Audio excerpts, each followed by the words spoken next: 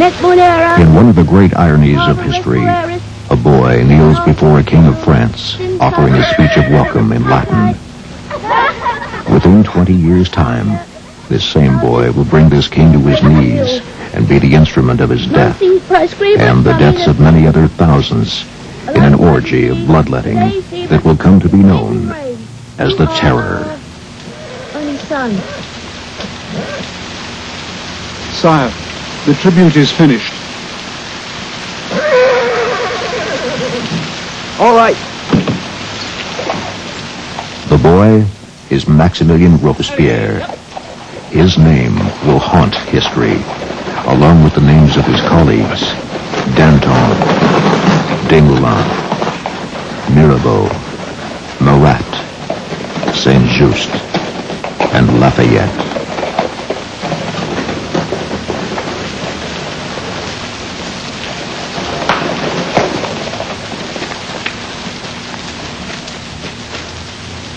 I can't believe it. He didn't even speak to him. It's an insult, Maximilien. Robespierre, Desmoulins, quiet! Get into line! These were the patriots who gave birth to modern Europe in the cataclysm called the French Revolution.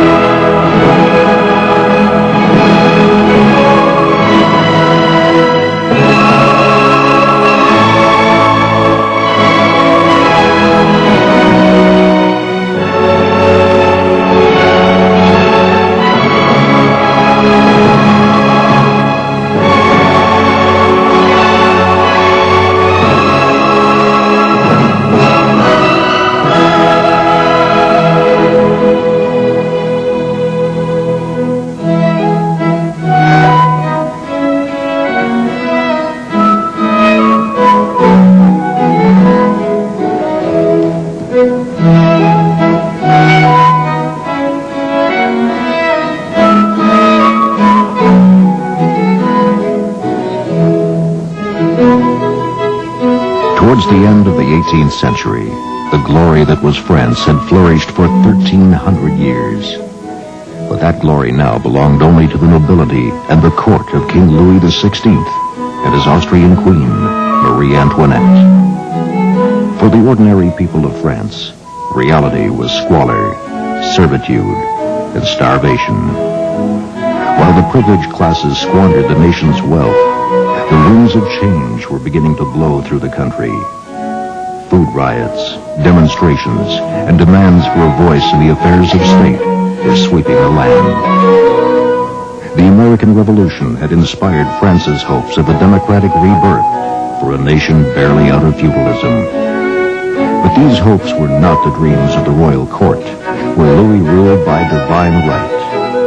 The magnificence of the Versailles Palace reflected only the reality blinding glitter of decadent opulence.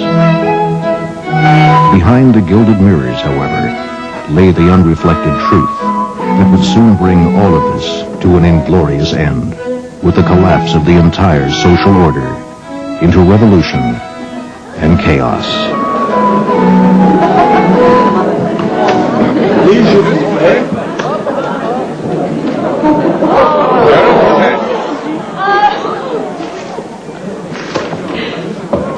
We'll see.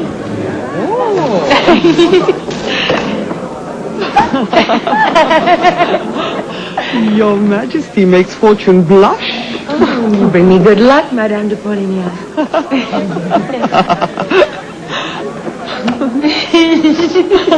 Les jeux sont faits. King, Your Majesty loses. I'm ruined again. Well, we shall have to tell the poor man that I can't pay my debts and he'll have to pay them for me. After all, I am his wife.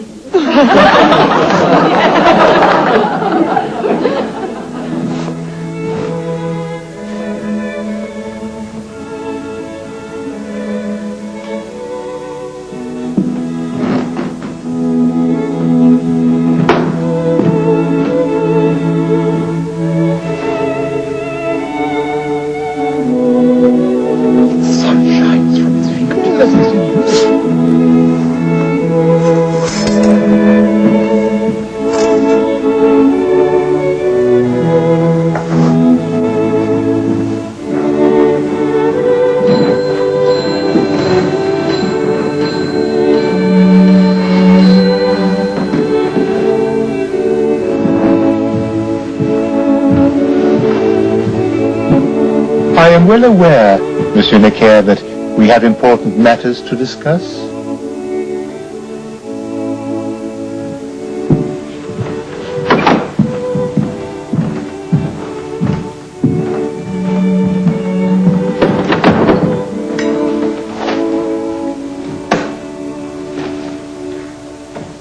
The plain fact, Your Majesty, is that the nation as a whole is sliding deeper into debt by the day.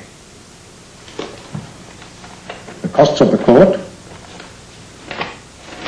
Her Majesty's personal expenses,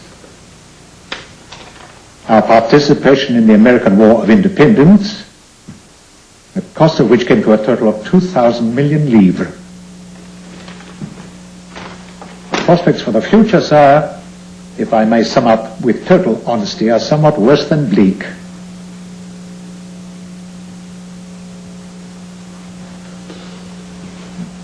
What then is your advice, Monsieur Necker? Frankly, sir, as I see it, there are two options. One is to repudiate our debts and let the consequences fall where they may. No, Monsieur Necker.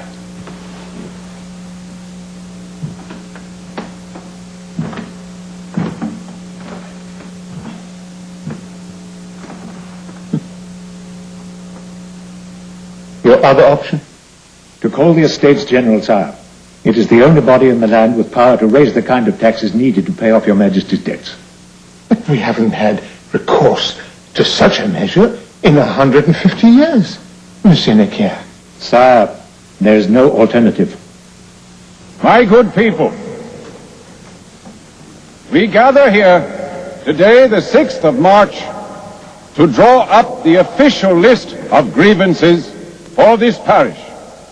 All men of 25 years or more who are registered taxpayers are invited to make their feelings known. I'm standing for It is election. our solemn duty to make His Majesty the King fully aware of all that is not well within his kingdom. In nomine Patris, et Filii, et Spiritus Sancti. Amen. I've had enough of lugging stones around just to please his lordship. Yeah, he's right. You mean you'd like to see the abolition of useless chores? That's it. Right. And the salt tax too. Why should we be forced to buy salt that's half rotten and filthy? Yes. Gentlemen, give us time to write, I beg you. Equality of taxation. I'm a doctor and I pay taxes, so why should the nobility and the clergy be exempt? Yes, right. Absolutely. And why do you have to be a member of the nobility to get a commission in the army?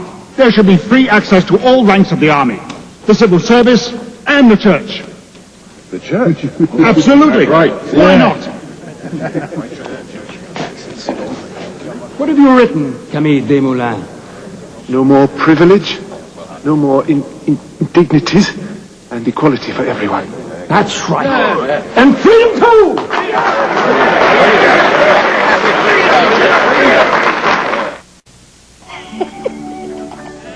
This is a thoroughly uncivilized custom. There must be something in court etiquette about milking these things gracefully. Mother!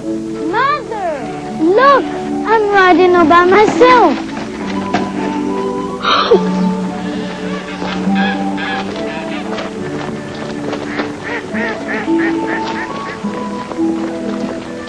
This is a truly wonderful day, Your Majesty.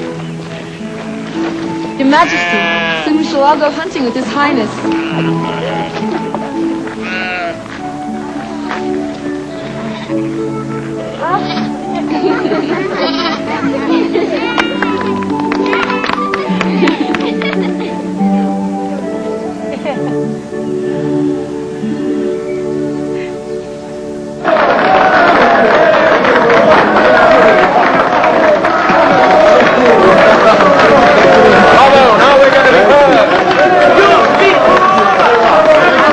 Thank you very much. Mine draw eggs.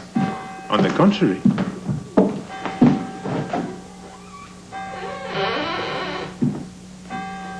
You're a lawyer now, they tell me. Like you. Except I made the mistake of setting up in Paris.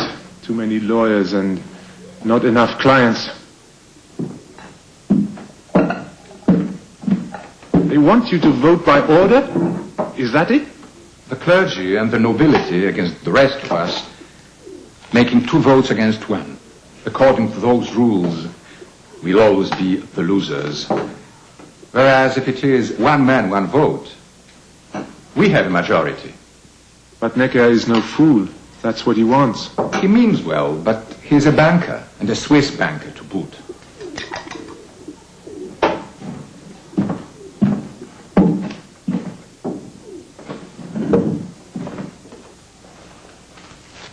The trouble is, they don't live in the same world as the rest of us. So? So, it'll be enough if the poorest of the lower clergy come over to us. Then, if we don't get some promise of change, we won't come up with the money. Simple as that.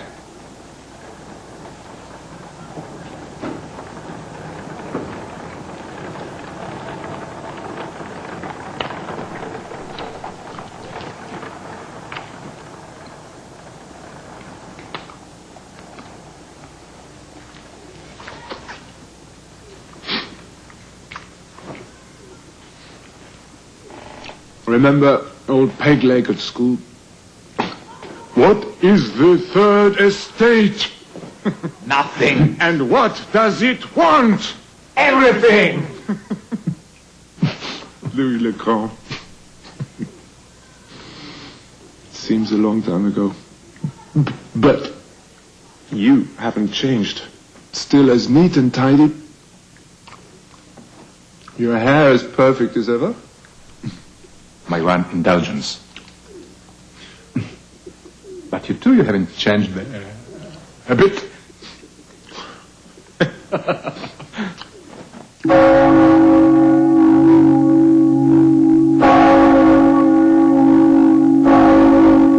Tibi, Domine, commendamus animam famili tui. Ludovicus Josephus Xavierus, ut defunctus seculo tibi viva. Tu venia misericordissime pietatis absterge. Per Christum Dominum nostrum. Amen.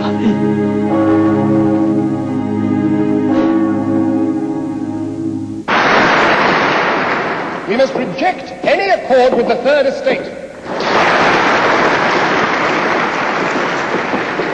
We must continue to insist that all 3 orders sit separately. No?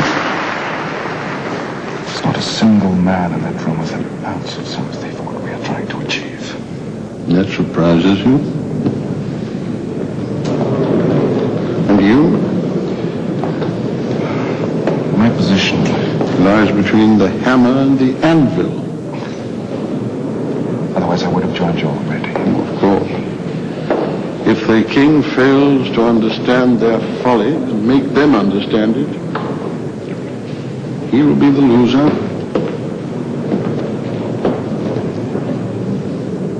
The Abbot Sayers has the floor. Are we not the authentic voice of France? It is simple. We appeal once more to the nobles and the clergy to join with us. And if they still refuse, then they have forfeited their rights. And we, the third estate, constitute ourselves.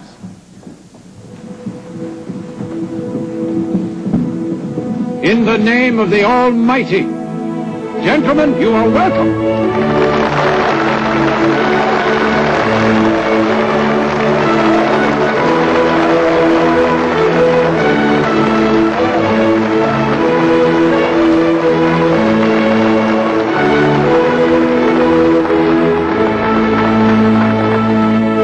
And the clergy who have so far joined them claim to represent 96% of the nation.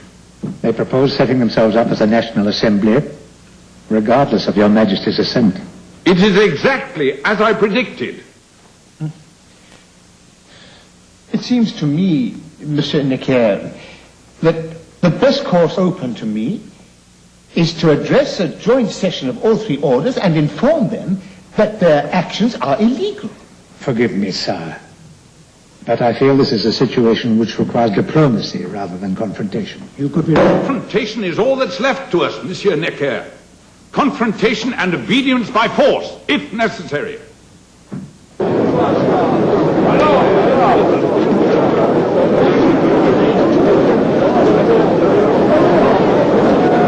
Open up! Open up! The keys! Open the door! Open them! Heaven's name, what is happening? Tell me. We're locked out by order of the king. It's an outrage! To the court! To the tennis court! He's right! To the tennis court!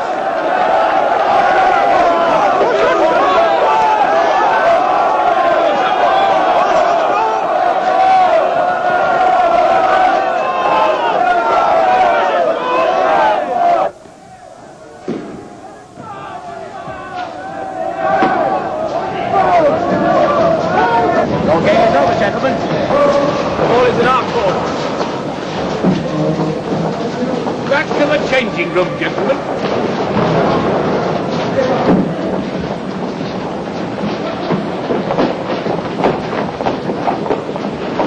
Saeed, the floor is yours.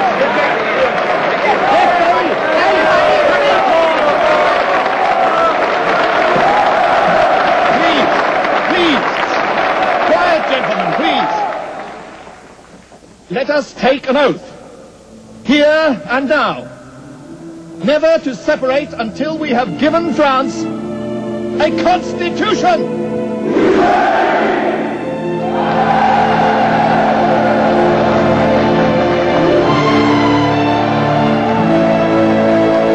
I therefore declare void, illegal, and unconstitutional the decisions of the so-called National Assembly, which has met regardless of my authority. I alone am the guardian of my people's well-being. And if you abandon me in this great enterprise, then you will be abandoned, not I. I order you to disperse at once and to present yourselves tomorrow morning in the appointed chambers of your own orders, there to resume your separate deliberations.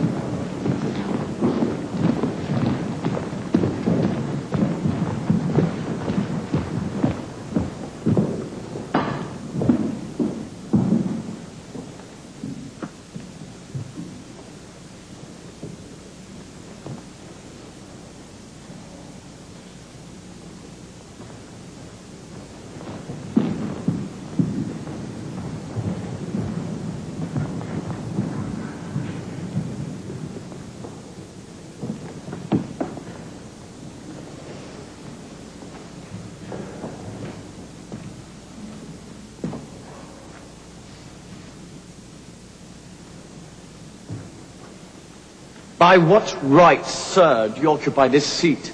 My name is Bailly. I am an astronomer, a member of the Academy of Sciences, and a representative of Paris. These gentlemen have elected me President of the National Assembly. You have all heard the King's order to disperse. I do not believe, sir, that the assembled nation has to take orders from anyone. Go tell those who sent you that we are here by the will of the people, and we shall leave only at the point.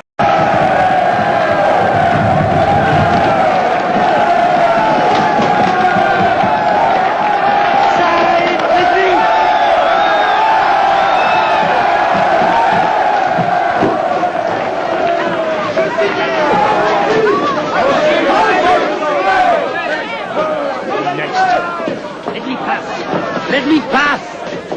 They all want a side. Order, citizens! Shake up this regime, don't worry. My name is Julio. I was a distiller in Santo Domingo. They call me the American. Where do we find weapons? Guns from Les Invalides and the powder from the Bastille.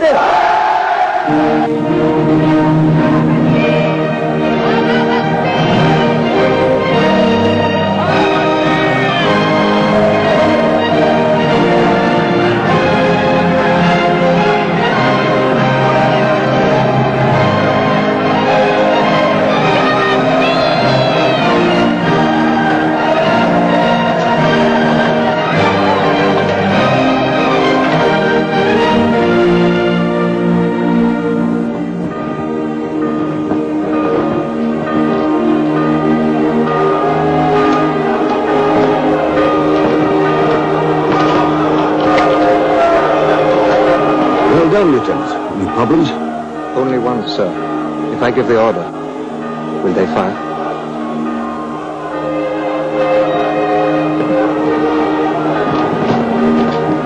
Surely the Swiss will obey orders? Yes, my men, of course. But as for the rest of them, how should they?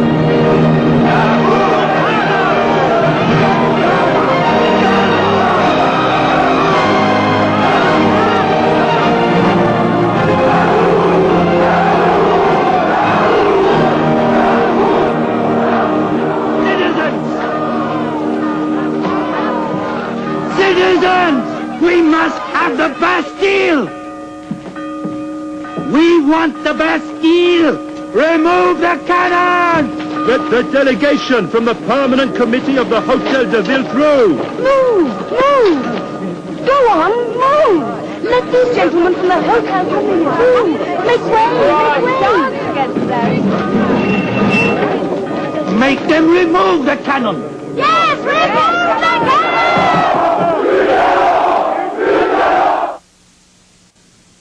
I've never even heard of your committee.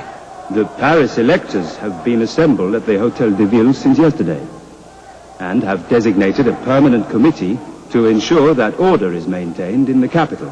Are you here to force a confrontation or to seek ways of avoiding one? We are not here to make threats. Then we are agreed upon essentials.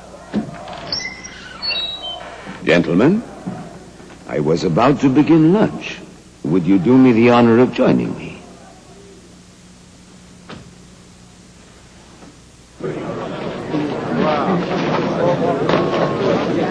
What are they up to? They're still inside. Have they been arrested or what? I don't know. We're at the Bastille! It's obvious to us now, monsieur, that you are not hostile to the people of Paris. So I say to you, show it. Withdraw your cannon. The Permanent Committee requests it. But the cannon have always been there. As a permanent threat to the people, it's intolerable. They can't even be fired. You saw them. They won't hit anybody from there. Nonetheless, they are an insult to the people. You must withdraw them, Governor. In short, you are asking me to make a gesture. A gesture of goodwill.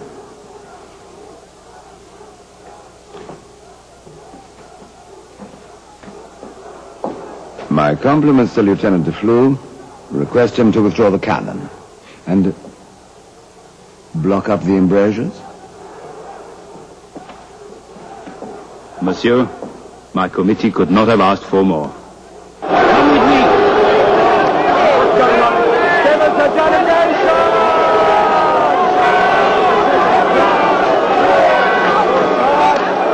Loading the cannon!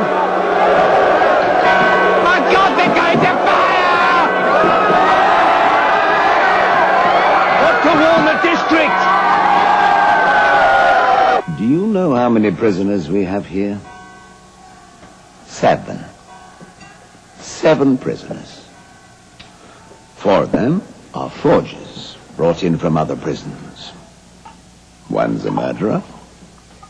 And there's a crazy Irishman who thinks he's Julius Caesar. Let me through! I know the governor. I can talk to him. He's a friend. Let the delegate from the district through! Let me through.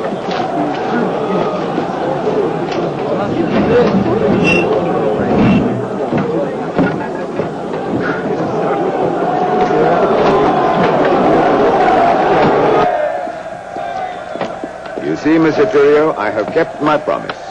You must surrender your fortress, monsieur. That was not part of our agreement. The permanent committee of the Hôtel de Ville... Bastille is in our district. And the district demands that the doors of the Bastille be opened to the people. You must understand, gentlemen, that with all these new authorities, it is exceedingly difficult for an officer of the king to know where his duty lies.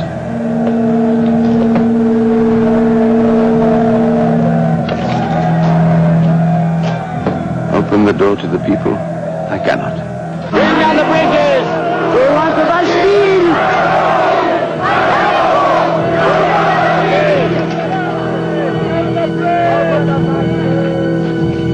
They're waving us in! Let's go!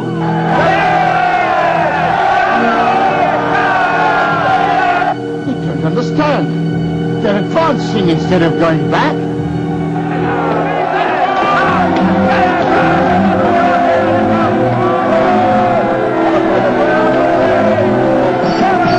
So this is the way you negotiate. I'll go down and talk to them. Right, I'm sure. Take up your positions. Take aim. Take aim! You're not going to fire on them. Don't worry. I just want to show them that the Bastille can defend itself. Hold your fire until I give the order. Sir, if you have any authority over your district, is that what you call it? Then order your people to move back.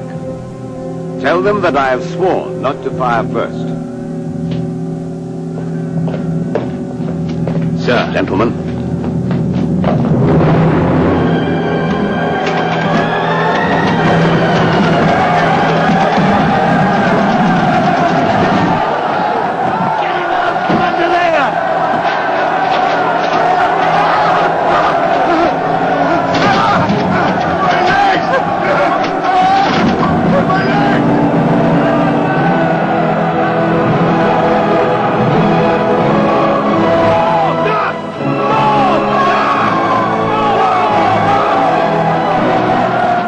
Choice. Take aim! No. It would be a slaughter. As you were! Governor, if you don't give the order, we're through. Take aim! Take aim! Fire! Fire, for God's sake!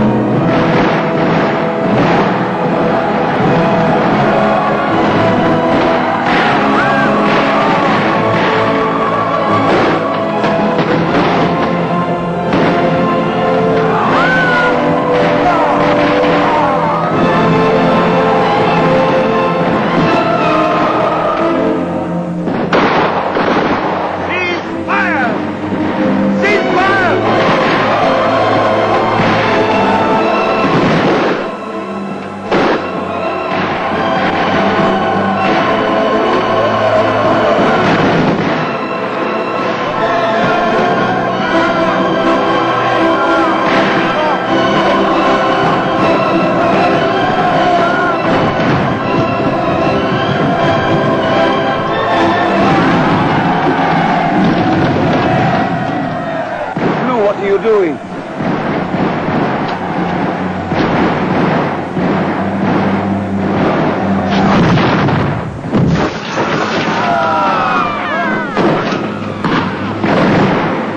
The bayonet!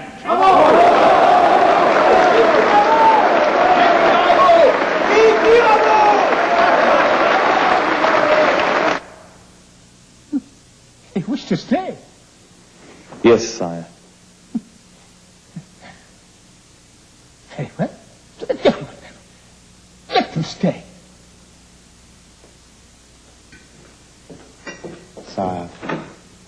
truly believe there is no great challenge to the monarchy in what the Commons are doing. Only a request for your Majesty's recognition of their place in the lawful order of government. They are demanding a share in power with the king. And that is treason. The whole lot of them should be hanged. As an example. An example? But if the people side with the Commons... You must bring up troops. I must advise against that, sire. Obviously. We must try to find some compromise. There's no compromise. Except time.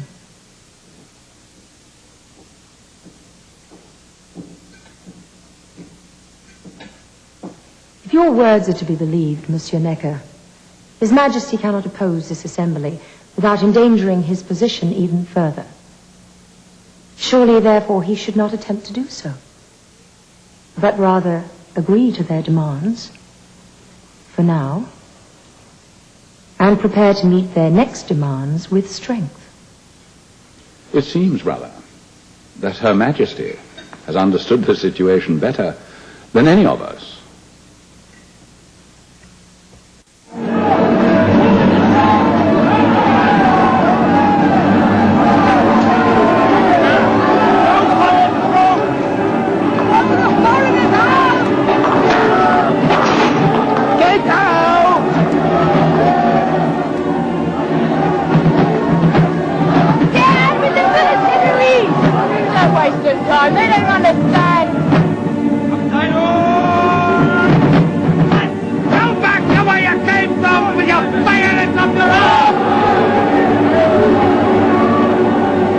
Therefore,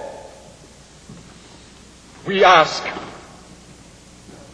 why a king who is loved by 28 million Frenchmen should surround the throne at such great expense with several thousand mercenaries, because that is what they are, paid for by the people of France to rob them of their rights.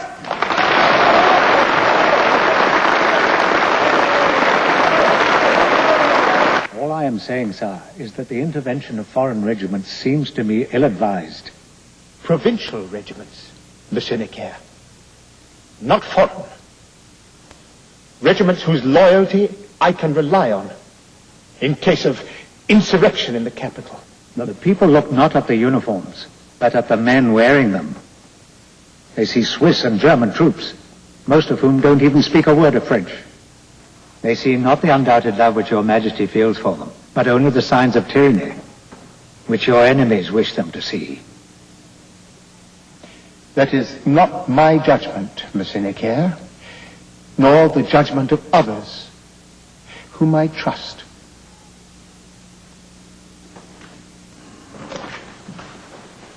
Then, your Majesty, I have no alternative but regretfully to offer you my resignation. And I, Monsieur Necker, accept it. Le palais royal est un beau quartier. Toutes les jeunes filles sont à marier. Mademoiselle Lily est la préférée de Monsieur Théodore. Demandez le courrier de Versailles. Doucement, doucement.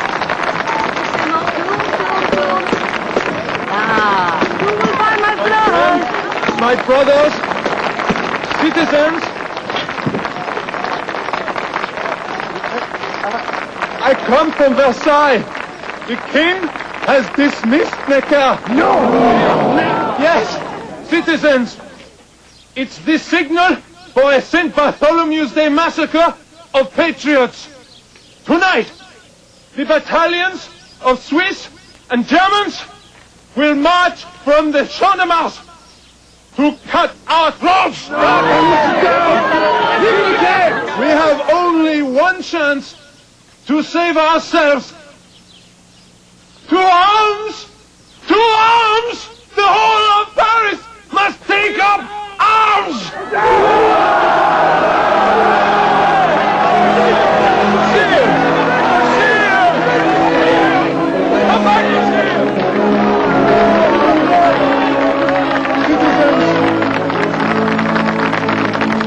know the enemy, but we must also know our friends. Let all who are prepared to fight proclaim it proudly with defiance. Wearing this green cockade, green, the color of hope. Let it be our symbol, our uniform, the sign of victory.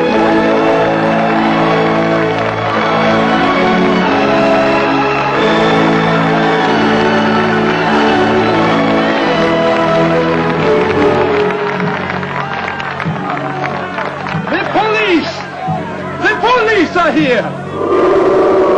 Yes, I am the one speaking up for liberty.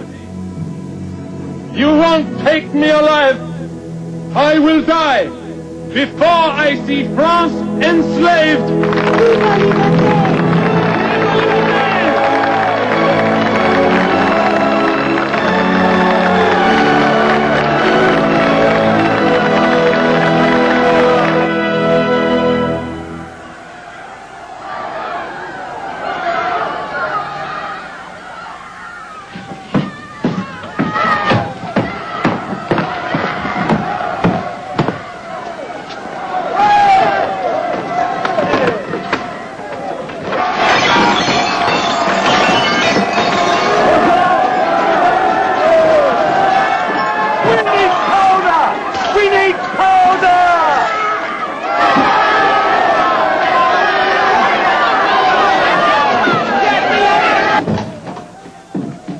George, the king has dismissed Necker.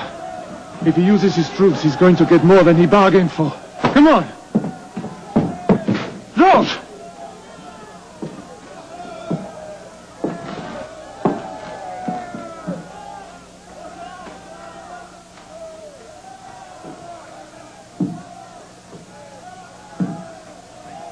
My friend, you'll have memoirs to write later. Come. I don't know anything. Wait, here. An armed militia tonight in the Cordelier. And you are in command. Right.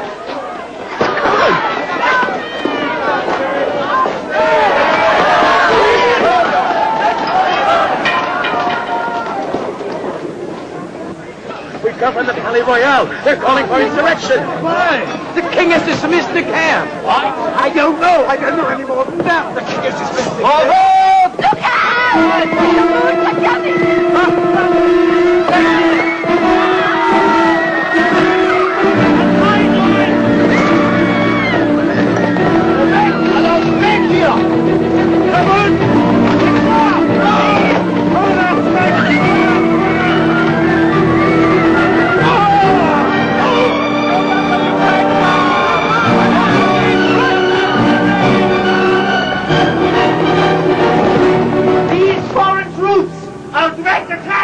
on the wishes of the people, expressed by their legally elected representatives.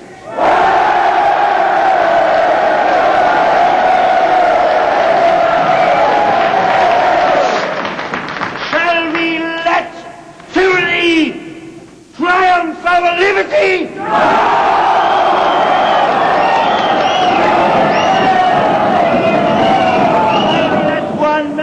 One day destroy our hope of seeing free people born in France. No!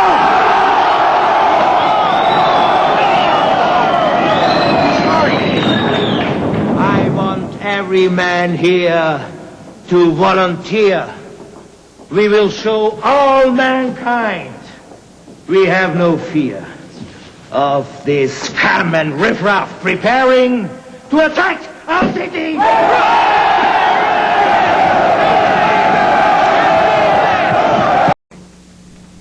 Fine idea, Monsieur de Lafayette. Fine idea. If your Majesty were willing to fix this cockade to his hat, the joy of his loyal subjects would be complete.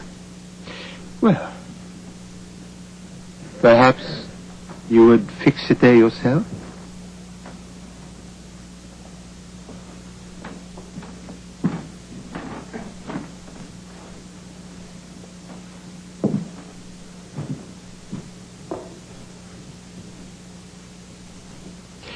Gentlemen, I, in turn, have some news to convey to you. I have ordered the withdrawal of troops currently camped around the city. And I have this morning written to Monsieur Necker, asking him to resume his position in the government. Long live the king!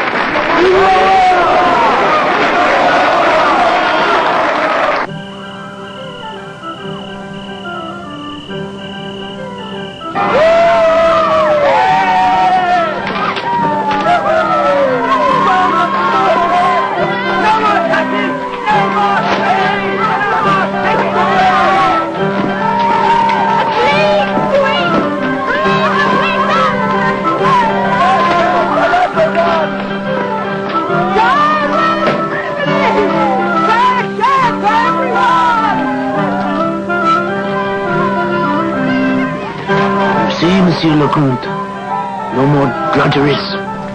It's too late now. These attacks on noble properties across the nation are not acts of common vandalism. On the contrary, they fill us with pride. They are the funeral pyres of privilege.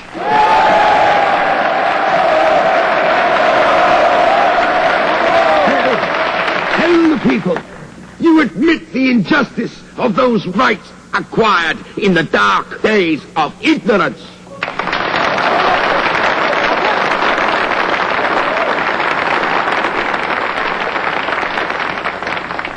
Our colleague from Britannia is right. The people's anger is a righteous anger. I, Vicomte de Noailles, propose that all privileges of the nobility be abolished.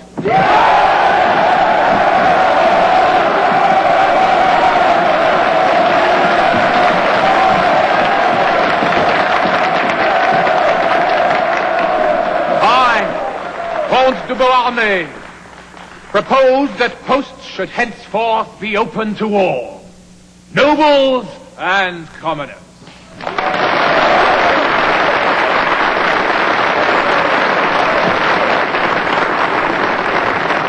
I, Duke de la Rochefoucauld-Liancourt, ask that this assembly abolish finally and forever the enslavement of Negroes, whose wretchedness must never more blind us to their rights as human beings.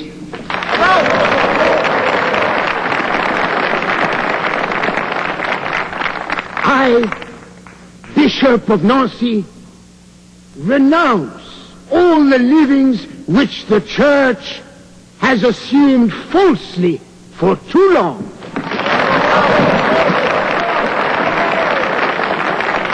I, Marquis de Blancon, demand that the provinces abandon of their own accord the privileges they have enjoyed for so long.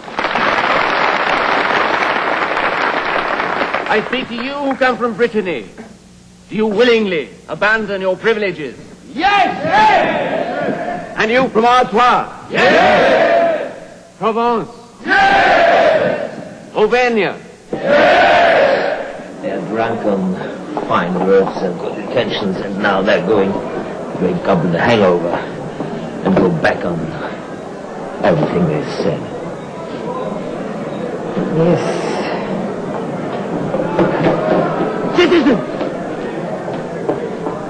Citizens, listen to me. The Assembly has decreed freedom of worship. As if anybody gives a damn. More important, they've decreed freedom of the press. I'll start my paper, Georges. I've already got the name. Revolutions of France and Brabant. Right, Camille. That is what you do best. I shall listen to the people and write about their hopes, their fears, their joys, but to understand them, not manipulate, without distorting the truth or betraying my own conscience. I find you the money.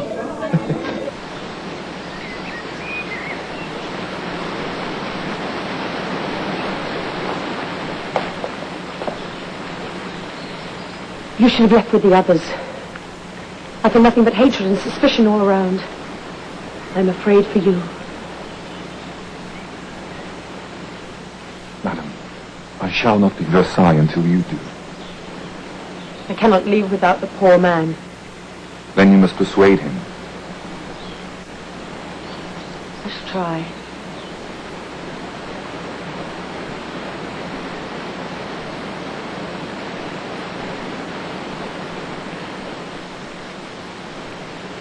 France. It was such a beautiful country. I've loved it so much. I wish it could have loved me.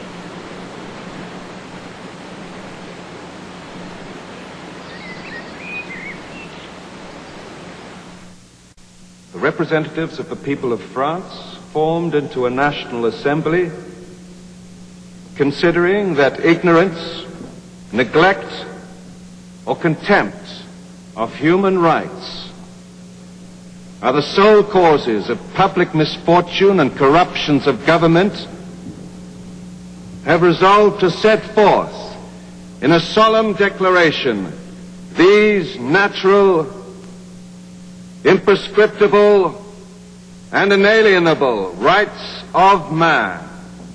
Gentlemen, I ask you to stand.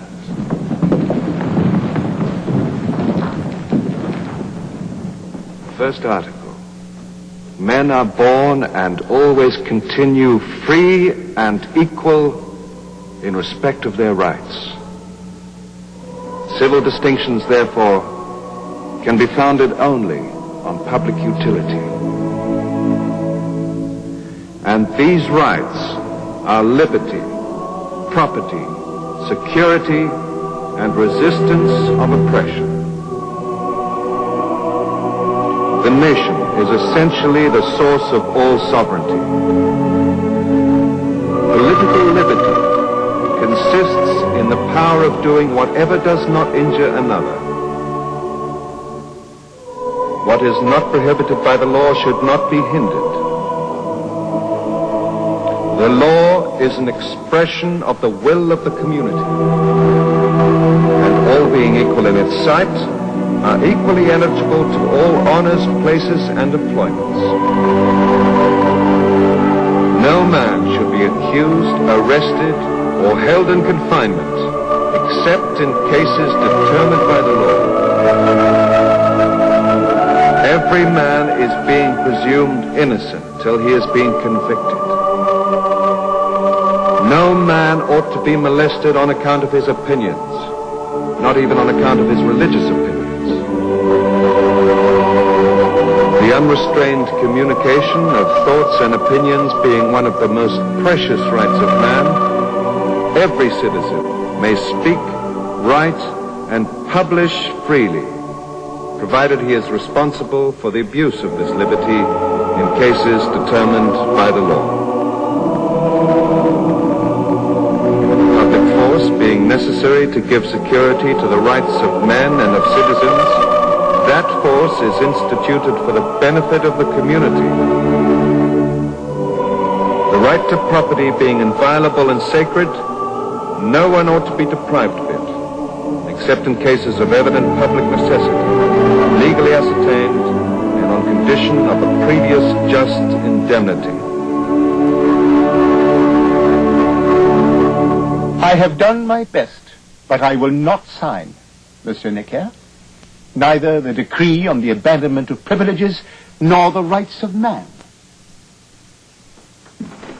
What will the church live on without its tithes, or the petty nobility?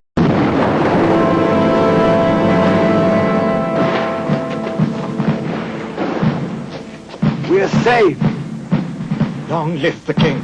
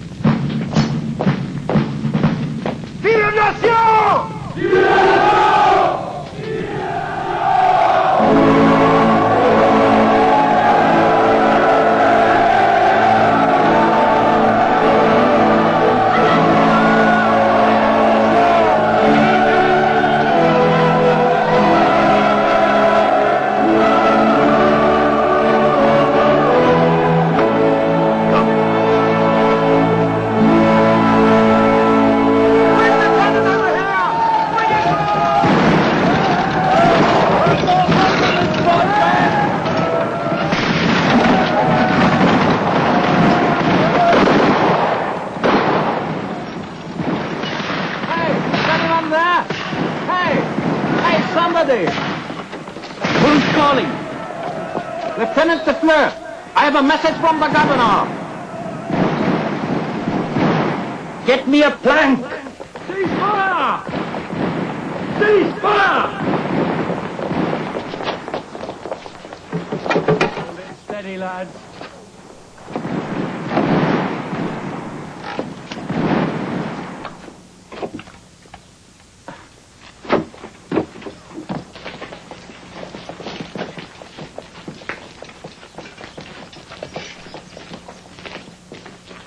This is the governor's message. Listen, we have 20,000 barrels of gunpowder.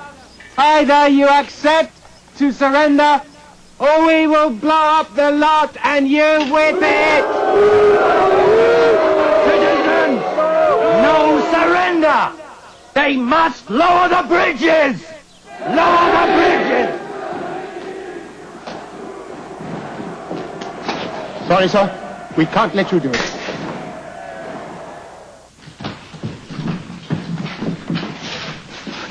Good dogs.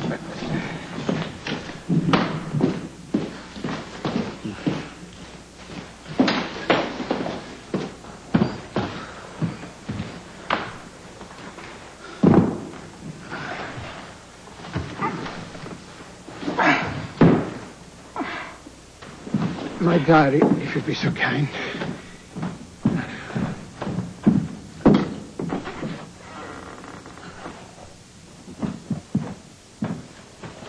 A pleasant afternoon, Clary. Not a very successful one. Not even a rabbit.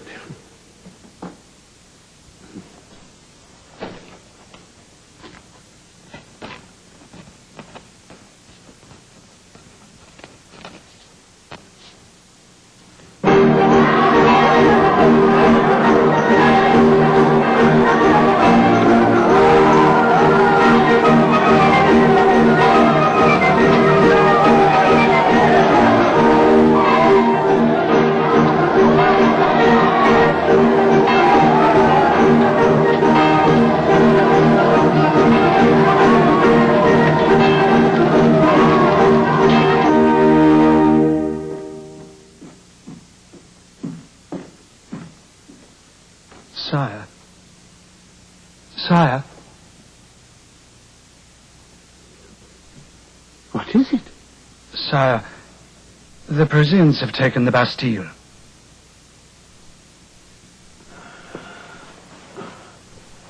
Taken the Bastille? What for? Is it an uprising? No, sire. A revolution.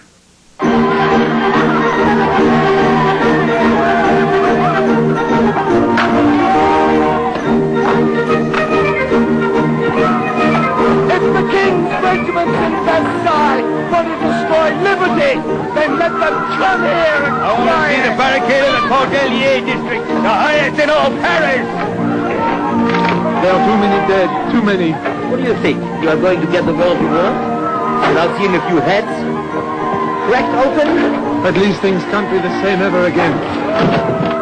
That's one thing I'm sure of. There is wine for anyone who's thirsty! Vite d'antan! Vite d'antan! Thanks. Gabrielle, you're more beautiful than ever.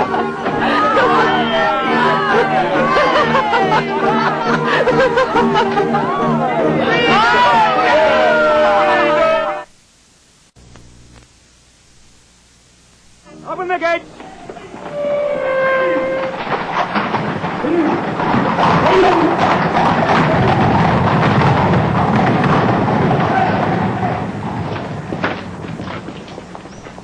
You only have to ask and I will stay. Write to me when you reach Basel. I'll be there in a week. You must persuade the king to leave for Metz. You must. He prefers to go to Paris for a reconciliation with those loyal subjects as soon as he's dead. I cannot leave you. Kiss me. Go safely.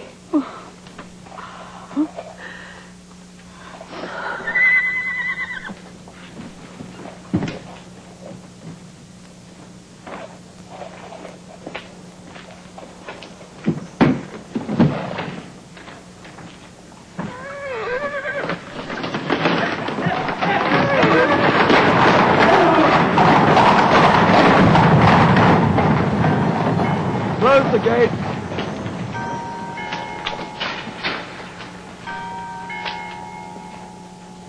Are you sure you don't want to leave too? I can't leave your Majesty here alone. I'm sorry, I just can't. Oh, my friend. My dear, dear, faithful friend.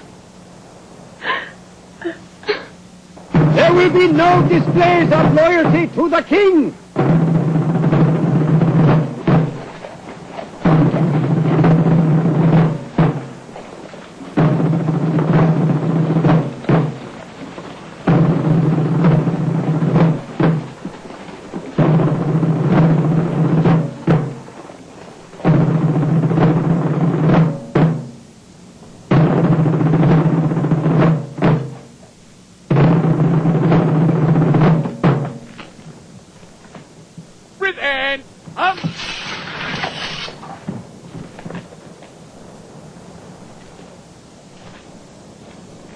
Your Majesty, these keys were presented to King Henry IV when he recovered his kingdom.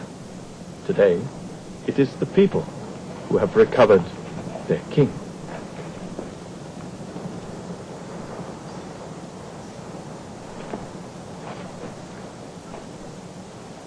So, you are the mayor of Paris, Monsieur Bailly? Yes, Your Majesty. Until now, there was no mayor in Paris.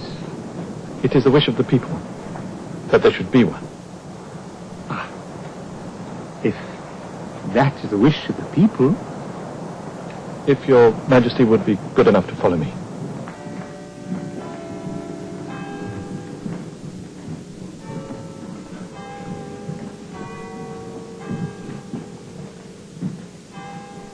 Ah, Monsieur Lafayette, I believe you too have things to tell me. Your Majesty, the volunteers who came to the defense of Paris have taken the name of National Guard and have chosen me as their general. National Guard? Naturally, sire, I could only accept such a commission with your agreement. So, I must congratulate you, General.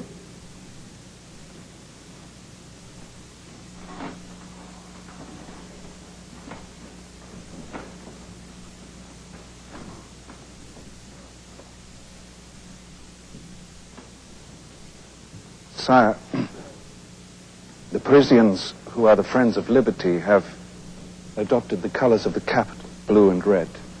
So I have noticed. However, I have had them add the white of the monarchy.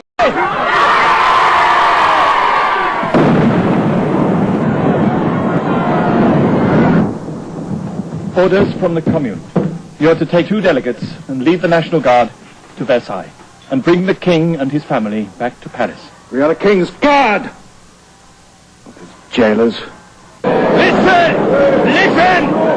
Quiet! The men of Paris are marching on Versailles for bread. You must march too for honor. The cause we have fought for is lost. If you do not show that we will fight and fight again to keep what we have won. We will!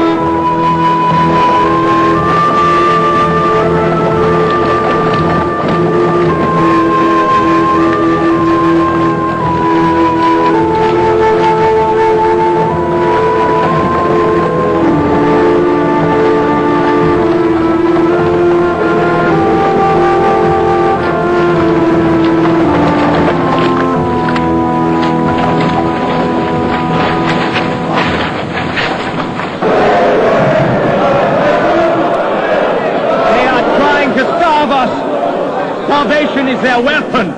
Millers are being bribed not to make bread and paid to hoard wheat.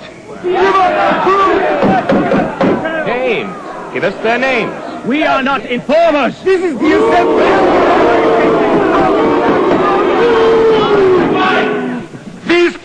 are telling you the truth. It's the truth. Listen to these people. Listen to them. We want bread. All we want is bread. And send away that treacherous regiment of Flanders. It is right. These women are doing our duty. Shall we beg them or desert them? Make up your minds now! Yes, give them a hearing!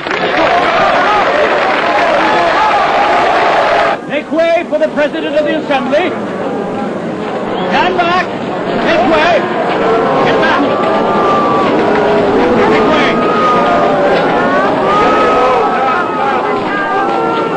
Stand back. Let us pass. These women are with me. No more than 4 and no weapons. You, and you. On her! I want to see the king too! Come with me. That's it. Find your balance.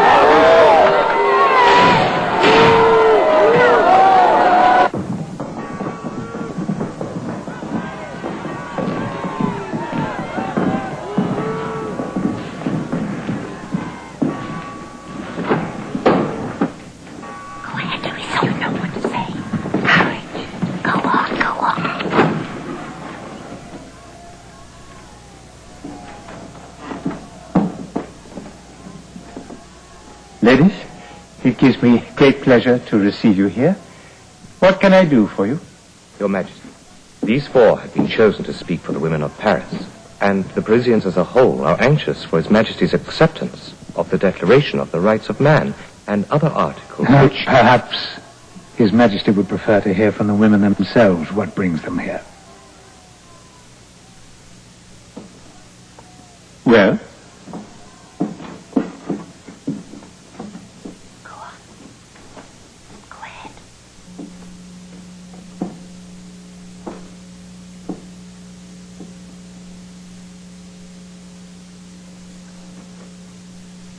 Your Majesty.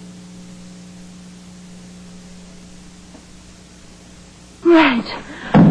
Salt, quickly, so we should get a position. Here we are, Mr. Meunier, with more problems.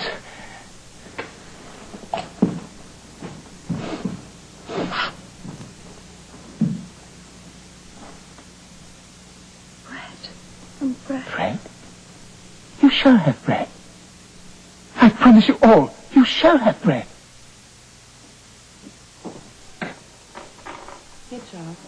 I beg you not to stay. Come with us. I am the king. I cannot become a fugitive. Better that than a prisoner. At least you could try for the...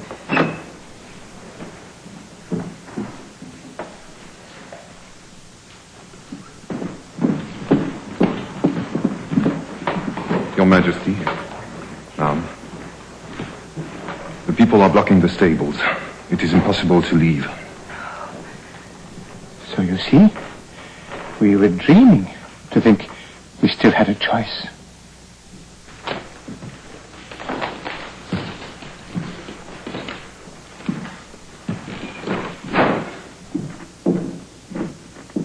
Where are my spectacles?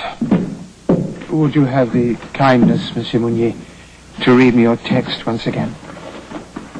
I accept purely and simply the articles of the Constitution and the Declaration of the Rights of Man, which the National Assembly has presented to. Is that acceptable to His Majesty? Does that matter any longer?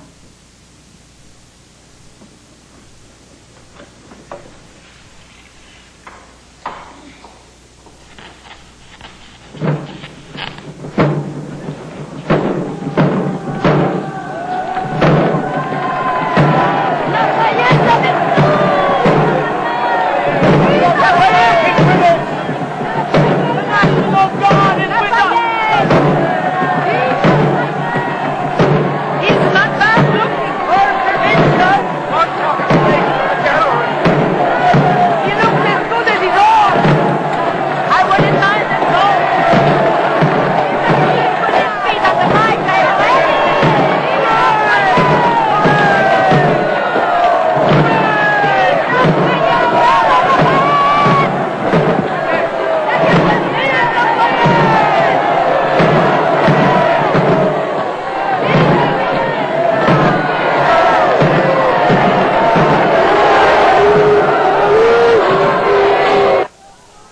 Majesty, as you see, has already signed the document.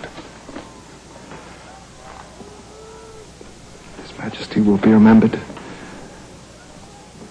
as the greatest of his country's monarchs. Bread and flour are on the way to Paris. Perhaps now everyone can go home, Monsieur de Lafayette. Sire, these two gentlemen are commissioners from the Commune of Paris. And what do the people of Paris require of me? The people wish, sire, for the king's safety to be entrusted to the National Guard.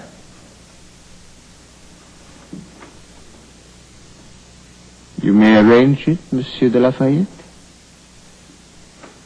And also they demand the dismissal of the king's troops, whose presence here is an insult to the people. Is that all? The people of Paris also want their king to return to the capital.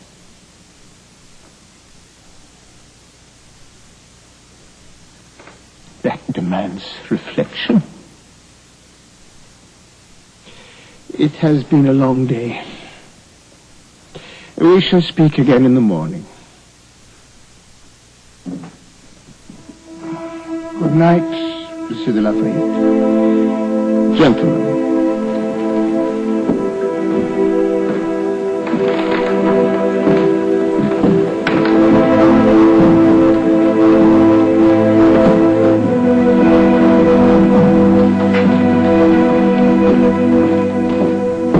I beg your Majesty, allow me to keep watch outside your bedchamber. No. It'll only help to fuel their hatred. Get some sleep, Axel. I shall try to do the same.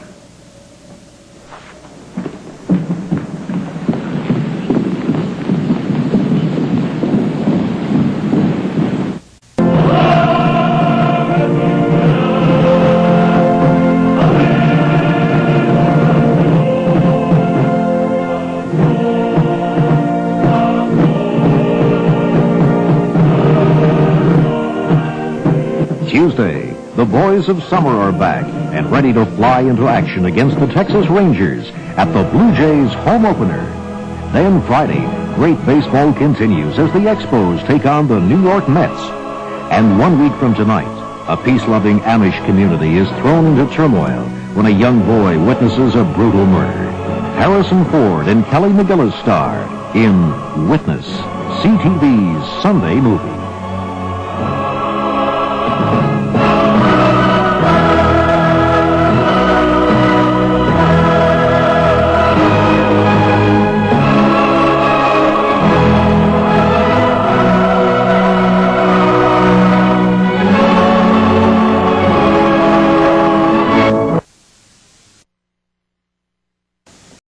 Without the dues of its peasants. I am bound to remind your Majesty that it is the nobles and the clergy themselves. I know. But why the rights of man? I am the king. How can anyone divide what is absolute?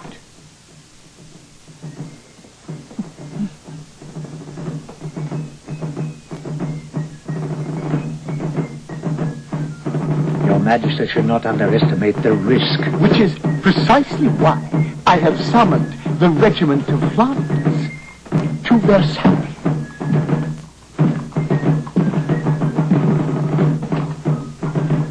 I know I can count on their loyalty.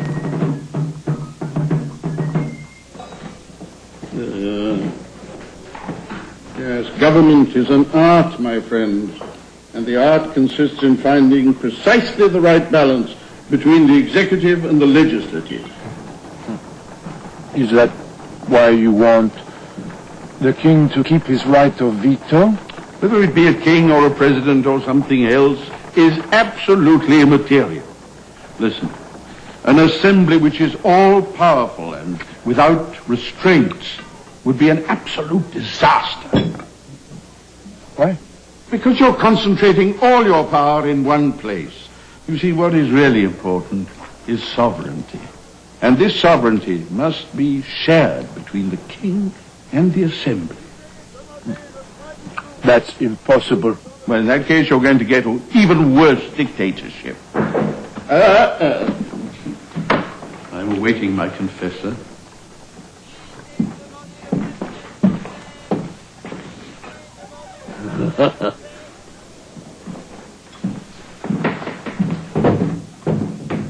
Forgive me, my beauty. A little patience. I've nearly finished my work. I'll wait for you. Gabriel Honoré, I'll give you 5 minutes more. What's the difference?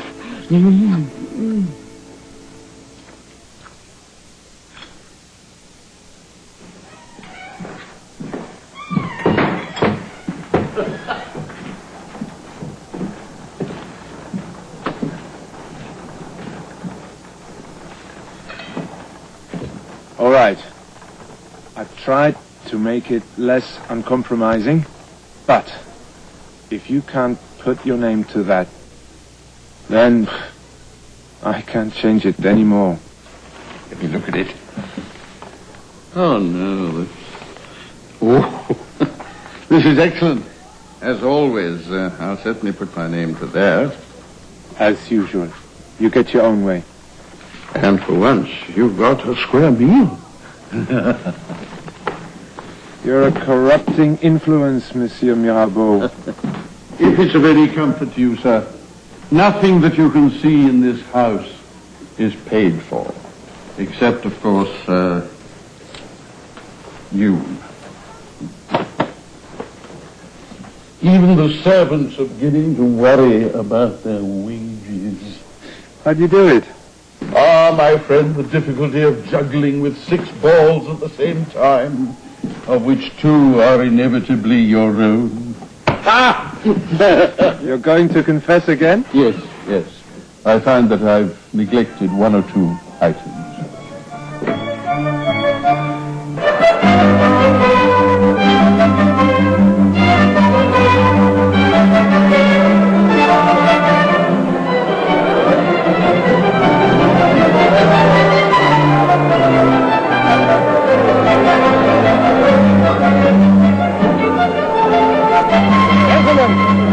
I propose a toast to the health of the king.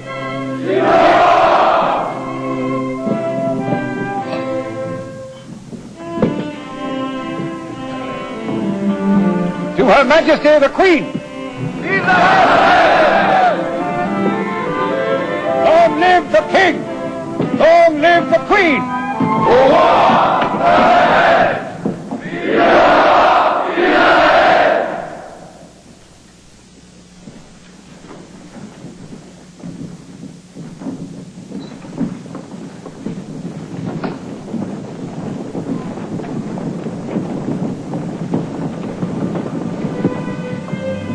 Gentlemen, rise. I beg of you. Thank you. Thank you, all of you. It's so wonderful to be among true friends.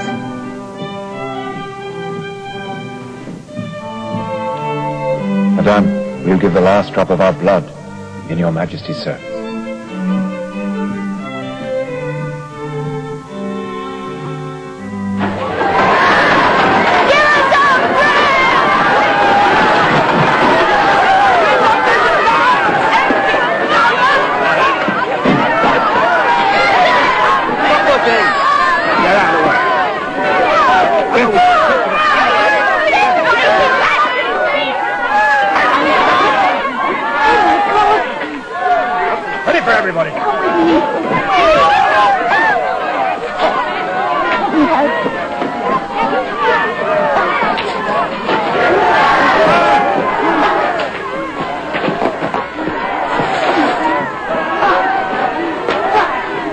Are you all right?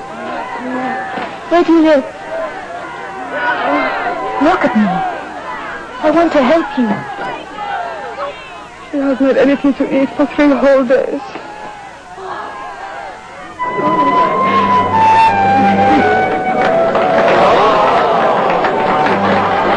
Long live the Queen! Long live the King! Down with the Assembly!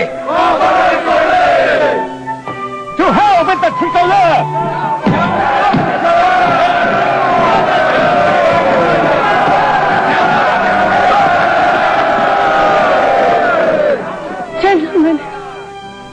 never forget this. Never. And yet another outrage from the Austrian woman, who is actually organizing her own counter-revolution. Exclamation mark. After revolution. Mama has everything on the Versailles banquet. I know. I know. People of Paris, the events at Versailles are an insult to liberty. I call for rebellion. No. Insurrection. Insurrection. That's better. To arms. To arms. To arms twice. And again! To arms. Is this for the paper? For the greatest of all. The walls of Paris.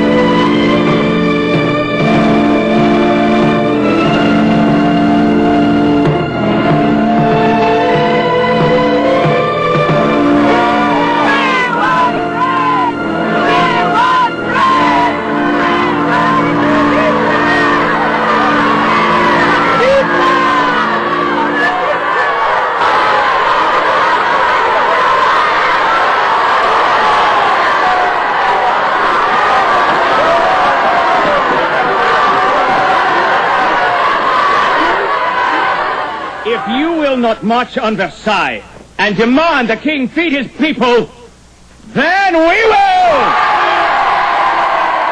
Come on! Let's go get the baker and his wife! And the baker's boy! To Versailles! Hey, God! Hello, handsome. Want a little fun? What about your friends? Go in. Come here.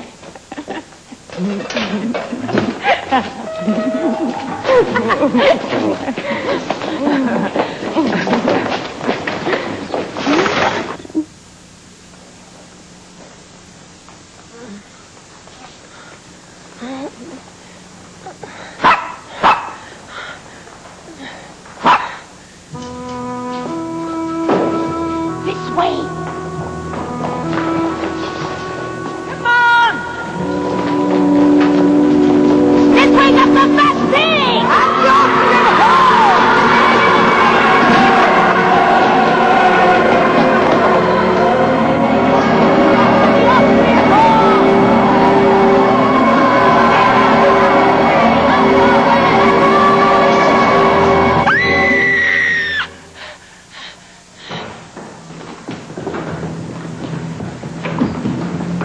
Majesty, come. Let's take refuge with the king. Quickly.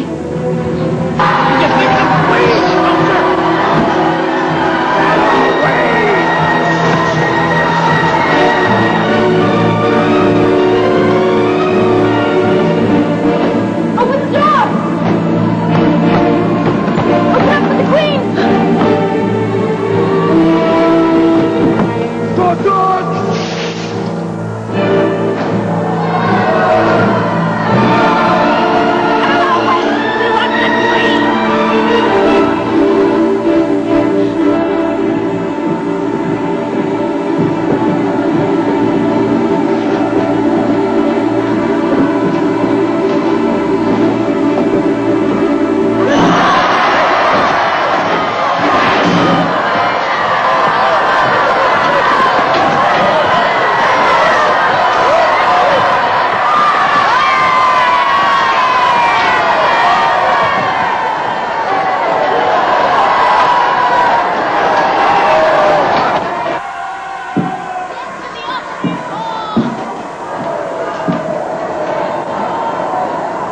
What shall we do, Monsieur d'Aguesseau?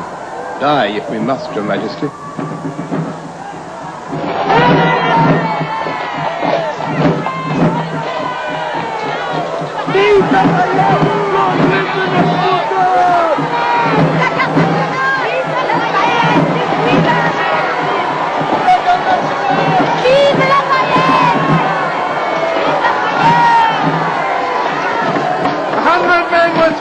Clear the chateau!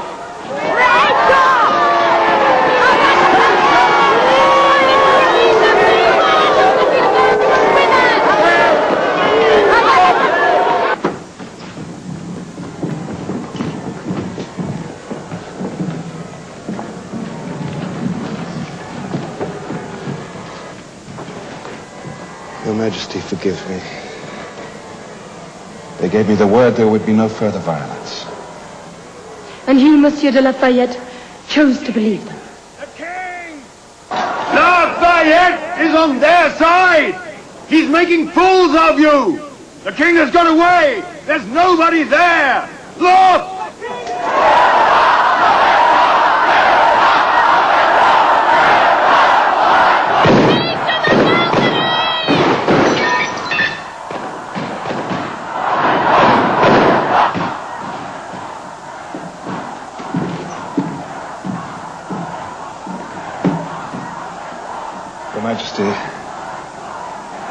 Your Majesty must appear on the balcony, otherwise we cannot control them. No, Louis, don't. They'll kill you. Sire, I beg you. I do not believe that they wish you any harm.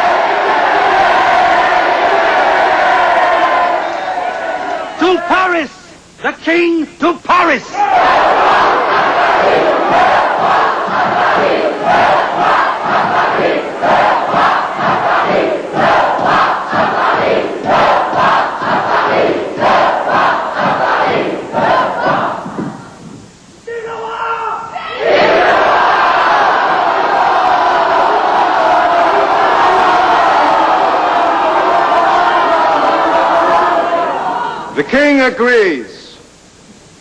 Go home to Paris. The king will follow. They're lying! If we leave, they'll run! Marat is right! Don't leave! You have the king's promise. Where is the Austrian woman? She's already escaped!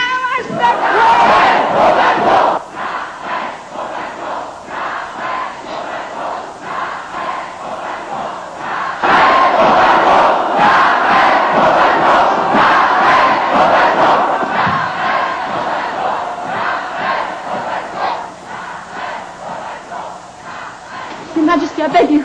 It's madness.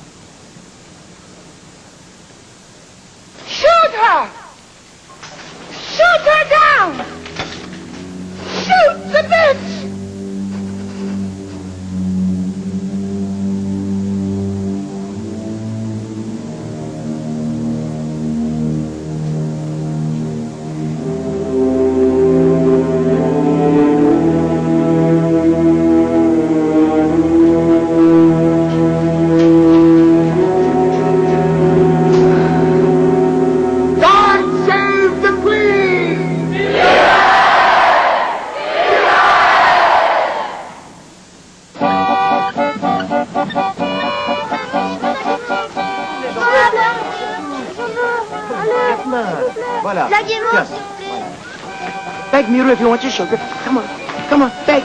Beg. Come on. Ah, good boy.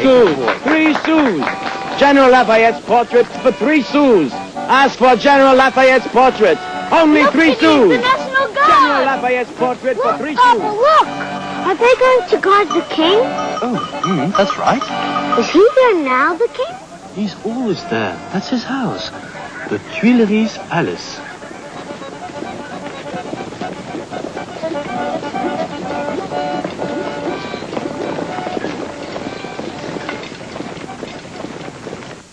I had begun to find the idea of hanging increasingly uncivilized. Therefore, I commenced work with my illustrious colleague, Dr. Louis, on the machine you see here. The condemned are decapitated by this simple mechanism. You feel practically nothing, only a slight chill on the back of the neck, a compassion to which all men should be entitled. I feel sure your Majesty would agree. It's clean, swift, and efficient.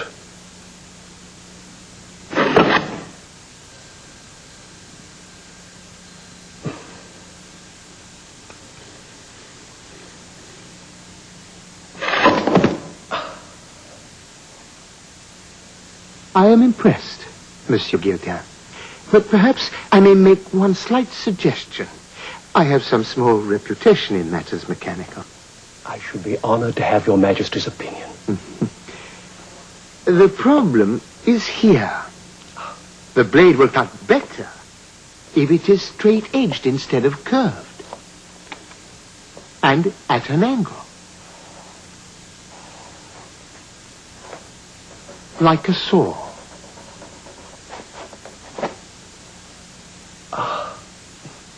An admirable suggestion, sire.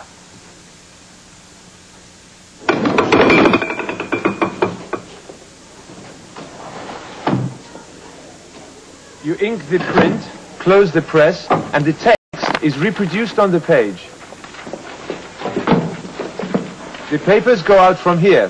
What I write is on the streets within an hour. My office. Is there an office? Goodness me.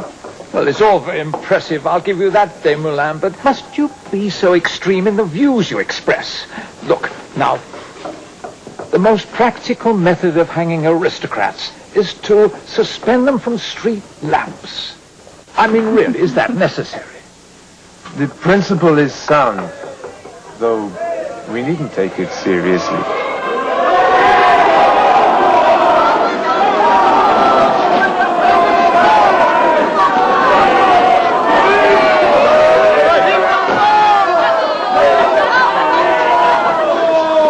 Representative to the Provisional Commune, at your service.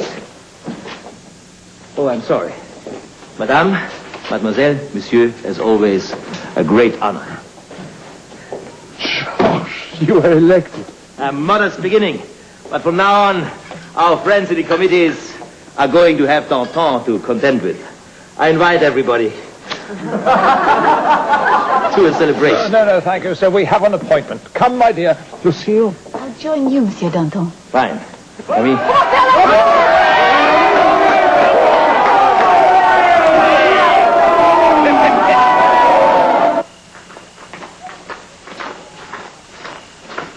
Be so good as to wait here, sir.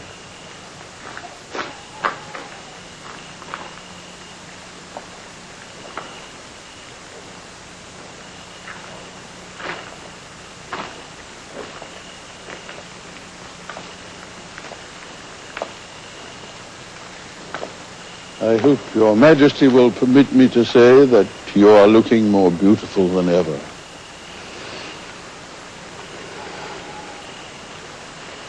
I trust that His Majesty and you, ma'am, are enjoying your few days of rest in Saint-Cloud. Are you aware, Monsieur de Mirabeau, that we had virtually to beg Monsieur Bailly and Monsieur de Lafayette to let us out of our imprisonment in Paris? You were never for a moment constituted prisoner. What do you want here? I want you to trust me, Your Majesty. Why should I? You who were one of the chief authors of our troubles. Have you read any of the secret letters which I sent to the king? Yes, I have. And you're still not convinced of my wish to save the monarchy? How can I believe in your sincerity? But denounce my presence here tonight, madam. You betray both sides. Is that supposed to reassure me?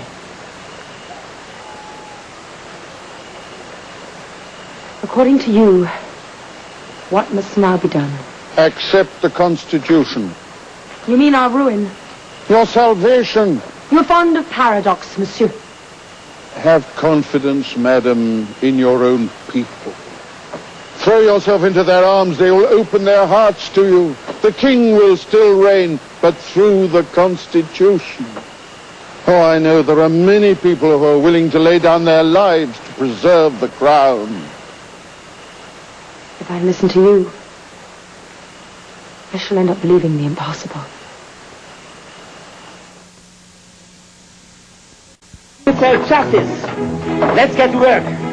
Speak to yourself, you lady frog.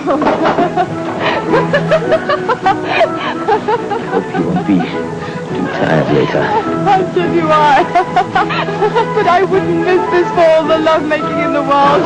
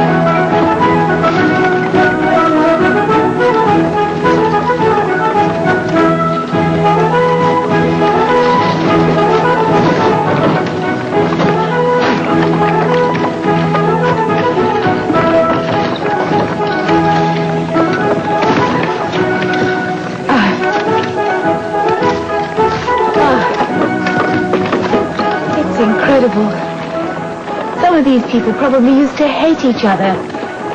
Now they're working side by side to celebrate the first anniversary of the revolution. Yes. Everything has changed, you see. The way we think has changed. It's the end of a long night. The dawn of brotherhood. Last.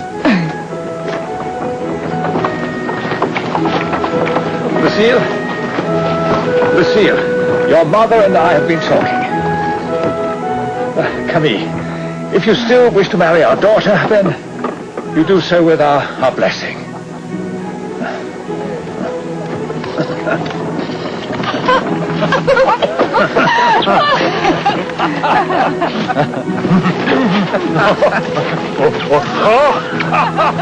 She will lack for nothing, sir, I promise you. I know, my boy. I'm giving her a dowry of 100,000 livres. Oh, my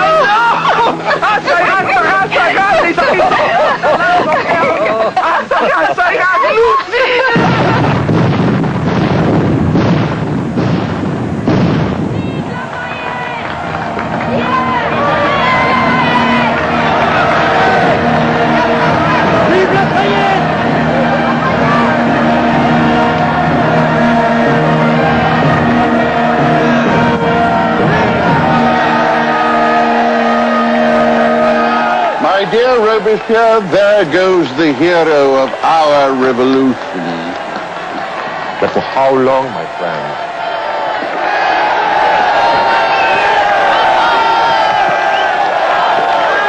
Lafayette! Vive Lafayette! Vive Lafayette!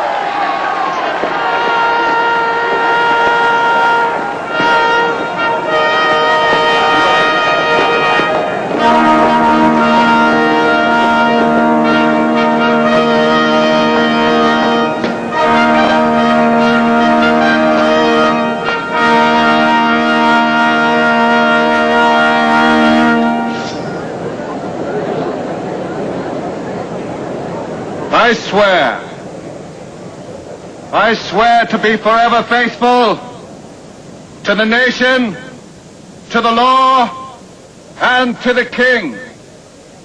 to maintain the Constitution decreed by the National Assembly and accepted by the King, to protect the safety of persons and property in accordance with the law.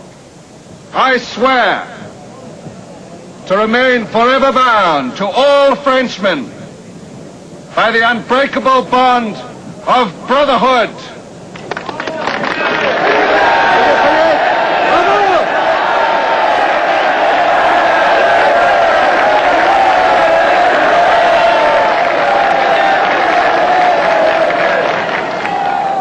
People of France, who are gathered here from all over the land, I ask you now to repeat with me the same oath. I swear it.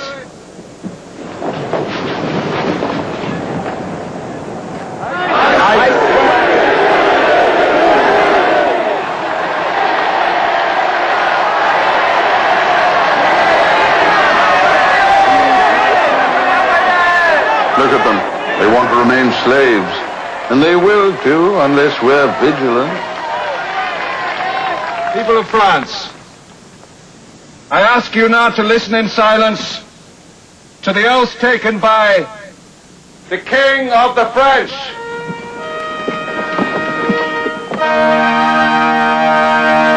I, King of the French, swear to employ the power entrusted to me under the law in maintaining the Constitution decreed by the National Assembly and accepted by me. Vive le roi! Vive le roi! Vive le roi! My son and I take the oath with the king. Here is my son.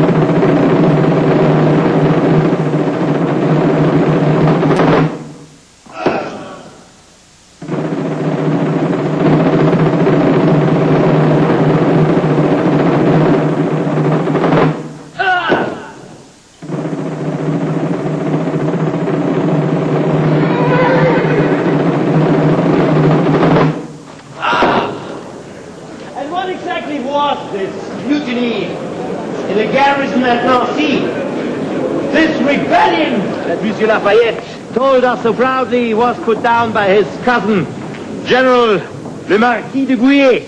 I am going to tell you what it was. They had the audacity to ask for their miserable pay, which had been stolen from them by their own officers for months.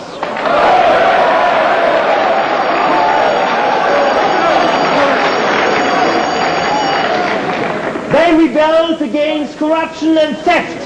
They had faith in justice, which revolution failed to give them.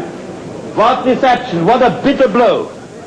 More than a year ago, the women of Paris went to Versailles to fetch the king. And what has changed since then? Nothing.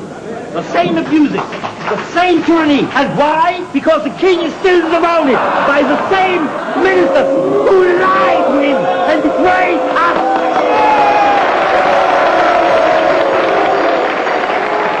I speak for Paris, and Paris demands their dismissal.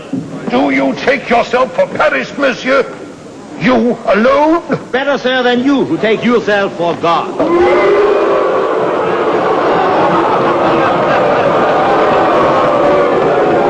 Paris demands their dismissal. The dismissal of the Minister of War, Monsieur de la Tour du Pin, and the Minister of the Interior, Le Comte de Saint-Prix, and the Chief of the Field, Monsieur Champion de Cité.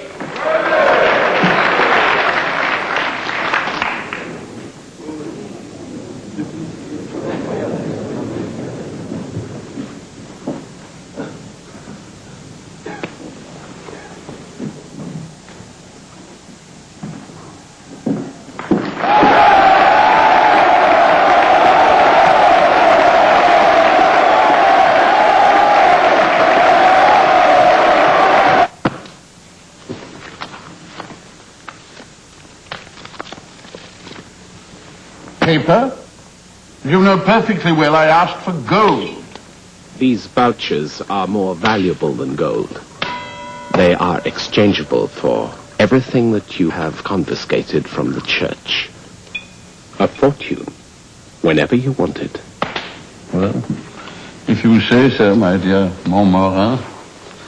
Know that your situation with the Ministry of Foreign Affairs is secure, and for the time being. The Assembly is well satisfied with the dismissal of your colleagues.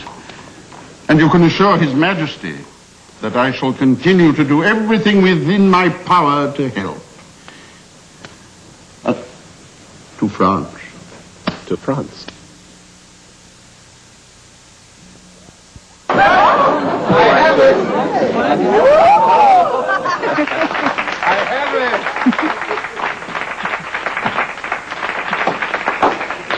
Here is the sacred object conquered in the heat of battle.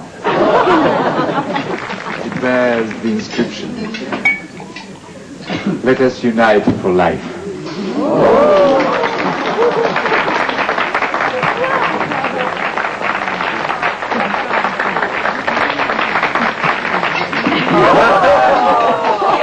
Take a wish, Abbé. I hope Lucille will allow me, as the oldest of Camille's friends, yes, to propose the first toast. To the bride. To the bride. The pretty bride. And I bless this marriage doubly because it has allowed me to meet a man I admire very much. And if the Cordelier section holds the title of the most patriotic in Paris, it is thanks to you. Vive Georges!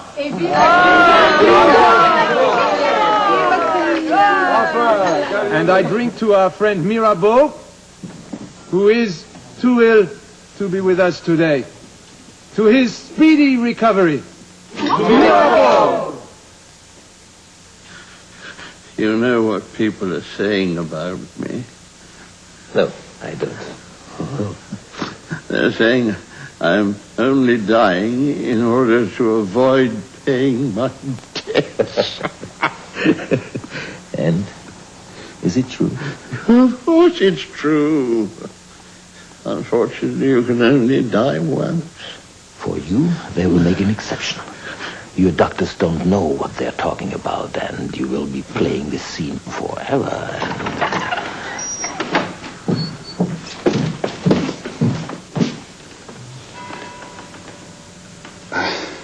I beg your pardon. I didn't realize you were occupied. I shall give myself the pleasure of calling back later. No, it's no accident. No accident, you being here together, united. Before I die, I must know that the two of you will be allies. Otherwise, the last hope of saving the monarchy will die with me. Without the crown, all that has been achieved will collapse into anarchy. But you know, you both know that. As long as I live, the crown will be safe. There will be no collapse into anarchy. Of that, I can assure you. Because the entire country will be a military dictatorship, ruled by you. This is what you are aiming for, and everybody knows it. Monsieur Danton's own ambitions are well known, and I will not lower myself by arguing with him. Monsieur Danton's one ambition is to see civilian control over constitutional monarchy, and especially over ambitious generals with ideas above their station. By civilian control, you presumably mean a government that will turn a blind eye to corruption? The proper area, whatever scale you choose to practice it. Gentlemen! I didn't ask you here so that you could bore me to death with your stupid quarrels. I don't need any help to die, you know. All I hope, all I ask, all I beg of you is that you at least try to work together. That's my last hope. Oh, I can't do any more than that.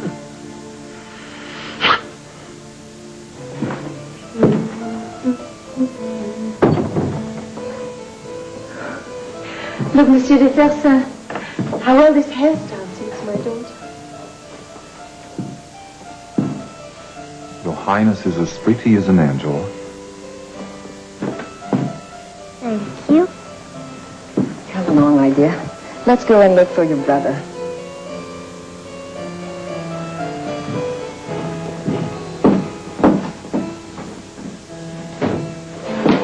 Oh, my dear Fred. What would become of me without you? Monsieur de Bouillé will be waiting for the king at Montmédy. He's sure of the troops and of the hussars, who will ensure your safety on the journey. Why Montmédy? Because it is a fortified town, but still in France. Once there, the Emperor will help you. You must convince the king. Have you forgotten that the poor man changes his mind 3 times a day? Oh, to get away from here, and you to follow me.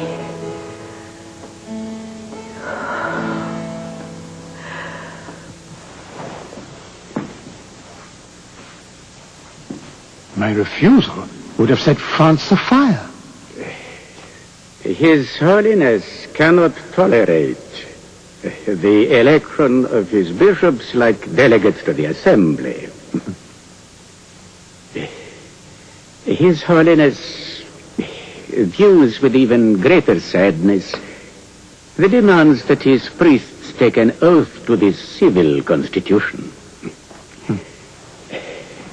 That could only lead to the sort of schism we saw in England when King Henry VIII broke with Rome. I am not Henry VIII.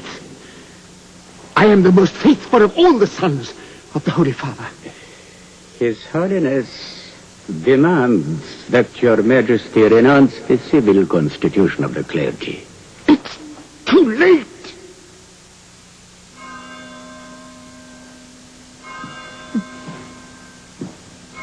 Does the Holy Father wish to see my downfall? His Holiness will never authorize his priests in France to take this oath. But it is the only way we shall keep the Church of France together in obedience to Rome.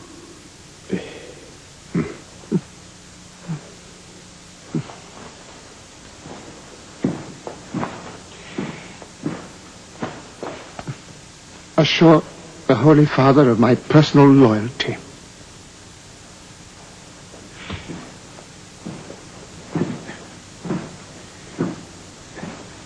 I swear I shall receive Holy Communion only from the priests who remain loyal to Rome.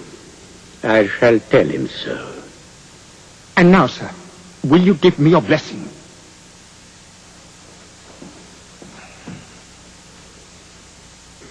In nomine Patris et Filii et Spiritus Sancti. Amen.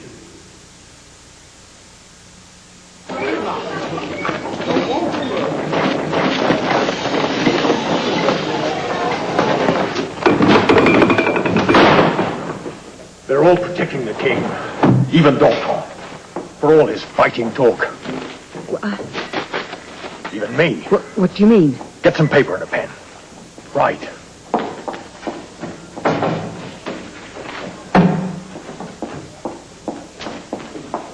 Louis XVI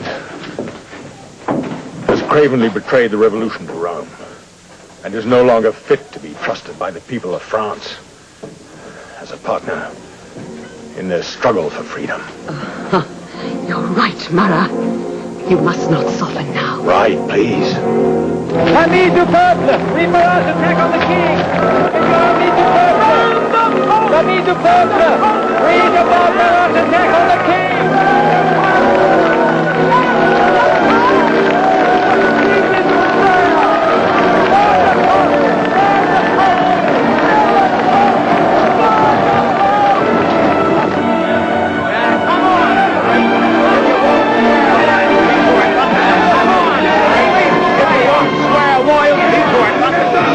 You can at least play our song! Yeah, make him play! Make him play!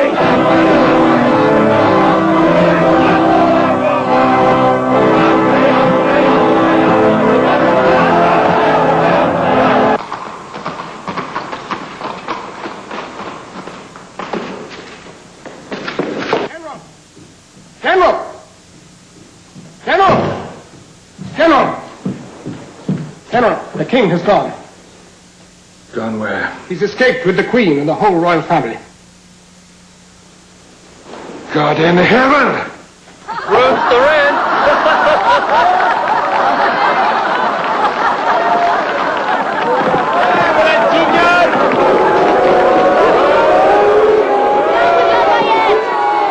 So you let Fat Louis slip away?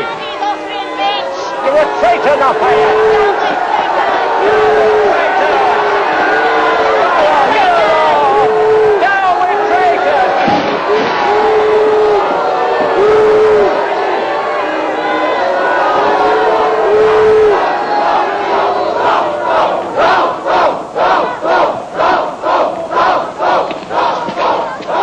Monsieur de Lafayette, you will answer to us for the king. The people want the king. Or are you ahead?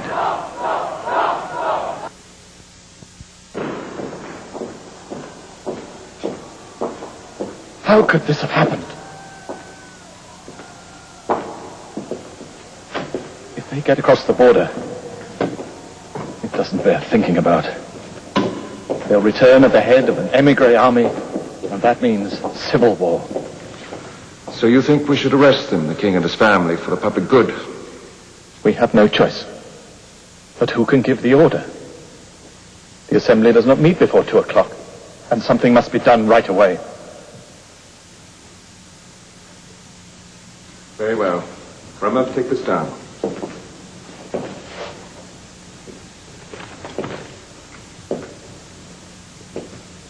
The enemies of the revolution have taken the king. Nobody has taken the king.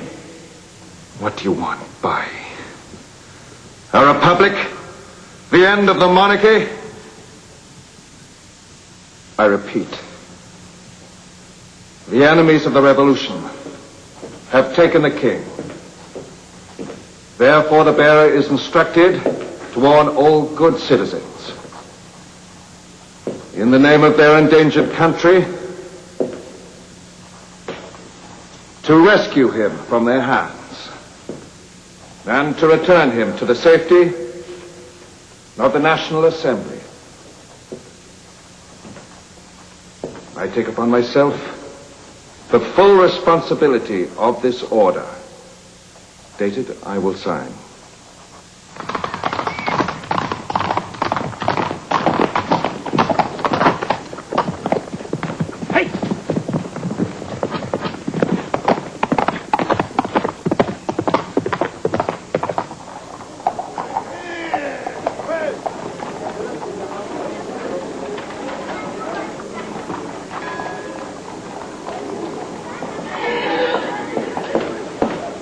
Look, they gave me a gold louis. A louis? Who are they? Some Russian baroness travelling with her children and servants. What did they want? Way to Varennes. A louis?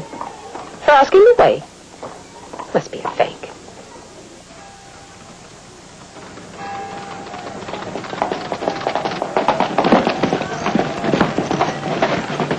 Still no sign. The villagers are getting suspicious. According to Monsieur de Bouillet, they should have been here by 3. They must have changed their plan. We had better go.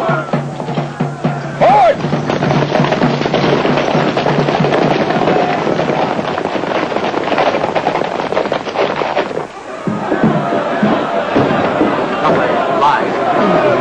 You really think so? If it's true, everything's lost. It's impossible to see. What have we decided? Let's say. It's all behind closed doors. And these will make hell of nothing. Henri, is it true the king left the letter? Tell us immediately. Camille, Max, has the assembly confirmed Lafayette's order? What else could we do? I can't go against the majority. But you don't believe that pack of lies about the king's abduction? It's an interesting use of the word. 2 years of work destroyed by this conspiracy. But there is more to it, much more than I can... Tell me, I shall write it. Camille, go very carefully. Above all, be very careful what you write. Today we are all in danger. Why today? Today more than ever. You don't think the king would have taken a risk like this without powerful support in Paris and in the whole country? Ah, the traitors. What are they waiting for? Don't you have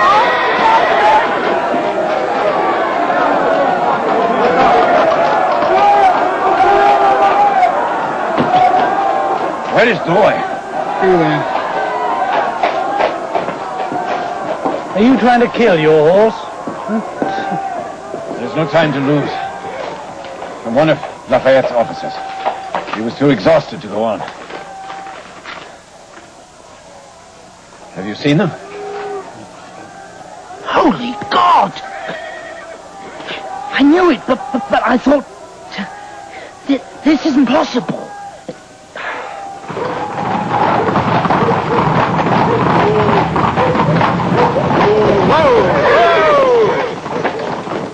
What's going on?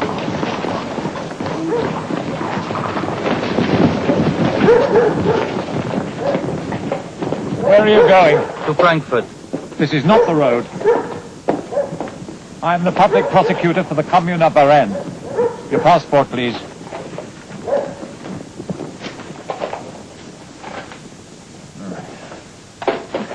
My spectacles.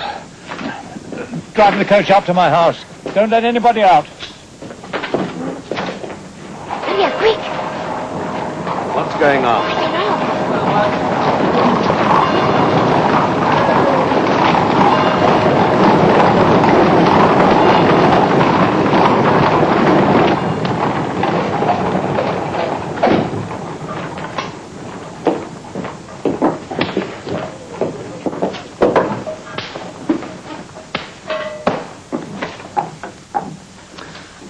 I'm sorry, citizen, but this passport is perfectly in order. It's even signed by the king.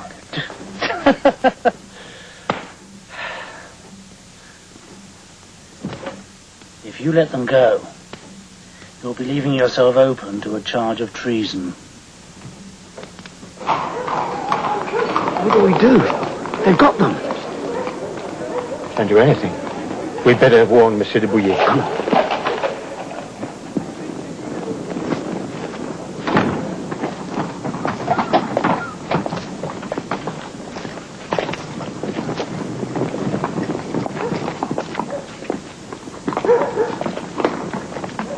Open it.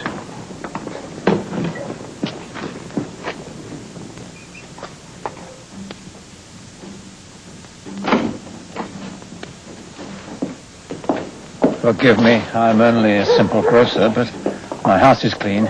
Come in, Madame la Baronne, come in.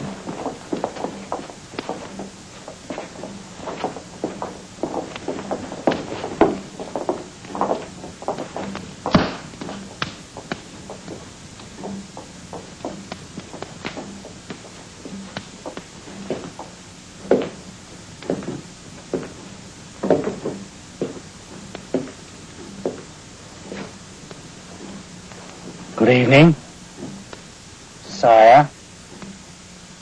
Louis Capet. I say Louis Capet advisedly, because in my eyes, Louis XVI no longer exists. Louis Capet must be stripped of his useless title. He must be the last king ever to reign over France. We don't need the king. No more! No more half measures! No more compromises! In the face of the indecision, the hypocrisy in the assembly. Cordelier, demand an end to the monarchy. We demand that France should be, from this time, a republic.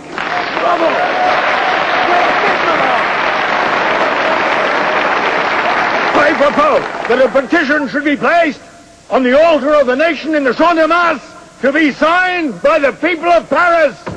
Vive la République! Vive la République! Vive la République! Vive la République!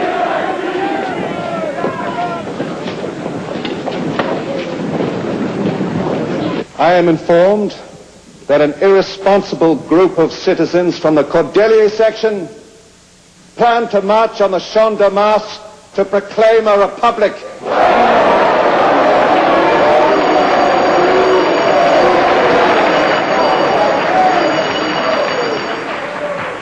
I must therefore ask you to pass a decree of martial law to suppress all illegal assemblies.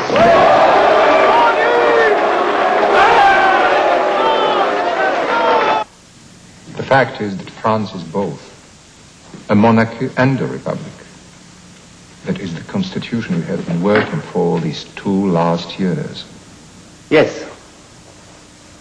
We live in an imperfect world. To further the revolution, we need a king. Well, you shouldn't ask for too much. You think that asking for perfection is too much? Isn't it? I believe it is the very purpose of our existence. Therefore, the demonstration is illegal. Your duty is simple, General. End it.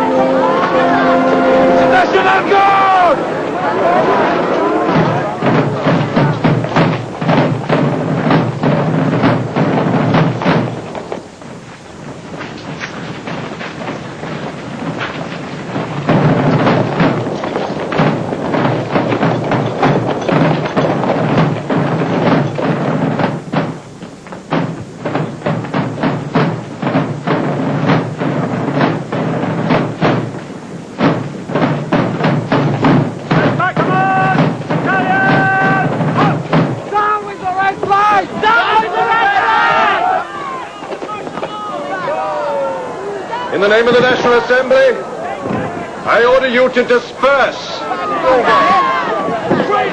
Keep your rank! Keep your rank!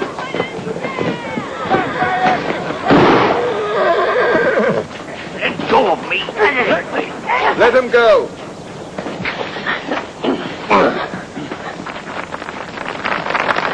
Go home quietly, all of you. You know me. You can trust me. Join us, Lafayette. Then we'll trust you. I beg you, do not make me use force.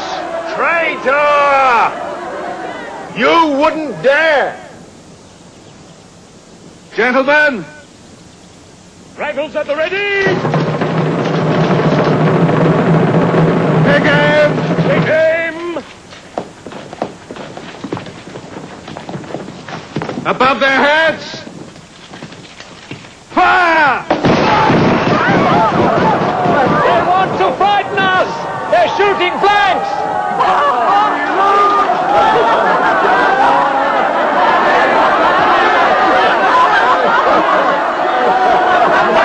Take aim! Take aim!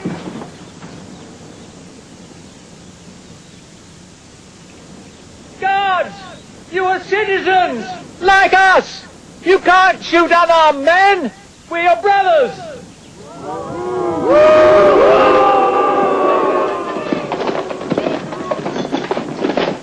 Fire! Fire! Fire! Ceasefire! Ceasefire! Stop! Ceasefire!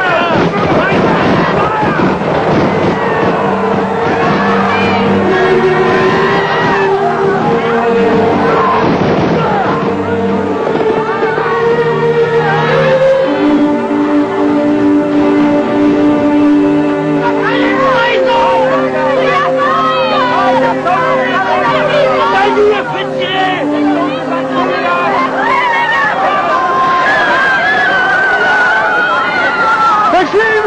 Run away! They'll kill us all! We're going to the country! Come with us! Maxime! Maxime! Maxime!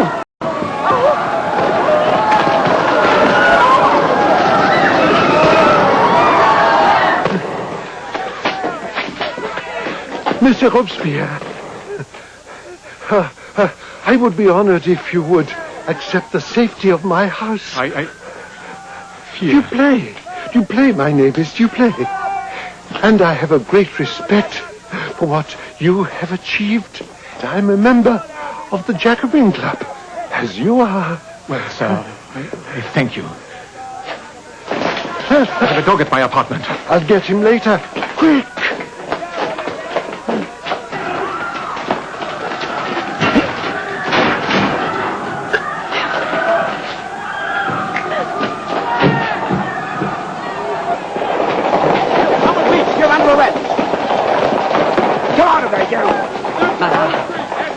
The sewers.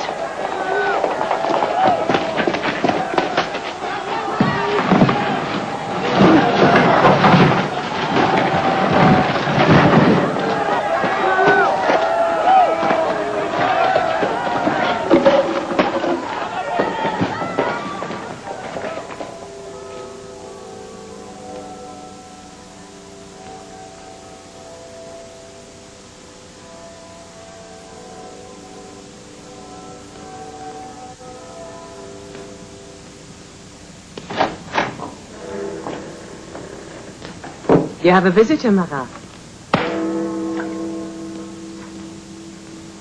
Thank you. I heard you are ill. A legacy from the sewers of Paris.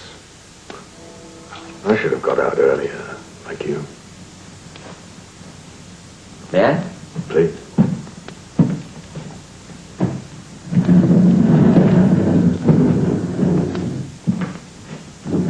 From Paris? Yes. Desmarins has taken a liking to life in the country with his pretty wife. The newspaper has been banned. The press is smashed. He has nothing to come back for. Robespierre is no longer a deputy. He made a fatal mistake with his decree forbidding re-election to the legislature. I know. A general amnesty has been declared. Are you planning to return? When I judge the time is right. For the moment, the king is doing our work for us, using his veto to protect the emigre nobles and the priests who put their loyalty to Rome before France. He's turning the whole country against himself. Maybe the whole country, but not the rest of Europe. The threat of an invasion is growing. The revolution is seen as a danger to crowned heads everywhere. And so it is, I hope. We are in no state to fight a war. And whatever the outcome, it will only benefit the king. So, what do you suggest? We go back, where we can do the most good. Back to Paris. And argue compromise? Argue caution. I'm not a cautious man, Danton, but then I've less to lose than you. That's a matter of opinion.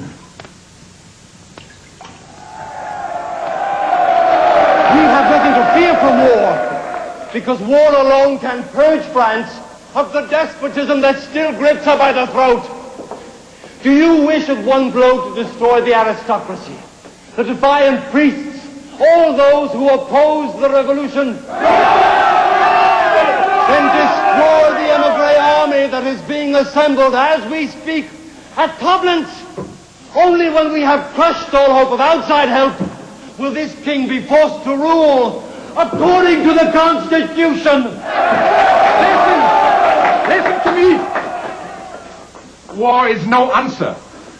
Listen, Brisson, and all your friends from the Gironde, too. It's intolerable to insist on war from this platform of all places. An offensive war is by nature counter-revolutionary.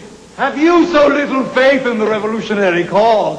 Armed invasion does not guarantee the acceptance of laws and the Constitution. All the people of Europe are looking to us for leadership.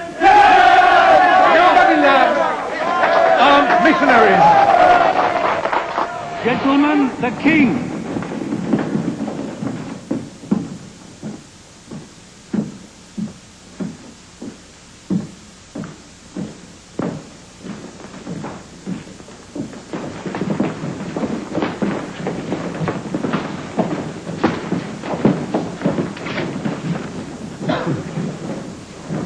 Be seated.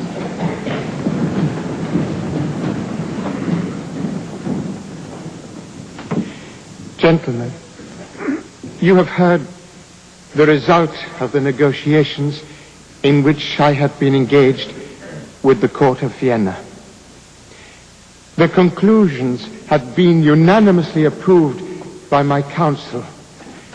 They conform with your wishes and with the sentiments expressed to me by a great number of citizens in different parts of the kingdom.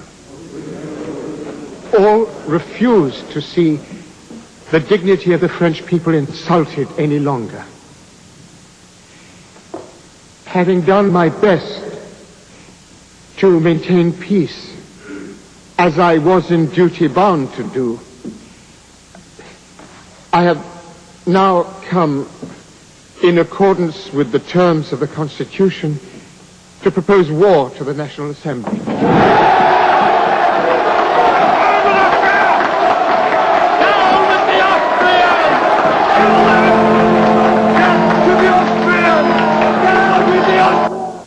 Leaders of the revolution, if we lose, those who tried to save the monarchy, we must face it. Don't go. Stay here. Don't go to Paris. I must go. Come back soon. Oh, send for me. I promise. If things go badly, don't hesitate. Remember, there's some money in England.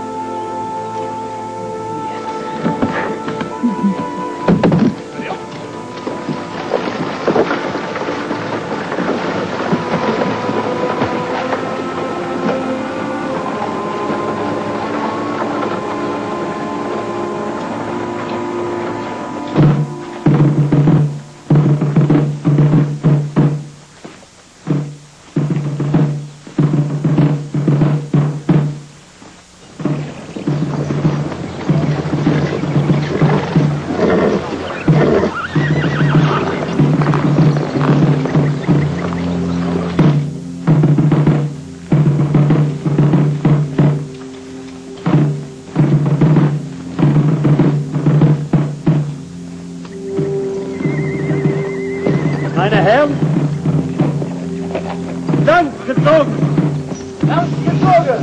Und Angriff! Vorwärts!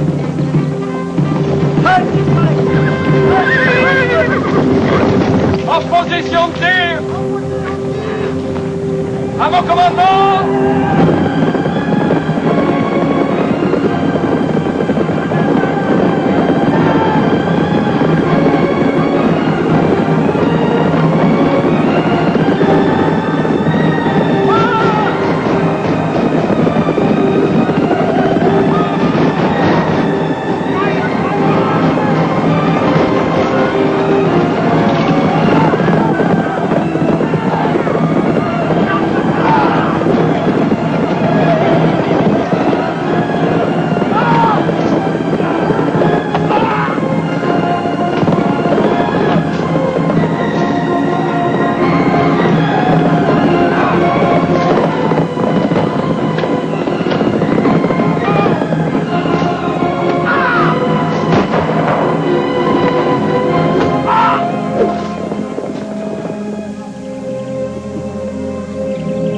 Das ist deine erste Lehre.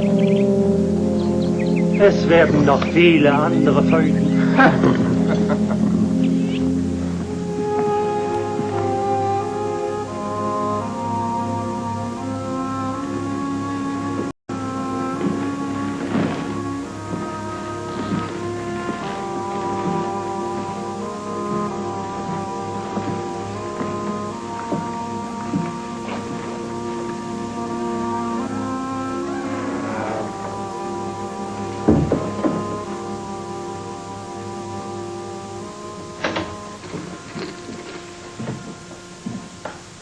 Dior has been murdered by his own troops.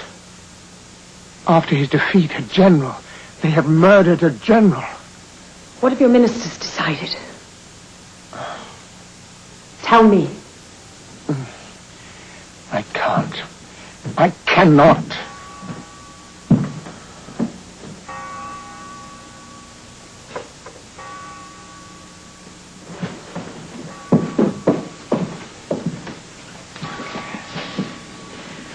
Our enemies are inside France. Our friends are outside. I'm writing to my nephew, Emperor Francois. Now tell me, what decisions have been made? You must tell me. 1,000, 2,000, 10,000 heads must roll here in France. What are those few compared to the millions of good Frenchmen who gave their lives on the battlefield, sacrificed by the traitors still amongst us? And the greatest of those traitors is Louis Capet, with his Austrian spy, who calls herself the Queen of France, and his lackey, Lafayette, who even now dares give orders to the Assembly. Do we want a military dictatorship? All because of a capricious king who has once again endangered the security of the nation by using his veto? Down with the king! Down with his veto!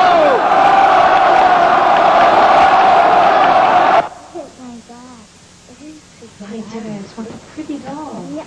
What a nice dress she has. Look.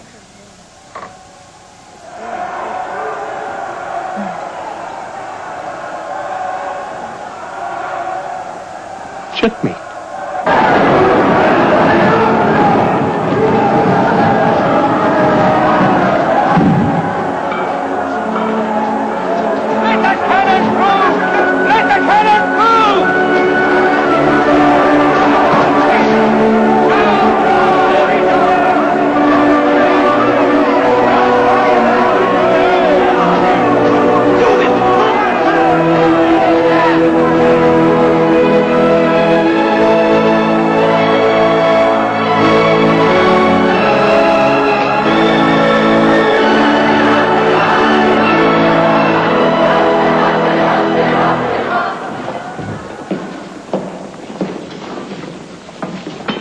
What can I do for you good people? We want to see the king! I'll ask if he's able to receive you. That's right. Go and ask him, but on your knees.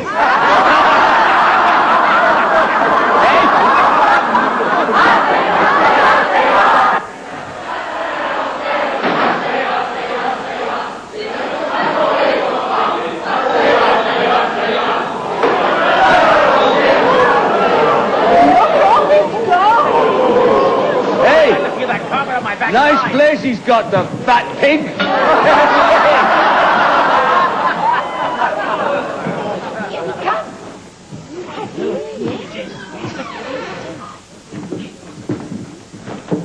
What is it you want? The nation pays you 24 million a year to listen to us. I'm listening. You've taken us for fools long enough, but it's over now, do you understand? The people demand an end to your veto. I shall do what the Constitution commands. For your veto, we'll kill you! I'm not afraid to die. I received the sacrament this morning. Dying is the best service you can do this country. The nation has no better friend than me, monsieur. Prove it. If you are on the side of the nation, put on the Patriot's cap. Yeah! Willingly.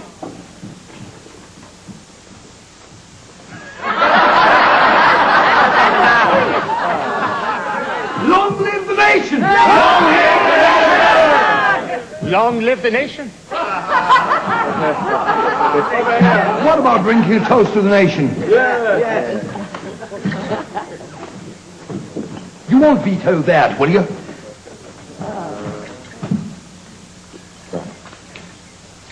It's good wine. Make way! Make way! Make way for the mayor of Paris! Make way!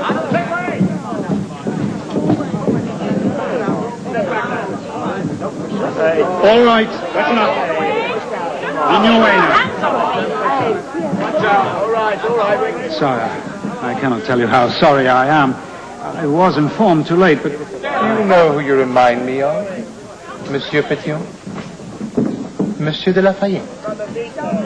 That if the persons of their majesties, the king, the queen, and the royal family, are once more subjected to the merest outrage or violence, if their safety and liberty are threatened in any way, then their imperial and royal majesties hereby declare their intention to avenge them and to subject the city of Paris to military execution and to condemn the rebels to the death they deserve. Perfect.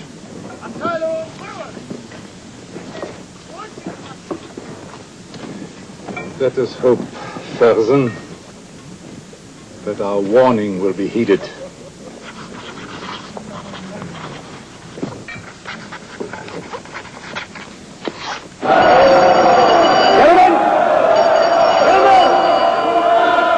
This document is signed by the Duke of Brunswick himself, the commander of the Prussian army.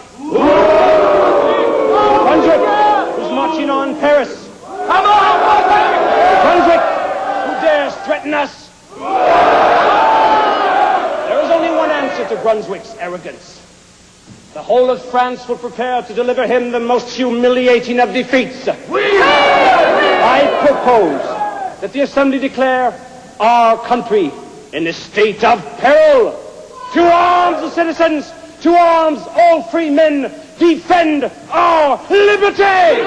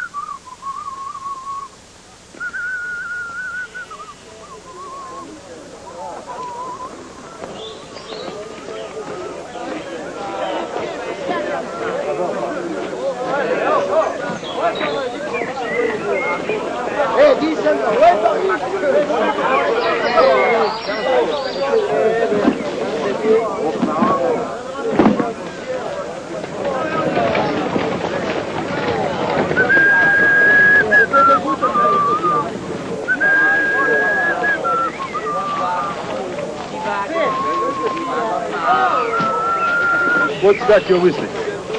I can sing it too. Well? Aux hommes citoyens, formez Come vos here. bataillons. Listen to this boy. Marchons, marchons. Where did you learn that? In Strasbourg. Strasbourg? I'm a carpenter. He taught me.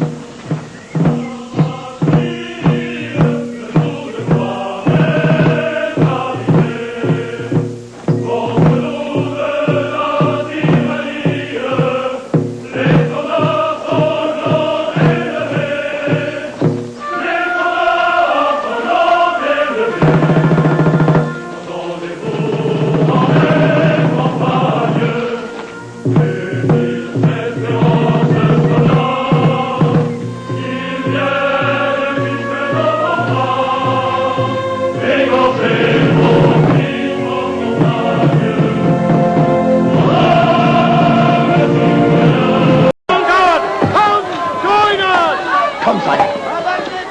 Come quickly.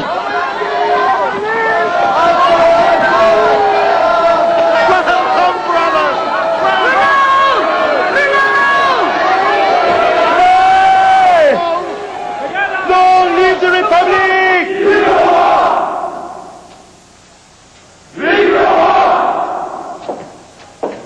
All my men are in position, Your Majesty. Thank you, my friend. Thank you.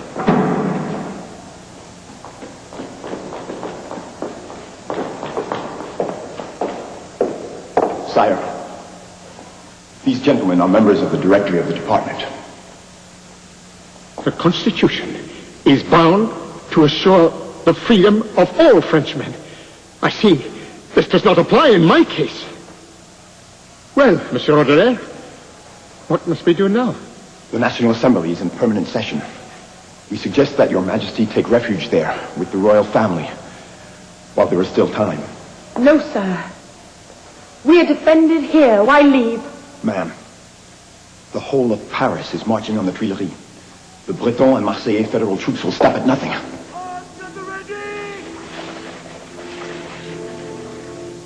See for yourself, ma'am. The whole of Paris, ma'am. Resistance is impossible.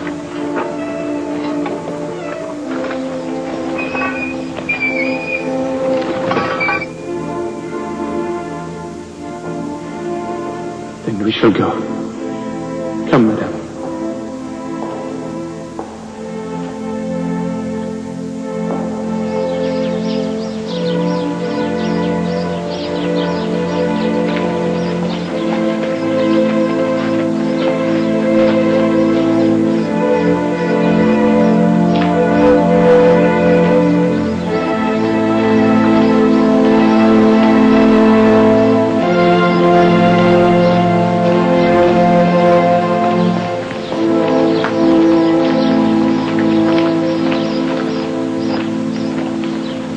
Open the gates.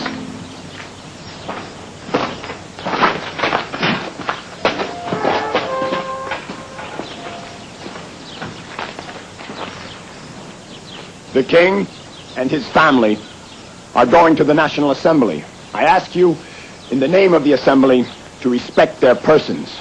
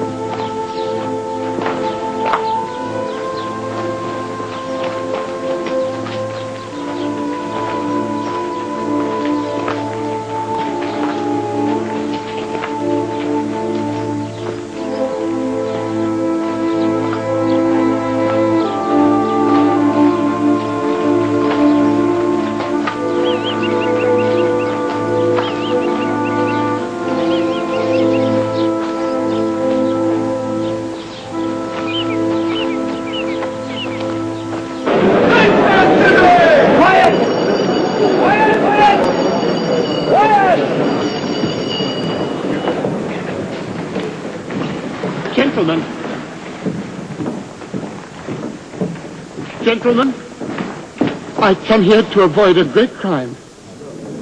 I think I shall no longer be safe except amongst your numbers. Sire, you may depend upon the courage of the National Assembly. Please follow me.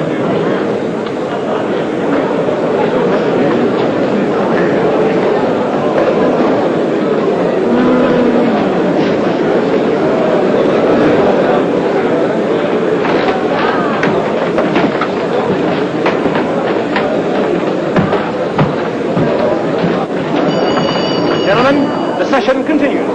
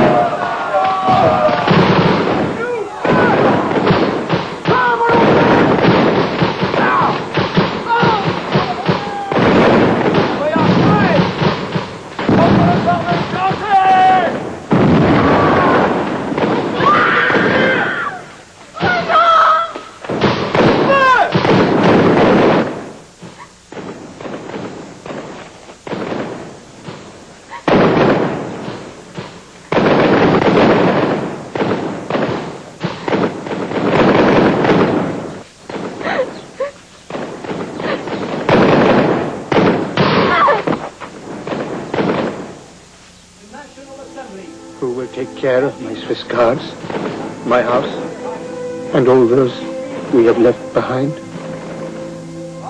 Fate, sire.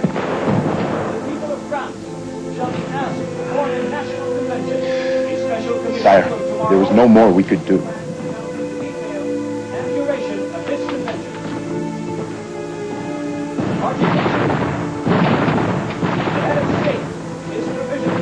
Charles.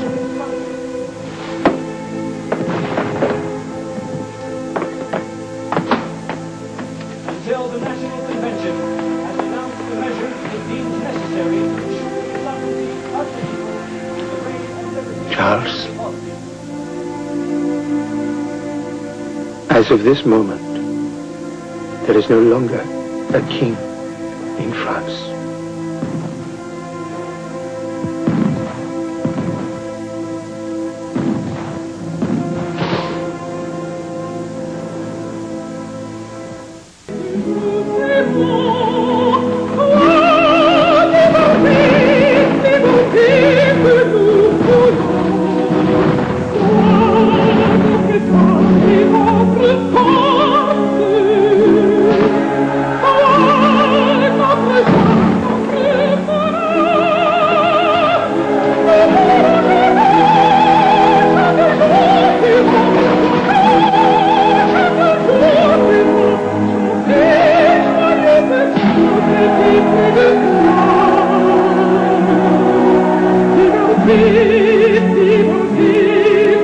Tomorrow night, the boys of summer are back and ready to fly into action against the Texas Rangers.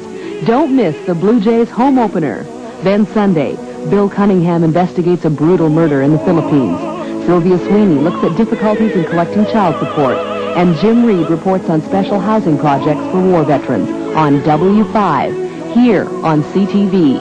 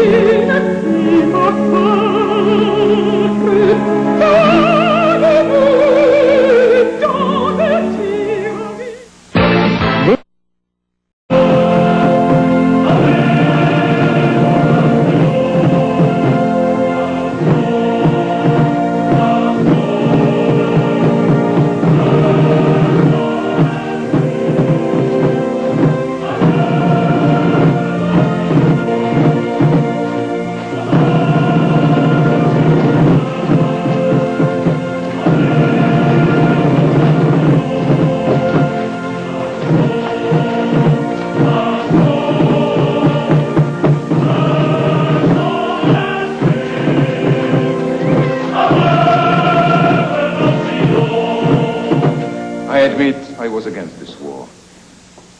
I believed it could not serve the cause of liberty. But now it must. I thought this country insufficiently prepared for victory. And so it has been until now. But the fatal hour is striking. Victory we must have, and victory we shall have. But we shall not defeat our enemies abroad until we first destroy those here at home. I leave you. So now, you agree with Marat? Not entirely. Marat wants to replace the king with a revolutionary dictatorship. That is no answer. Tyranny is the same whether exercised by one man wearing a crown or 700 in the colors of the revolution. And what's your solution? I put my faith in the Constitution, as I always have. It is imperfect, but it has the makings of perfection in it. I wish for the election of a new national convention based on the principles that the present assembly has lost sight of. You want to get rid of the king's friends, the ones you allowed to put him back on the throne after Varennes. Take care. Don't underestimate their strength. Lafayette would like nothing better than the chance to finish the massacre he started at the Champ de Mars. And I would like nothing better than the chance to finish Lafayette.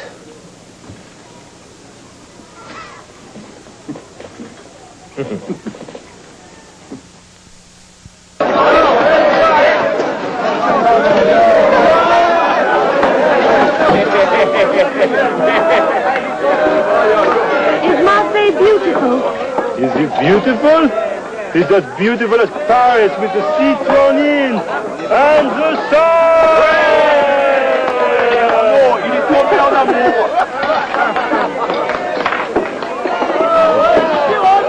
Où il a trouvé ce pays? Blanc et fresques parisiennes. Attention! Men from Marseille, have you eaten well? Have you drunk well? Are you ready to serve Paris? And Paris is counting on you.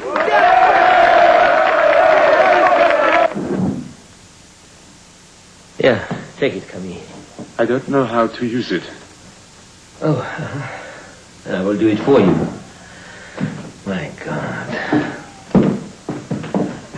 Take care. Don't worry. You frighten me. It will be over by dawn, and so we have all the time we need to set up our own commune. Gabriel. No. In view of the increasing unrest all over Paris, I propose to authorize the doubling of the National Guard protecting the King at the Tuileries. Additional precautions we may also have to consider include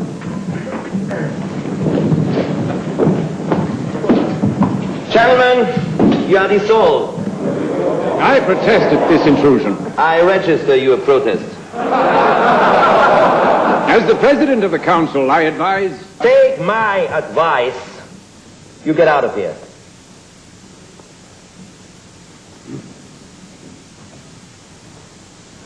And don't make any trouble. You have 5 minutes. Gentlemen, my duty compels me to avoid bloodshed. Let us then provisionally make way in the face of greater force. We will resume tomorrow the duties entrusted to us by the Paris electorate. Don't count on it. We'll be back.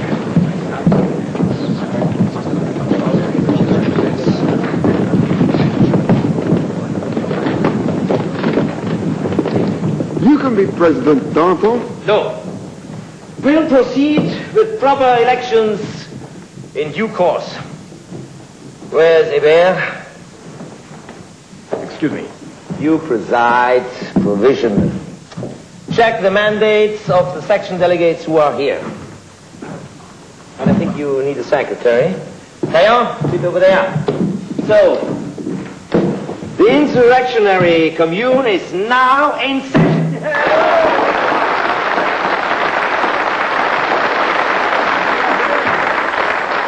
Gentlemen, be vigilant. And above all, do not permit any reinforcement to the guards. At the palace, I shall deal with the palace myself. Marseille regiment, come with us! Let's go! Hurry, hurry! Come on, hurry! Take your rifles! Come on, hurry up! Move! I can't wait to get after them! For the Republic! I love you, Come on, Mathieu. Republic is worth losing a few hours sleep for. Come on! Where have you been? I went to reassure Lucia and Gabrielle. I didn't want them to worry about us. Let's go. No. We are going back to the Hotel de Ville. That's where we must be to hold Paris.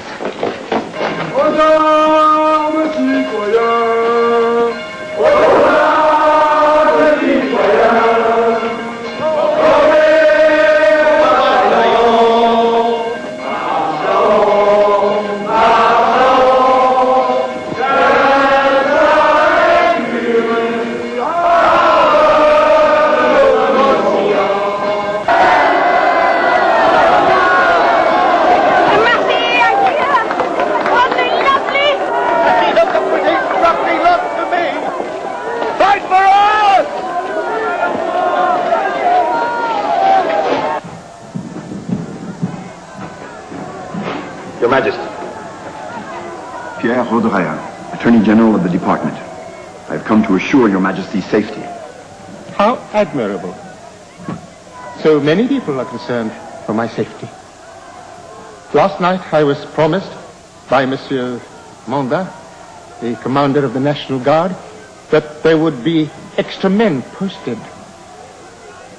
Monsieur Monda, sire, is dead.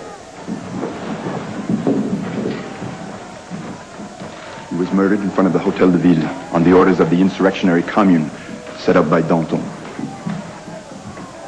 So what can I do, sir? My Swiss Guard are not sufficient to defend the palace. If I were in Your Majesty's place... Yes, sir. If you were in my place... I would go down and review the National Guard here on duty at the palace.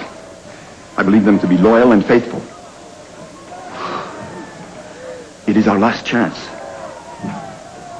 In that case, I shall gamble my throne on this last chance. The King! Alert! Turn! Right face! Down with the King!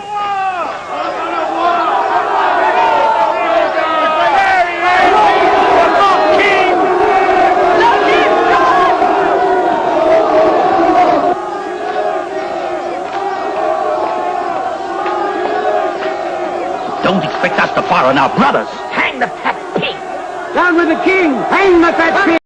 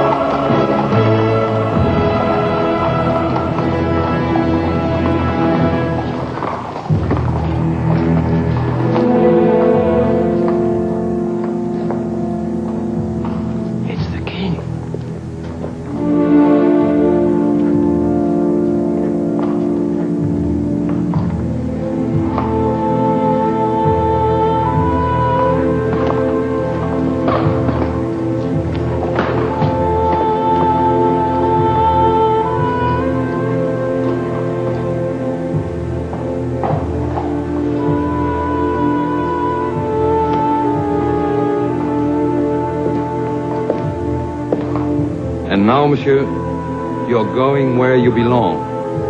Behind bars. Onward!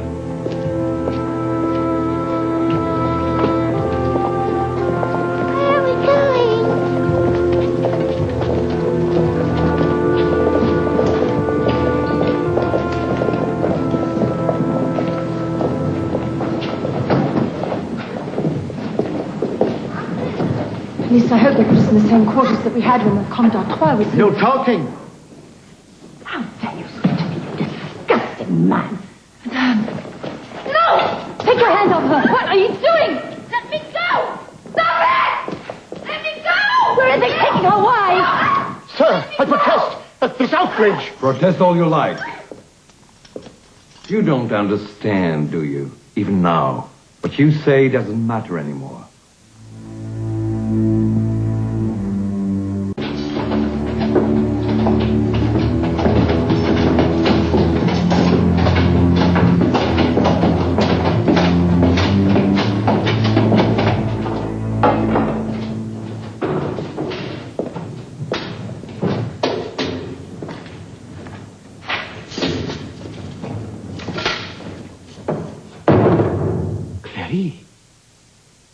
You here?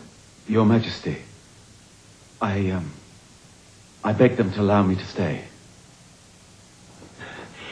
You have done more for me than I have the right to ask of any man.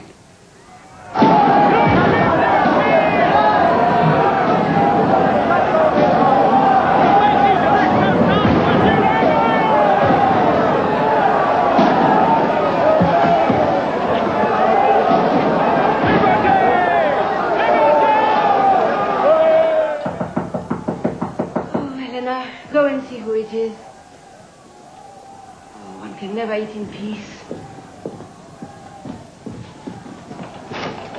Good evening, Citizen Demelin. Good evening, Eleanor. Citizen Robespierre is in his room. Good evening.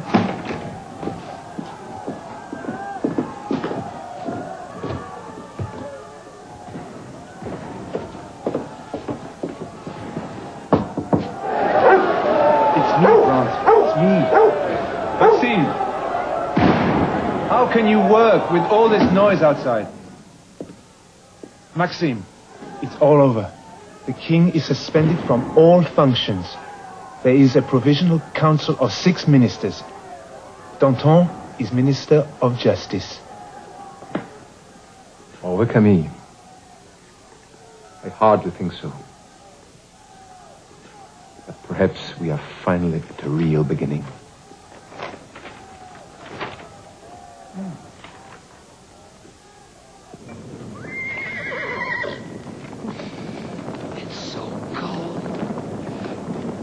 Search my conscience and find no comfort in it. I cannot accept this government as lawful. In Paris, I am denounced as a traitor because of my opinions. Me, Lafayette. Gentlemen, if by refusing to serve these men, who at one stroke have destroyed both the crown and the Constitution, if by that I am a traitor, so be it. Let the calumny stand. I no longer have a place here.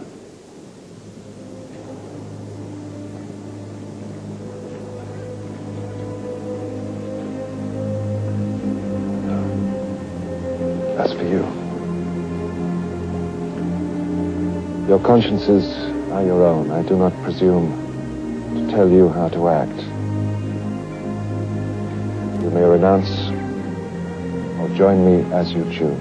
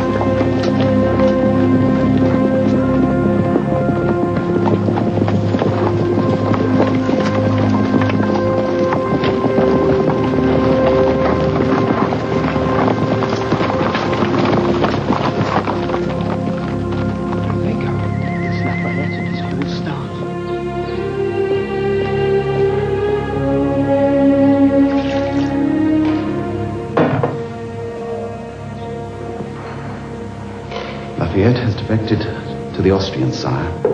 And the Prussians have taken Longwy. It seems there will be no stopping them. In 2 weeks, they will be in Paris, sire, and you will be free.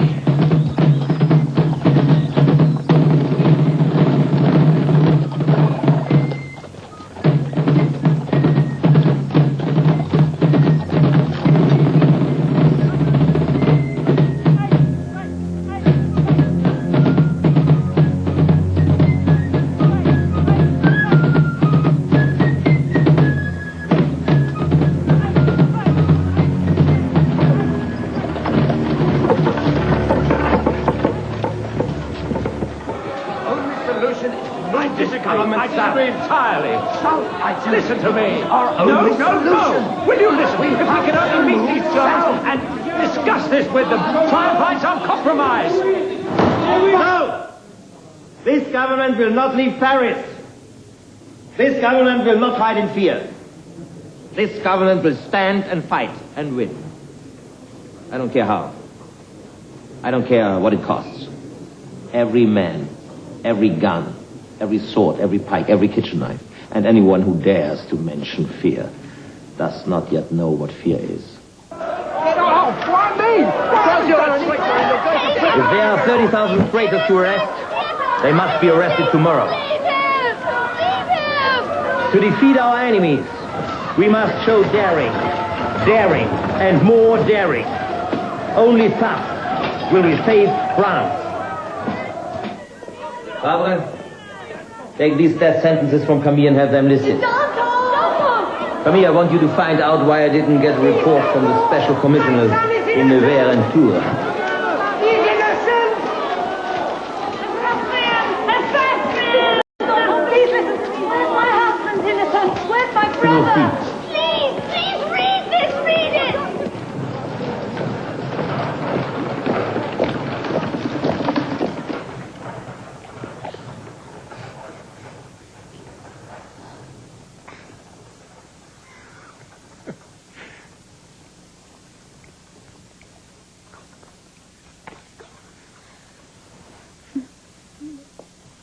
Come on, big boy.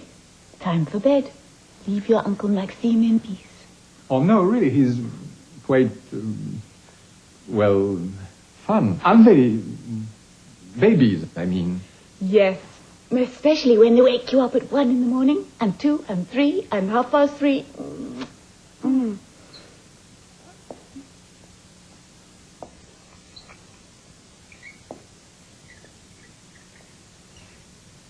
Camille?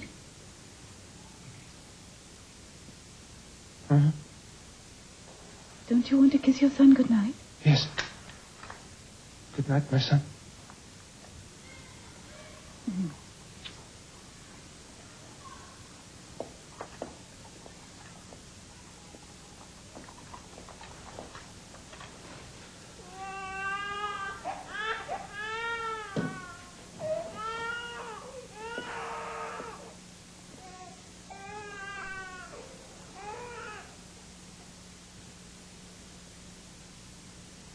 I know what you're feeling, Camille.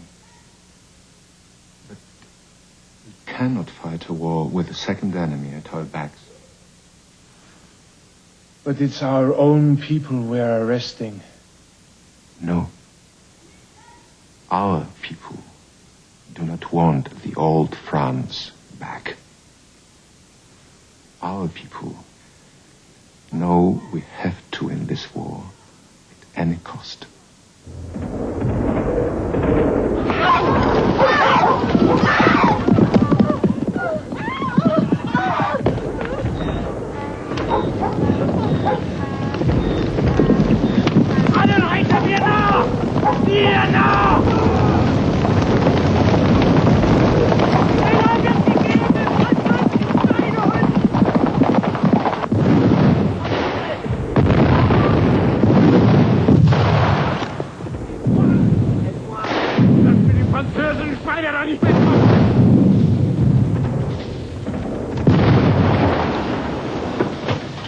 The enemy is in our midst, are triumphant tonight.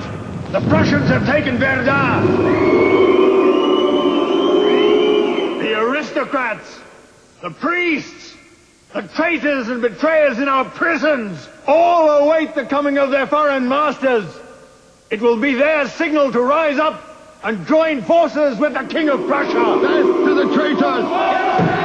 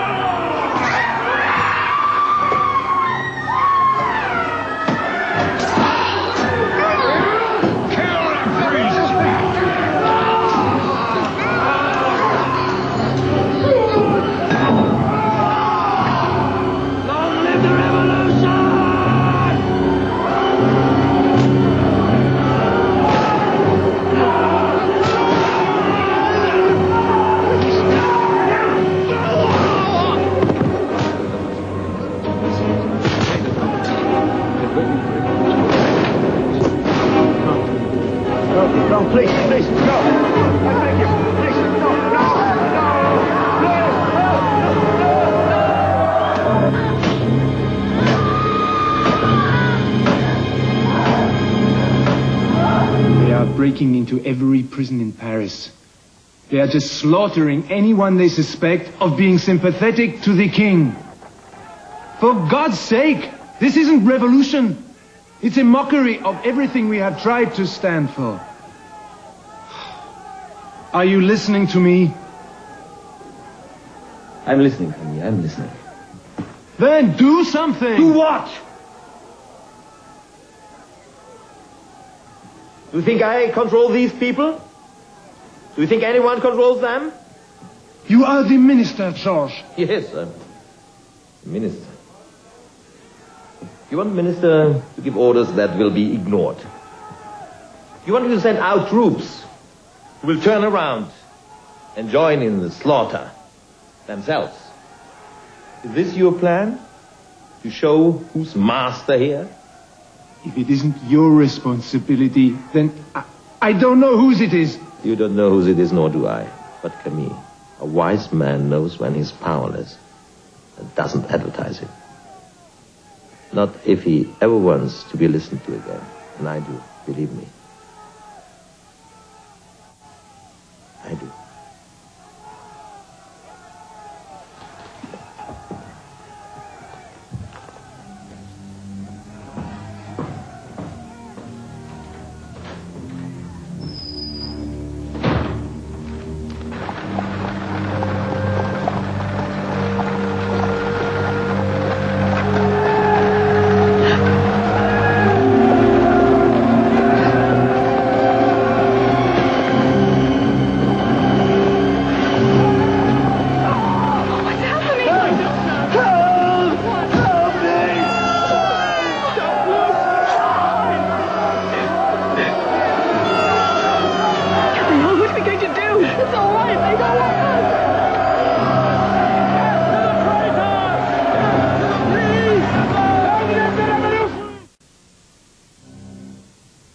It was hideous, Camille.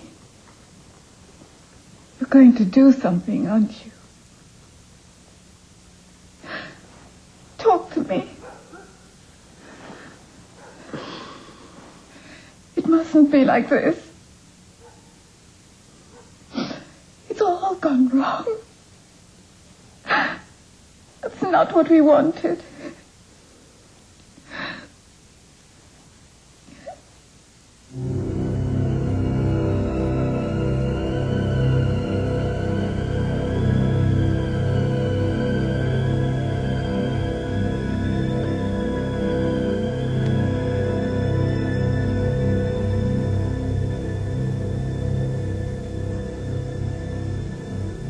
God bless the king. God bless the king. God bless Mommy. God bless Mommy. God bless the Princess de Lombard. God bless the Princess Lombard. God bless the Princess Elizabeth. God bless the Princess Elizabeth.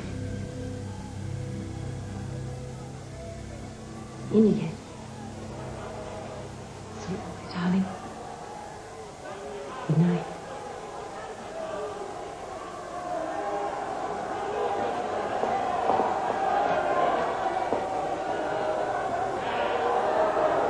Elizabeth.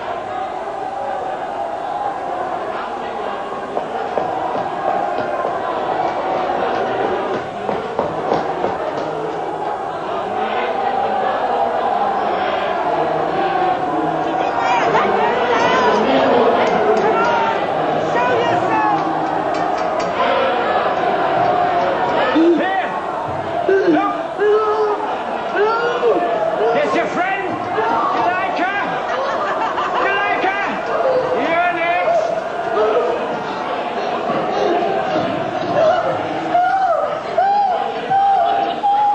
It is true.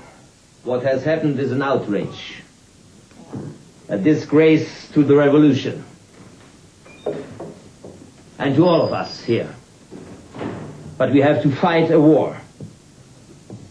And all of those in France who would conspire to see us lose it are frightened men today. Today, there is no enemy at our back. This is an advantage. He's always right. I don't know why I have this urge to break his neck. Don't worry, I won't. Unless I have to.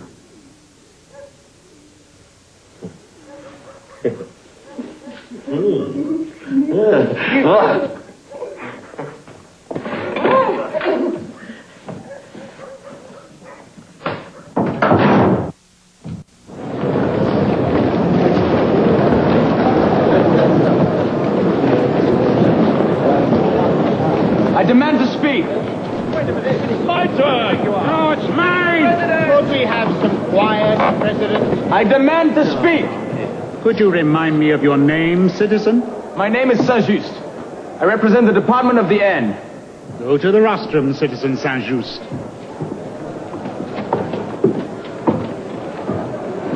Citizens! Citizens! I am someone like most of you who would gladly give his life for this republic. I am someone like most of you who would and will face any enemy who threatens this republic. I am someone, like all of you, who knows the name and face of that enemy. I am someone who, like no one here, is ready to admit what must be done in order to defeat that enemy. The continued life of Louis Capet, former king, provides a rallying point for the traitors and the faint-hearted that still hide in our midst, and for the enemy that waits to crush us at our borders. In the name of everything we have achieved, we cannot weaken. We cannot hesitate. But weakness and hesitation are all we show as long as the heir to a long line of tyrants and the father of more remains alive and in our power. Citizens, a king is not an ordinary man.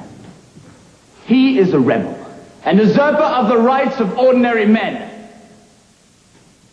A king must reign or die.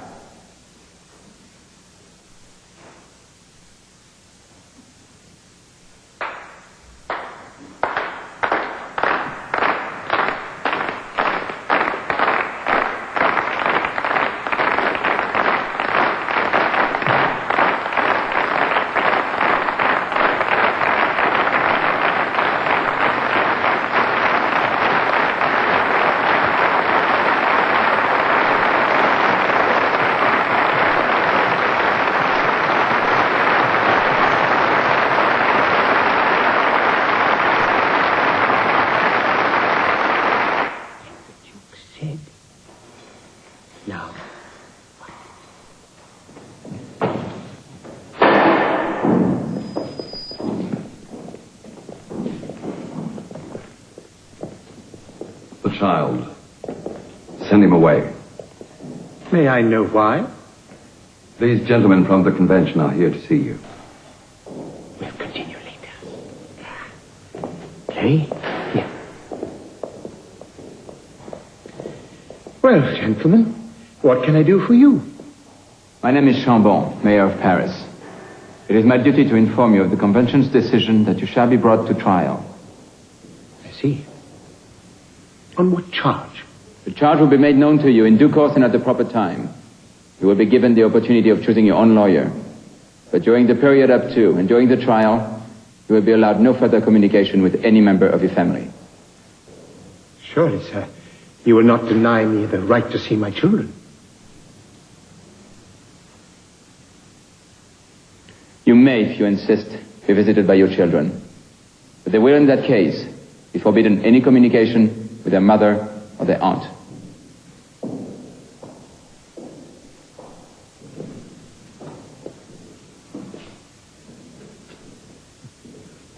It is a harsh choice, sir. No choice at all. So be it. You've taken everything. It is only natural that now you take my children. I am in your power, gentlemen. Just tell me what you want of me.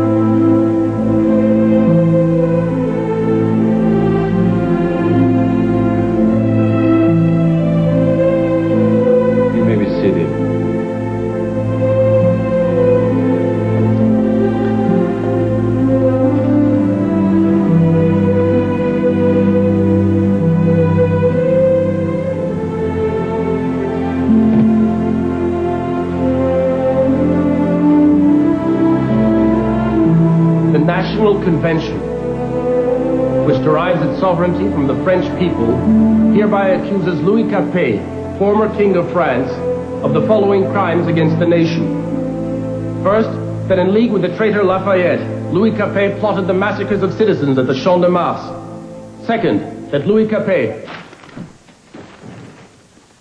after you returned from Varennes, the blood of citizens was spilled at the Champ de Mars. A letter exists to prove the existence of a criminal conspiracy between you and Lafayette. What have you to say? I knew nothing of the unfortunate business at the Champ de Mars.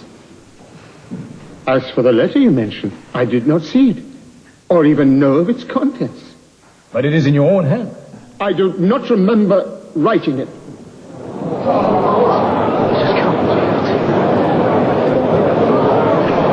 Brothers, the enemies of the state have rallied the emigres under the banners. These emigres are making war on France. You haven't disowned them. But indeed I have, sir. I have disowned all the actions of my brothers. I disowned them as soon as they were brought to my knowledge. After first making sure that you would not harm their plans in any way.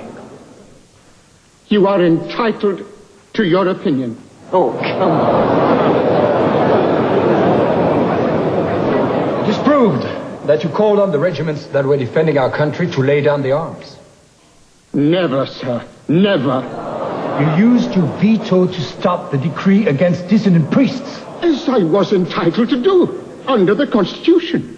Why did you double the Swiss Guard on the Tuileries at the beginning of August? Because there was a danger that the palace would be attacked. I held a duly constituted authority, and it was my duty to take defensive measures. On the 10th of August, you caused French blood to be shed. No, sir. I did not. Did you have an armoire with iron? He knows it's hopeless, but he has courage. Some private paper. I admire him. Not to my knowledge.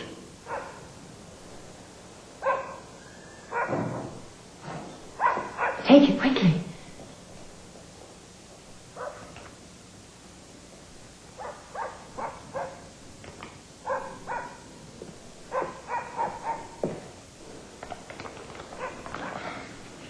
He is well. The trial is proceeding slowly. We must not hope for too much.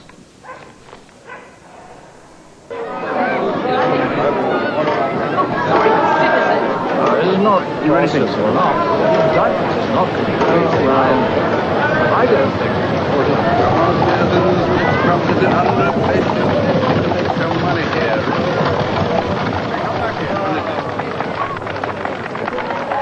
Louis, we have heard the appeal for leniency from your lawyer. Before we make a decision, do you have anything to add on your own behalf? Yes, sir. I have. Must not throw away. Today our armies can face the Prussians with no fear of the king's friends in Paris.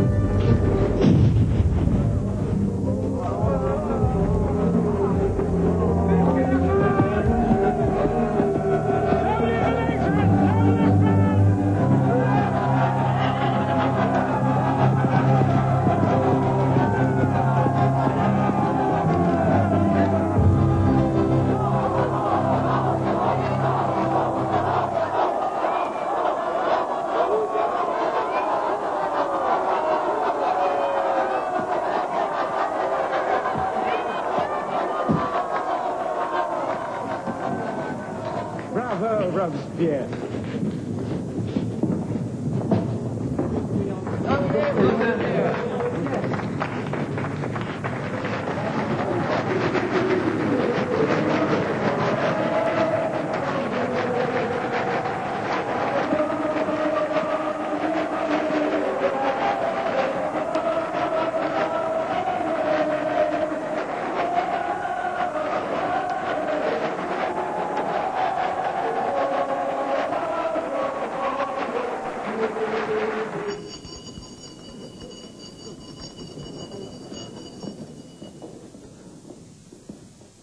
On this momentous day, when the National Convention, elected by the whole of the French people, meets for the first time, I put to the vote the proposition of Citizen Collot d'Herbois that from this day forth, the monarchy in France is abolished.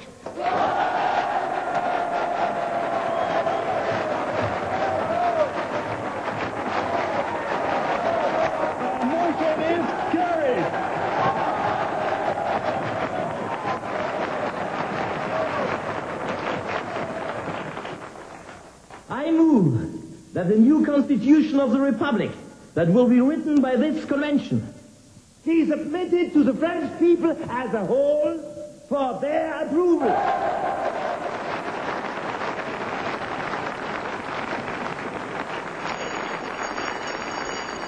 The motion is carried. I move. Please come to the rostrum. I can say what I have to say from here. I move that from this day forth, all public documents bear the date of year 1 of the French Republic.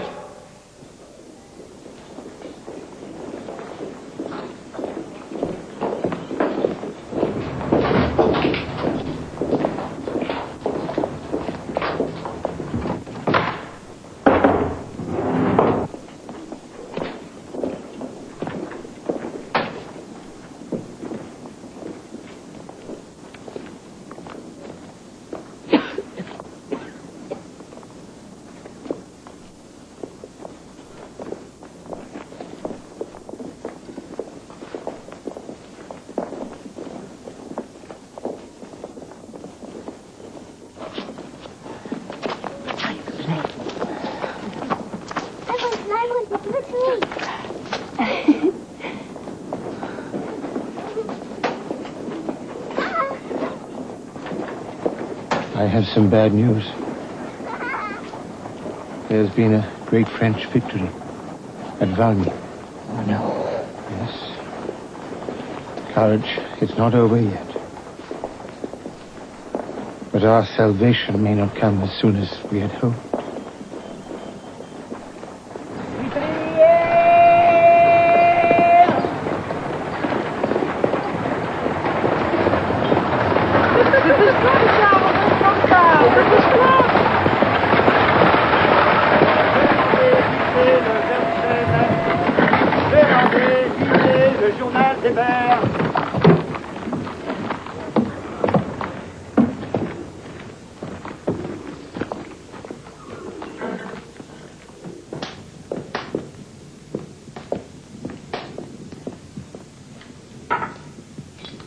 Just a sip.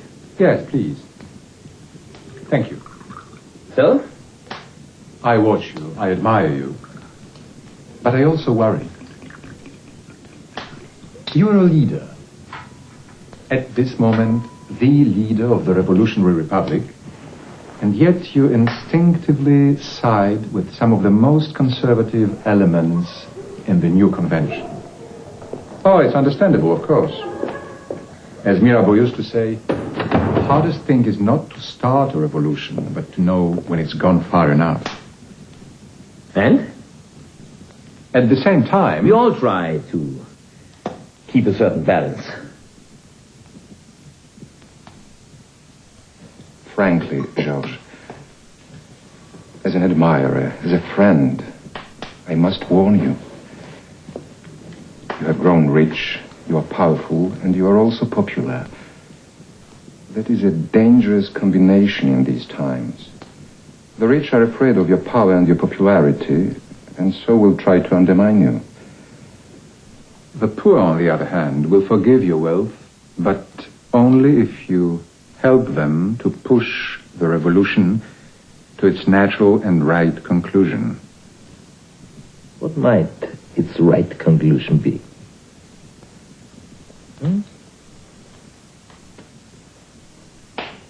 The death of the king? Is that what you mean?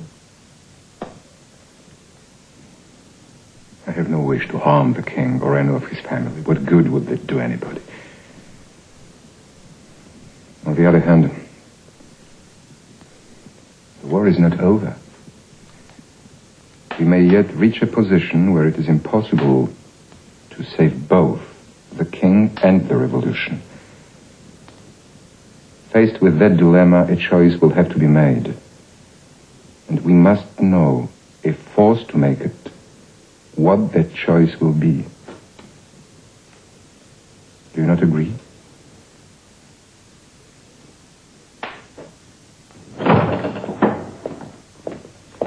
Your hat. Oh, thank you. Good night, George. Good night.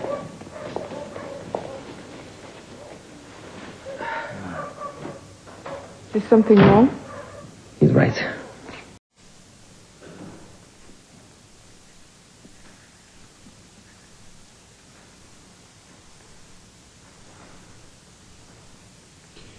This may be the last time I shall address you. I declare that I have nothing on my conscience. But it pains my heart, above all things, to be accused of shedding the people's blood. I have so loved the French people and believed that I had given it such proof of that love that I never expected to be faced with such accusations as I have been here.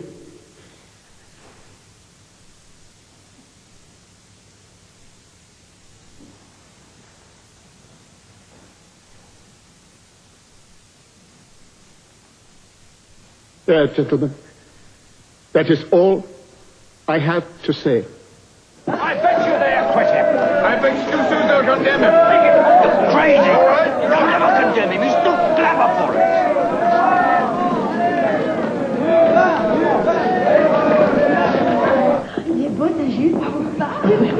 Carnot.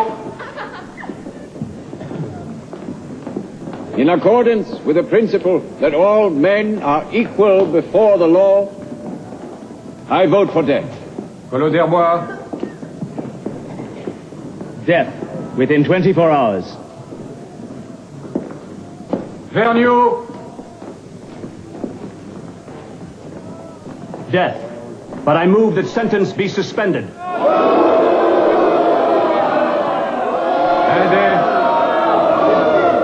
In my opinion, those who hesitate do not deserve the name of Republicans. I vote for death. Marat. Death. Saint-Just. The Republic must show no weakness. Death. Brissot. Death. Suspended sentence. White. Robespierre. Because I have compassion for the oppressed, I can have none for the oppressors. Death. Desmoulins. I vote for death. Danton.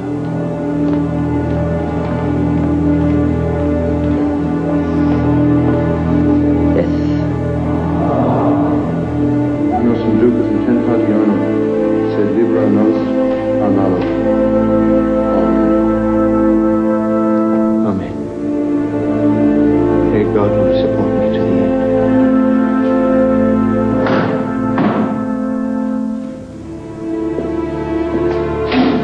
I'm ready.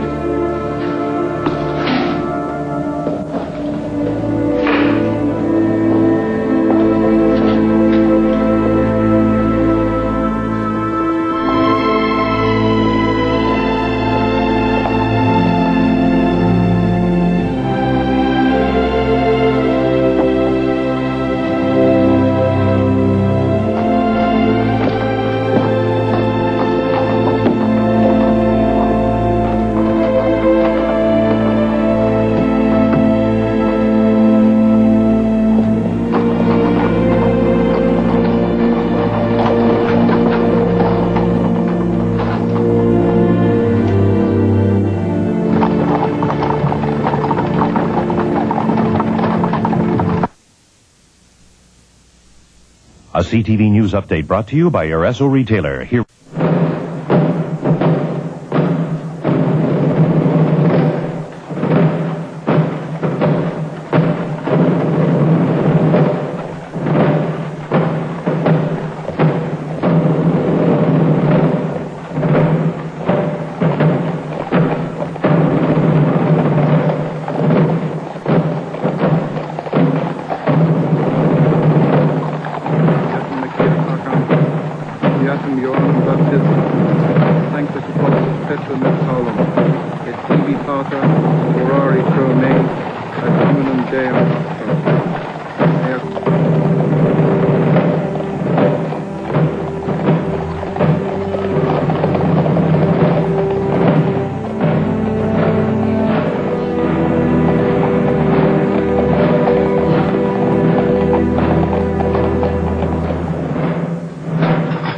Maximilian, you can't see anything with the shutters closed.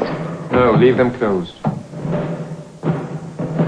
Leave the whole house closed. There is something taking place today that it is not fitting you should see.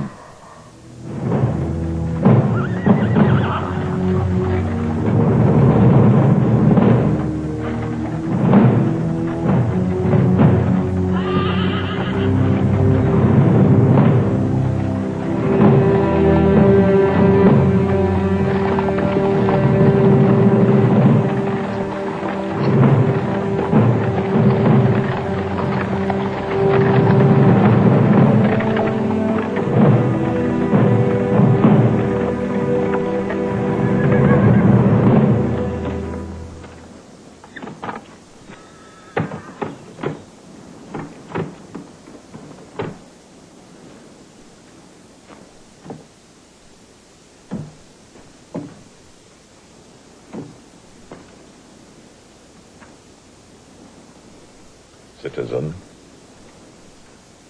Please, tell me what you want of me. Remove your coat and your cravat.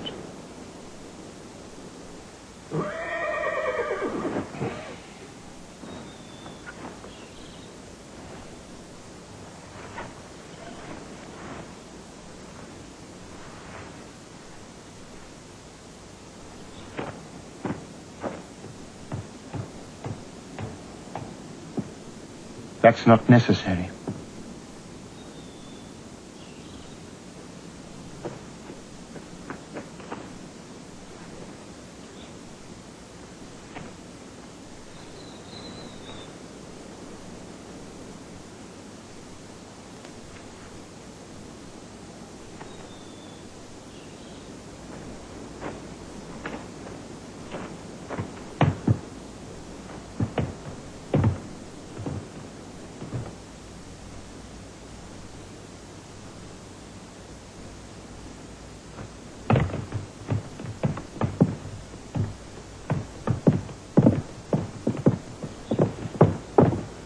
I die innocent of the crimes of which I am accused. I forgive those who are guilty of my death. And I pray that the blood you're about to shed may never be required of France.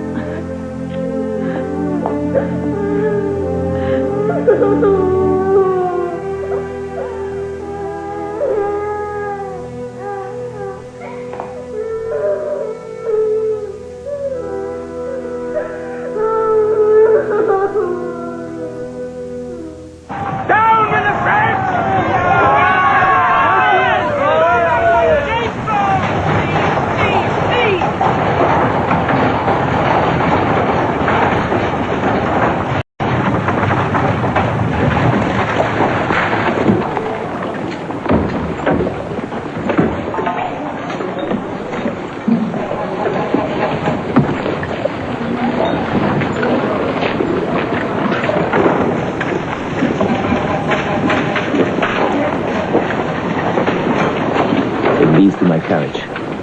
I'll arrange for their transport myself in this field.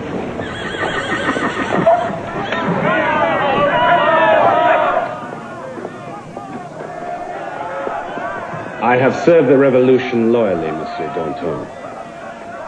For that reason, I feel obliged to speak my mind.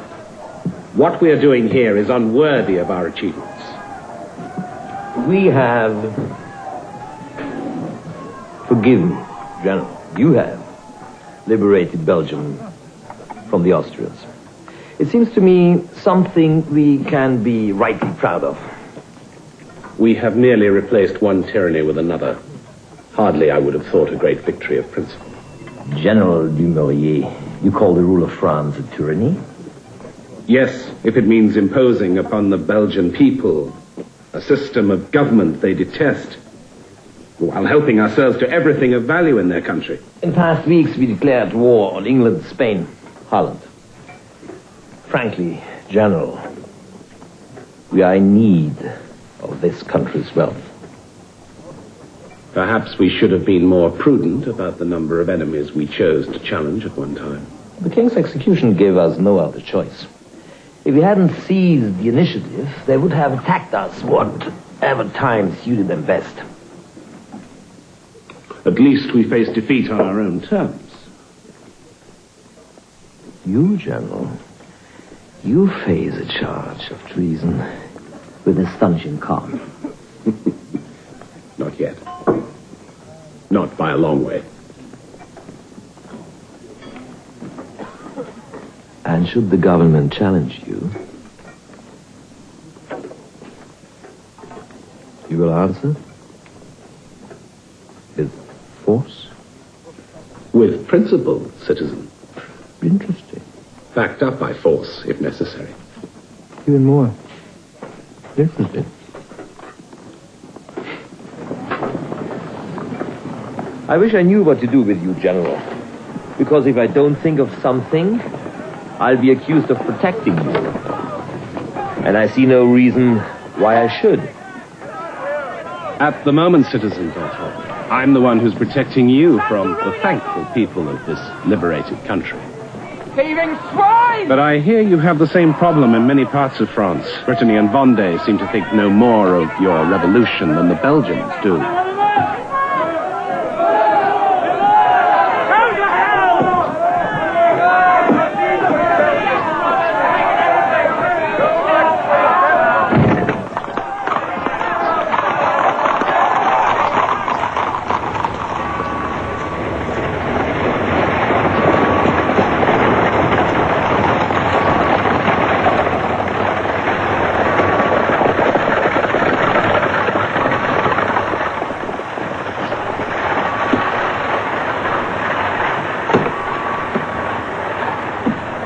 Take care of these. Papa! Antoine! My boy! Hey!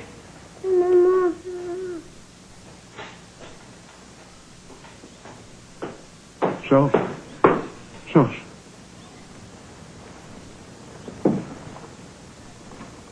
Gabrielle. She died 3 days ago. Georges, I'm so sorry. It was very sudden. We don't know what happened. I'm sorry.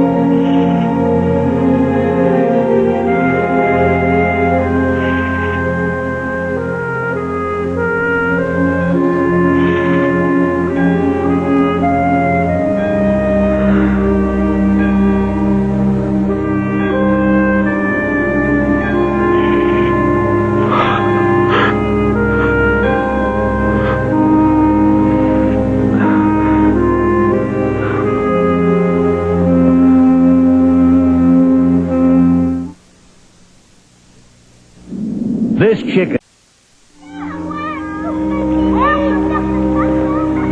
I'm sorry to bring all this up. I know it's a difficult time for you. Believe me, I understand. You wrote me a kind letter. I was very grateful to you. Yes, well, I'm always better when I have time to think before I speak. As you may have noticed. Sometimes I think you should speak more from your heart. And think a little less. You do? Well, people listen to you, respect you, the incorruptible. Oh, I don't think you need any advice. The fact is, we have food riots here, rebellions in the West, and the war is going against us. For a time, it seemed we'd crushed the opposition, but it breaks out again like a disease. Men who welcomed the revolution, or at least acknowledged openly that change was needed, have now turned against it. They want a respectable revolution. A middle-of-the-road government. We have to face it, George. It's the moderates who are now our enemies. So we face it? And what do we do about it? Exceptional times require exceptional measures. In a situation of peril, the ordinary legal processes have no place. No one has a greater regard for the law than I, as you well know. But if the law ceases to accomplish what it was created to accomplish... Summary justice. Is that what you want? What I want is a new revolutionary tribunal. They already call us dictators. This will give them reason to. We have no choice. Just until the situation is back under control. You know I'm right. You're always right. And I know that only you can change the minds of those in the convention who will oppose it. We must work together, Georges. We can do it. Now you're speaking from your heart and you are convincing me. No. Heaven help us, a revolutionary tribunal would be the Spanish Inquisition, but 1,000 times worse. It would be the September massacres all over again, but this time clothed in the uniform of a government? On the contrary, the September massacres happened because the people saw that the revolution had no defense against its enemies. No control over the people when they choose to behave like a bunch of wild animals. They tarnished the name of everything we stand for. Exactly, you are perfectly right. I'm not arguing. But the Revolutionary Tribunal will show the people we have the machinery for dealing lawfully with our enemies, including those who would take the law into their own hands. Are working away in the darkness to place the tyrant sun upon the... It will be the means of restraining random slaughter, not encouraging it. Believe me. We must give as good as we get. I demand 100,000 heads. Let 100,000 heads fall. Our enemies will be paralyzed with fear. Very well. My party will back your tribunal if the first thing you do is drag that madman up in front of it before he does any more damage. Agreed. Danton has arrested Marat. It's incredible.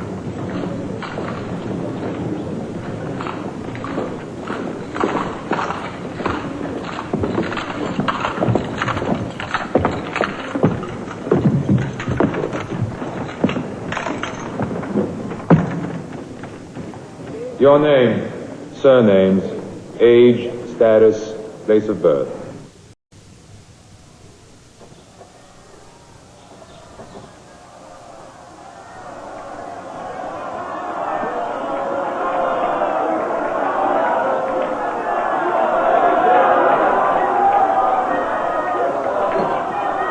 Marat. He's been acquitted. But of course he has. Danton knew that he would be when he agreed to his arrest. No revolutionary tribunal, my dear Camille, will convict a revolutionary.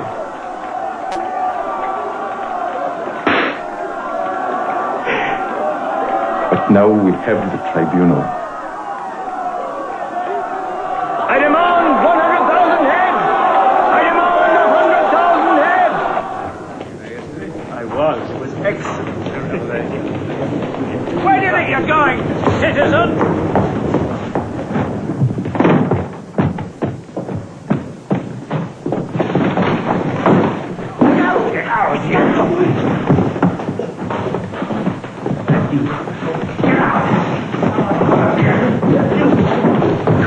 Don't try to intimidate me, Danton. Brave soul. What are you doing in my office? If you think you can trick me and my party and get away with it, you're very mistaken. It's all up with you, Danton. Your friend Dumouriez has defected to the Austrians, which makes you a traitor for protecting him. And as everybody already knows, you've always been a thief. Now I'm going to prove it. You out! Down here! Go!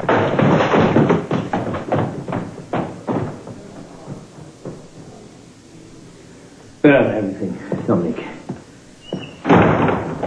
Next time it won't be so easy to stop them.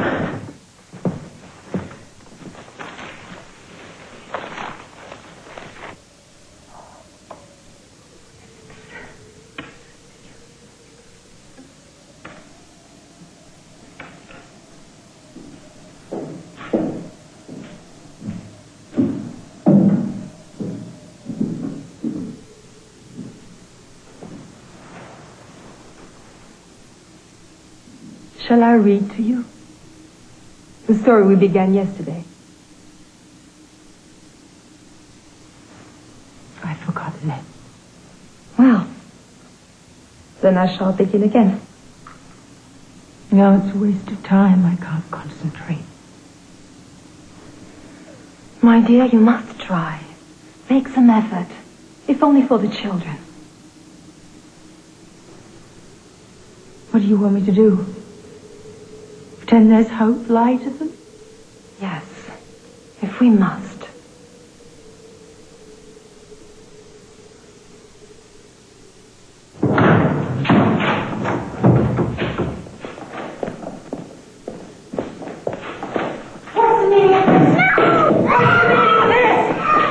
From now on, the boy's education is to be put in the hands of Citizen Simon. No! Let him go! Orders of the Municipal Council. No use arguing with them. Come on, my little king. You'll make a great shoe, mate. No! No!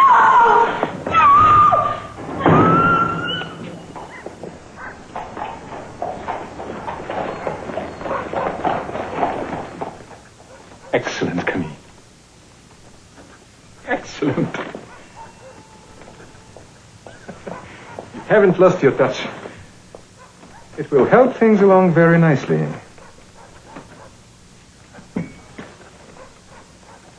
Maxime? Thank you, Lucille. It's most welcome. And very kind of you.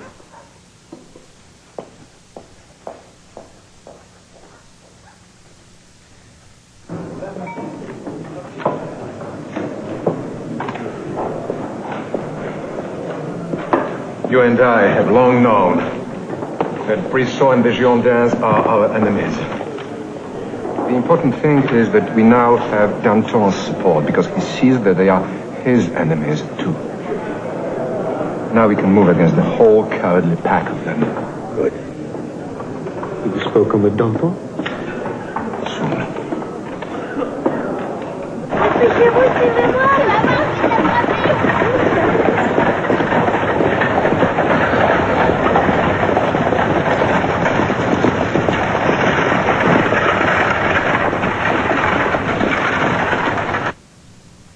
I warn you. I'm not like you. And I never will be. I know that you've accepted bribes. How could I not? I know that everything your enemies accuse you of is true. But do you hear me condemn you for it? And you have taken nothing for yourself? Nothing.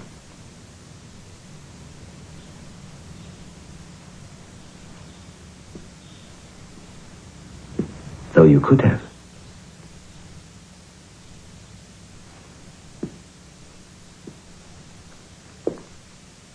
Many times.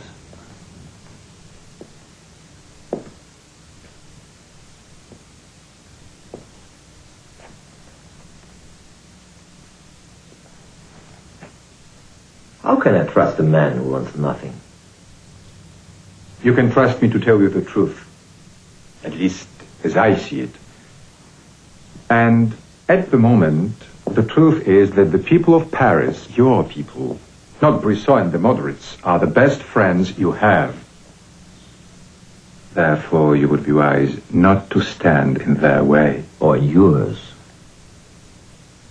You've just said that I want nothing. Not for yourself. But you are more dangerous than that. You want what is right for all of us.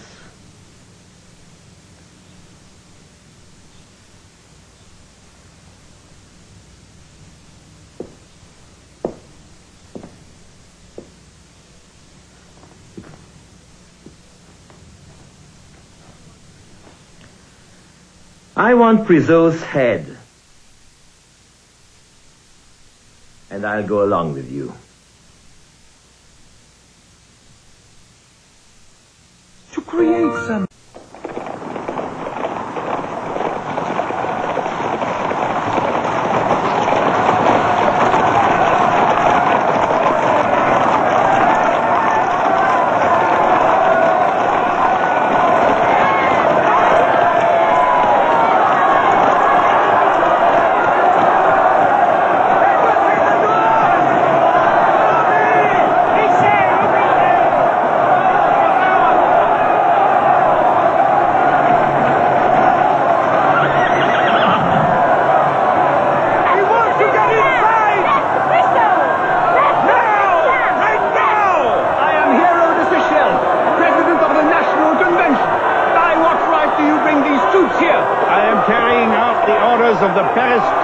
Representing the people of Paris. Well, this convention, representing the people of France, orders you to withdraw. We shall withdraw when you have handed over to us the 22 traitors being protected by this convention. Treat this nonsense. These men are elected delegates of this convention. Gunners, to your places! Soldiers, advance!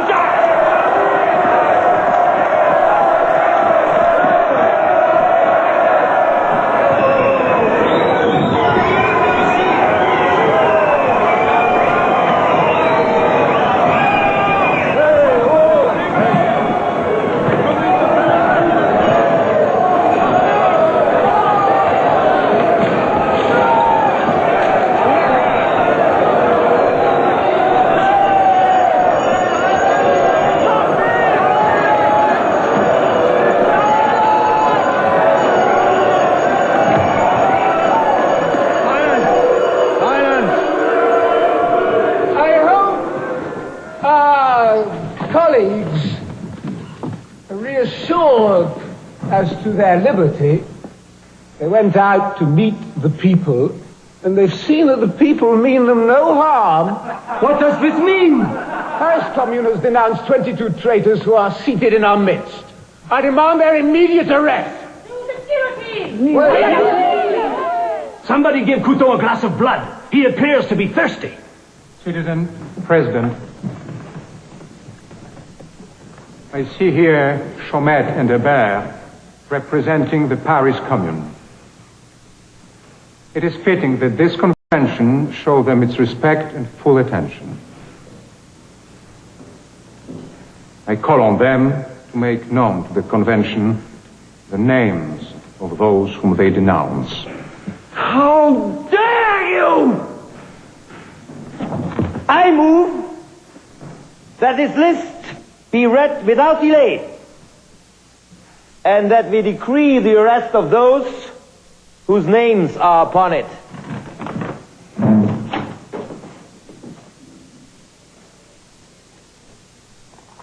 What are you waiting for, Citizen President?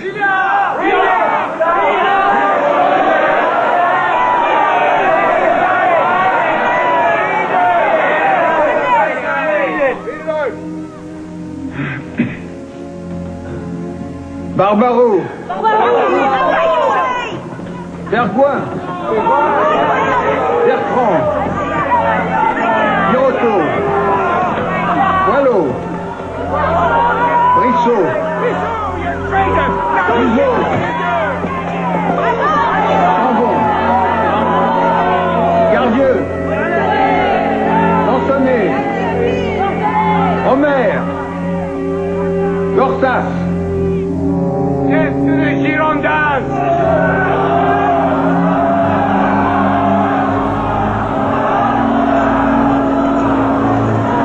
Take off their heads!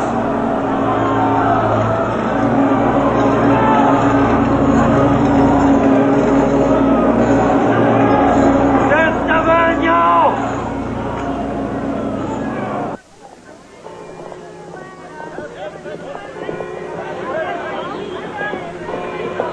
The convention is dominated by madmen and criminals. Strong words, I confess. But how else would you describe men like Marat, who can demand 100,000 heads as casually as another man will say good morning? These are the men who threaten to turn this country into one huge graveyard unless the real people of France, the great majority of the decent and the sane, rise up and take power back into their own hands before it is too late.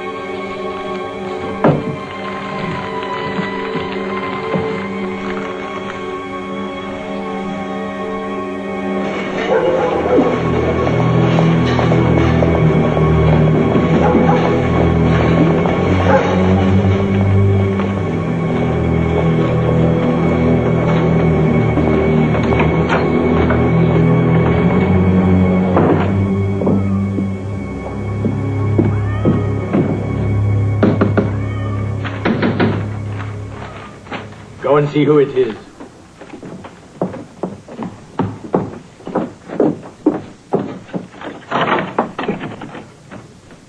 What do you want? My name is Charlotte Corday. I'd like to see Marat.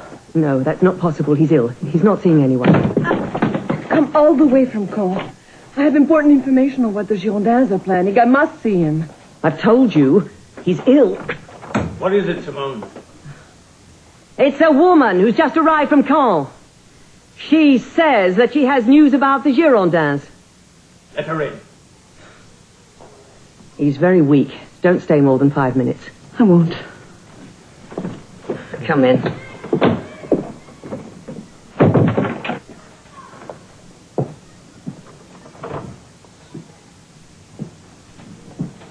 You've just come from Caen. Yes. To tell you everything. How many Federalist deputies have escaped to Caen?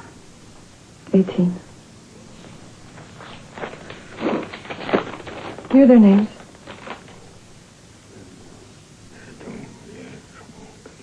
Good. They'll soon be dead.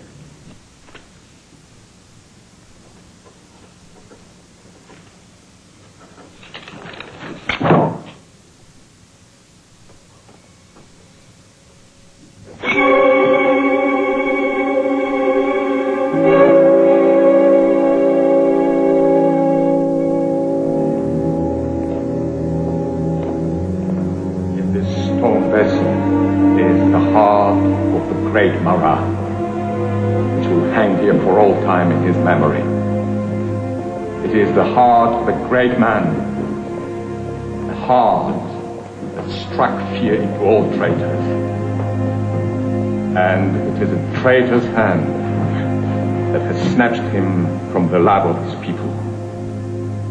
But I promise you, his people, his friends, that the causes he fought for will live on.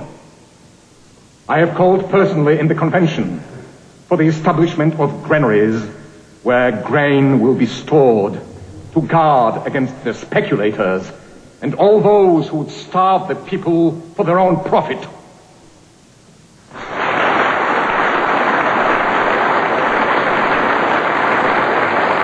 Congratulations. Thank you very much, Camille. I appreciate it. Monsieur Robespierre, may I congratulate you? You're taking it very calmly. Frankly, I'm as relieved to be off the Committee of Public Safety as it is to be rid of me. He's better at putting up with boredom than I am. What are you going to do now? Fishing. I'm going fishing, as I should have done long since. Will you be back? Not unless I have to be. Come and see me. The Committee of Public Safety is now in session. Yes. Yeah. Let us help you, sir.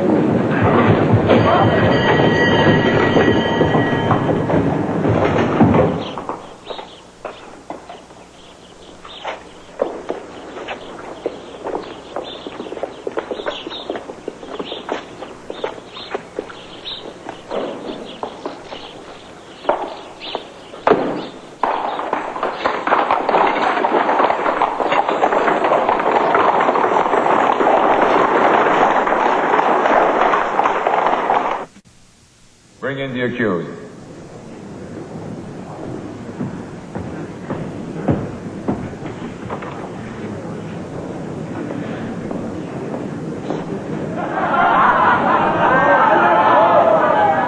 Silence!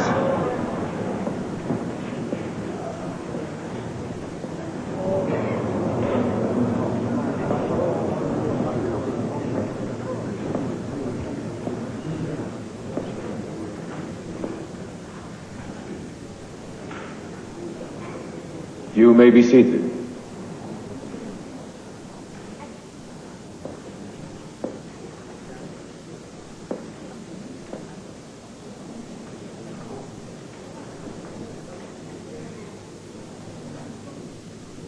Your name, surnames, age, position, place of birth. My name is Marie Antoinette Lorraine d'Autriche. I'm 38 years old, and I am the widow of the King of France. I was born in Vienna. My domicile. At the moment of my arrest, I was in the hall of the National Assembly. Clerk of the court, read the indictment.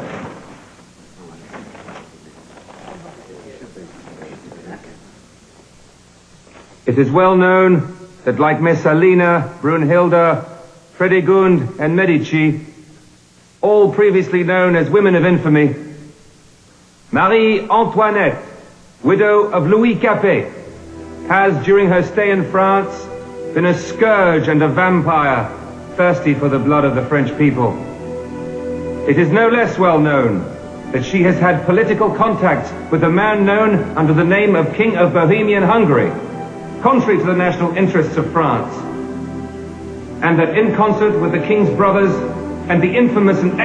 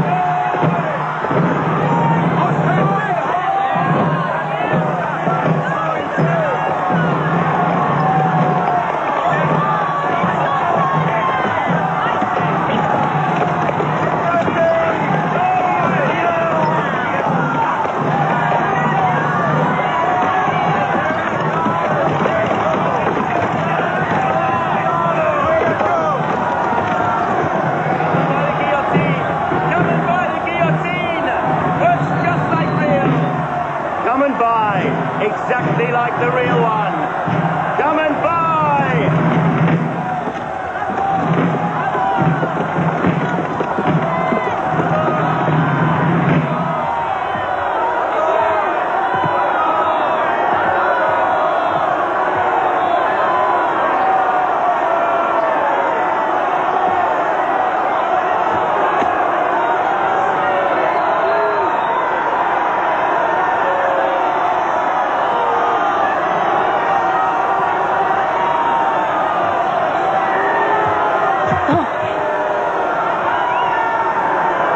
Forgive me, sir.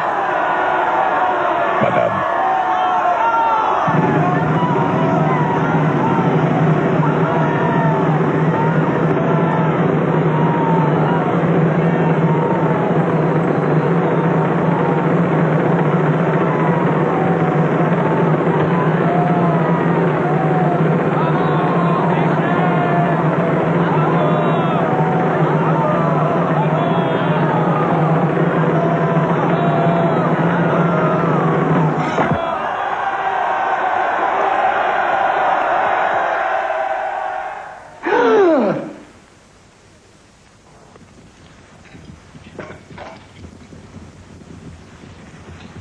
Perhaps I understand nothing, Maurice. Perhaps that is the fear that stalks my sleep. I call upon the highest instincts in the people, and they betray me. Because I do not understand them. The people hold no man in all of France in more regard than you. But they still resist the revolution. In the thousands. There is a royalist army in the Vendée, more than an army. It is a whole people. Can the people be traitors? They do not understand. They must be educated. And yet it is I who am learning things, Maurice. That virtue must make terror her accomplice, if men are to be ruled by her.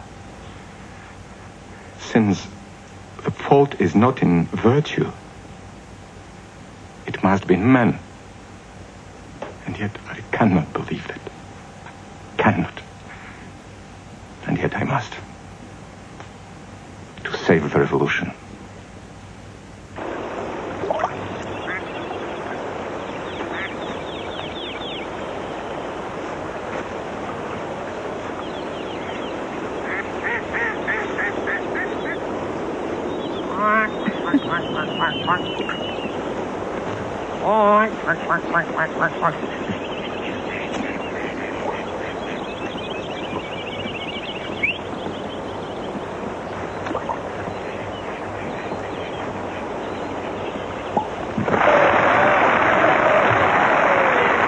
The purpose of this law is clear, citizens.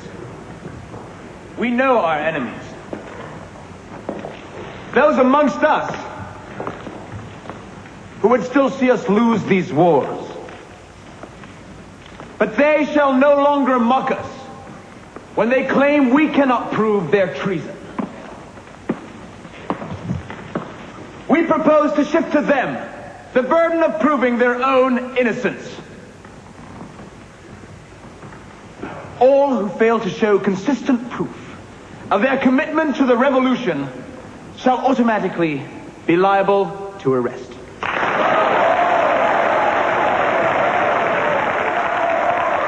We propose also to enlarge the function of the Revolutionary Court. For the moment, only one section has been sitting regularly. We propose to add 3 more to assist in the carrying out of this important patriotic work. In short, citizens,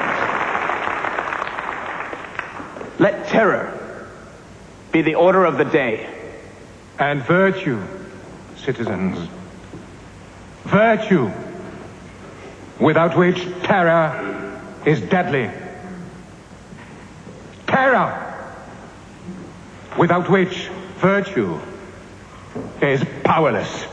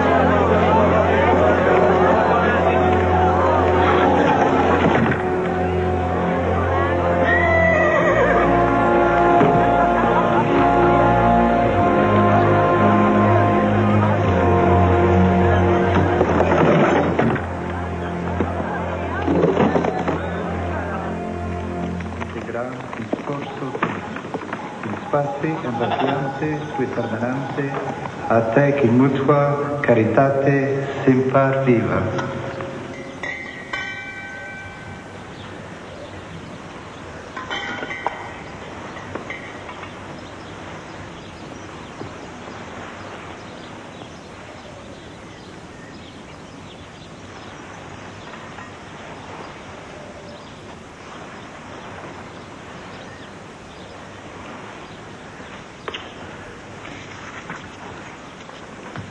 Married by a dissident priest. Are you going to send me to the guillotine, young women? The revolution, as far as I'm concerned, is over. I want to stay with you and the children. Of course, more of our own. I leave politics to the fools who are good at it. Louise.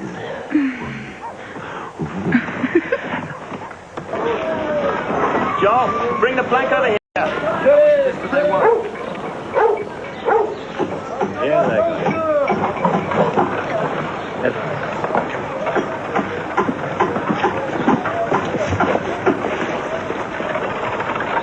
I am Camille Desmoulins, an old friend of Citizen Robespierre. All right. Thank you.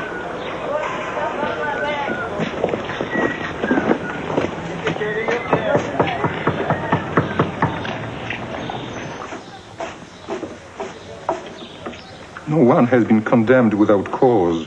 Maxime, people are imprisoned because they once said good morning to a dissident priest, or spoke well of Mirabeau, or had relatives abroad. You're as naive as a child sometimes, Camille. Do I have to remind you that we are still at war? Our armies have exterminated countless thousands in the Vendée. A whole people. Traitors and rebels. We are strangling liberty in its cradle, Maxime. If we weaken now, everything we have built will collapse like a house of cards. Maybe we have built nothing.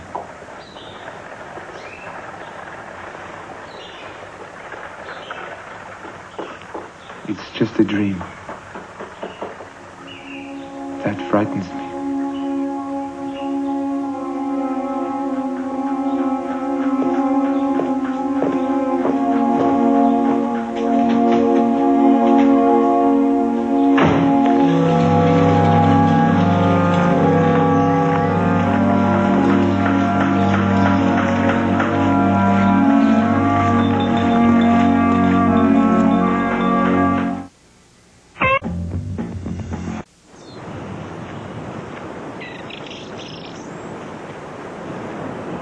I can't talk to him anymore.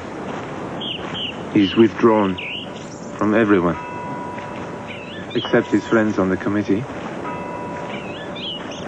He sees enemies everywhere. The situation is insane. And getting worse.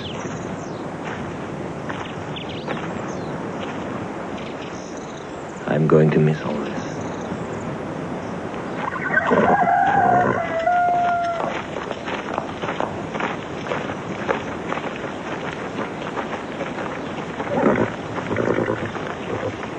What's going on here?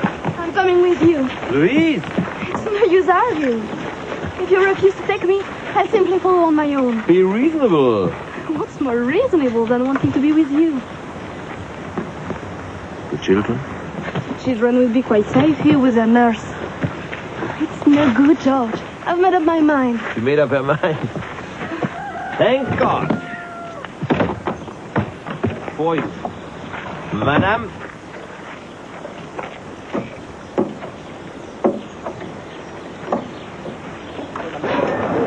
Make way in the streets. You out of the way. Right. Hey, move. Stay back. What's going on here? It all started at the Place de la Révolution. People said the smell of blood was destroying the value of their property. So the guillotine was moved near the ruins of the Bastille. parts, people have the same complaints there. It's been moved 4 times now, and always the same problem. In the end, it will have to go back where it started.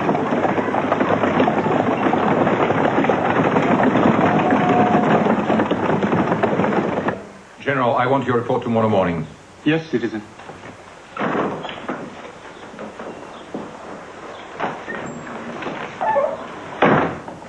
Danton is back with Desmoulins.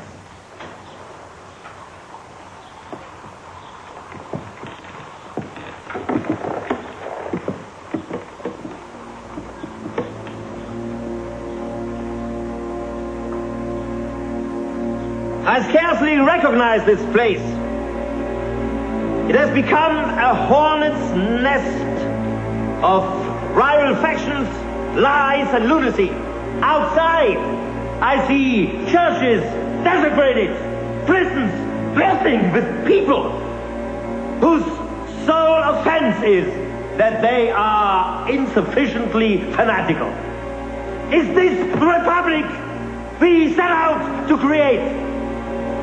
I propose, as a first priority, that this convention set up a committee of clemency to examine the lists of suspects currently in prison to determine whether there's any reason to keep them there or not.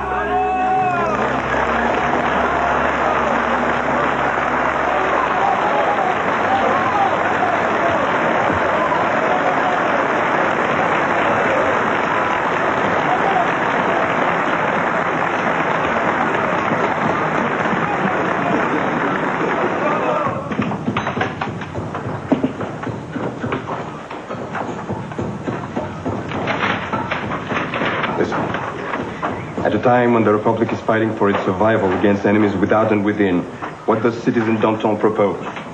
Question mark. Nothing more than a surrender to the corruption that has already made him rich. You're not going to print that. Why not? If Danton thinks he can just walk in and take over, he's making a mistake. We'll stop him by any means. Even the truth.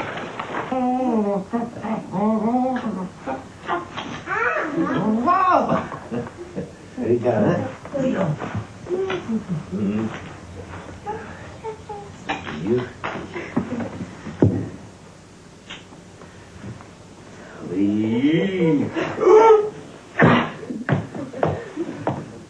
Is grown, you little Horace. Louise is adorable. I congratulate you. I'm glad that you like her.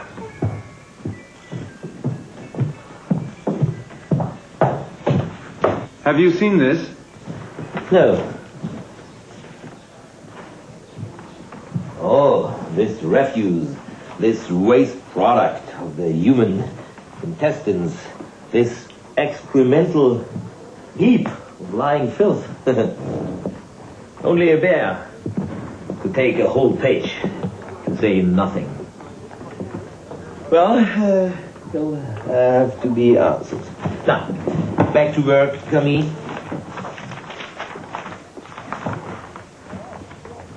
Don't underestimate him, Georges. Even Robespierre is careful of a bear. Right.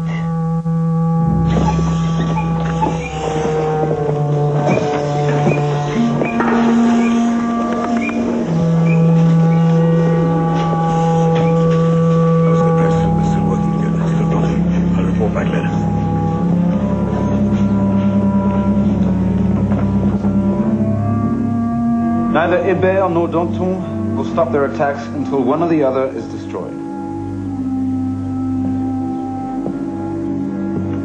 It's just a question of which one we give our support to.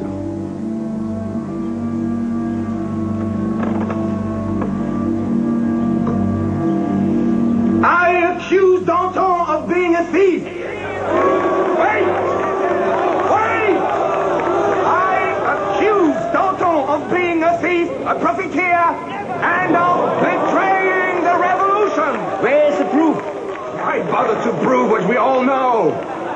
I propose a commission of 12 men be appointed to examine any accusation brought against me.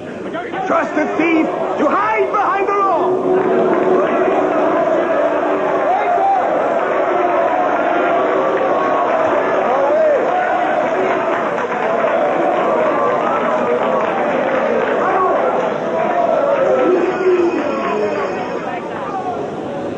May I have leave to speak, Citizen President? You have the floor, citizen. A commission to examine the career and integrity of Citizen Danton. It is an interesting idea. One that I find myself in favor of. It has been said that neither England nor Austria is the true enemy of this republic. It has been said that the worst of our enemies is Danton. It has been said that Citizen Danton's only wish is to destroy the Republic and to re-establish in its place a monarchy with himself as regent. Terrible crime, if true. And Danton stands accused of it. But if you accuse Danton, citizens, Danton, who has served this republic better than any man among us, then I tell you that you must accuse me too. No! No!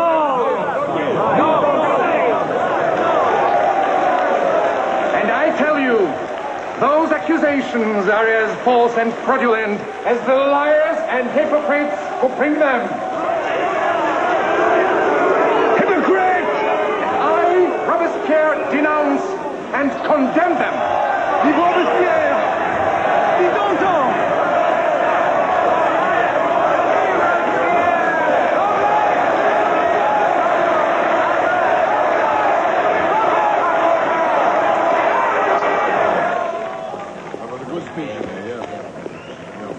Maxime!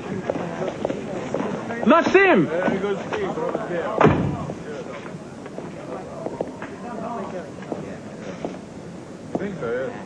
Good to see you again, Robespierre.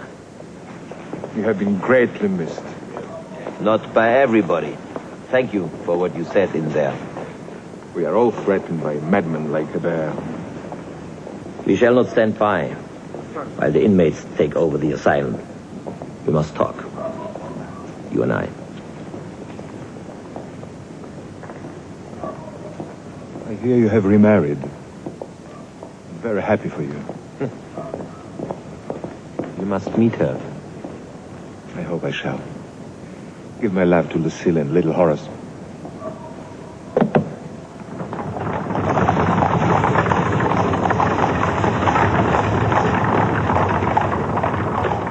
He's finally come to his senses, Georges.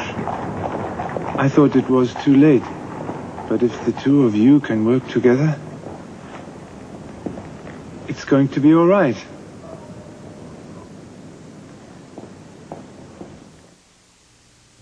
Well,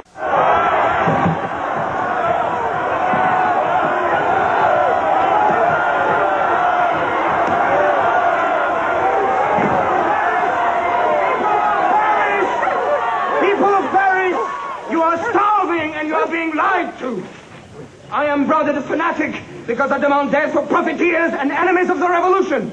But I will not be moderate in my pursuit of liberty. People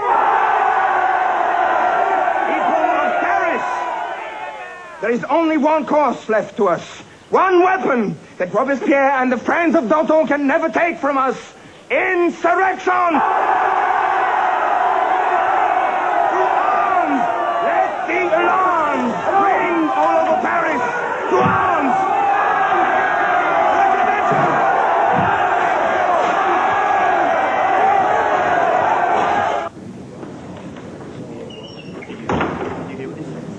How could you possibly have taken Danton's defense?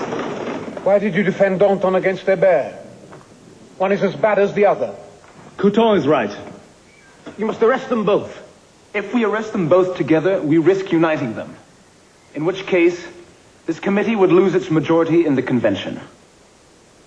deal with Hébert. We need Danton as an ally. Afterwards... I put the proposal for the arrest of Hébert to the vote. All those in favor?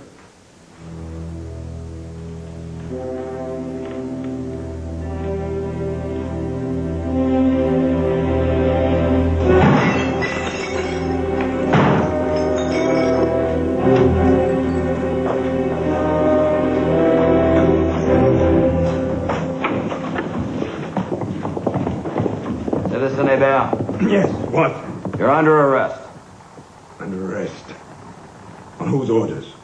By authority of Citizen Fouquier-Tinville, public prosecutor. On what charge? Conspiracy to restore the monarchy.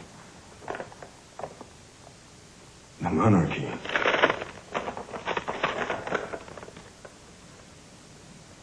Love. What a boy. How nice. Come, lovely, lovely. Rub you down here. Nice and clean. What a good boy. What a lovely... Lucy? What is it? Hébert's arrest. Hébert was a menace.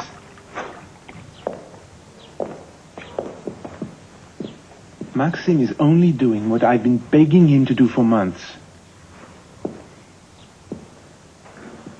But calling him a monarchist. If the truth has become as meaningless as that, then no one is safe. Not you, not Georges. We must judge Maxime by his actions, not his words. He needs Georges as an ally, not an enemy.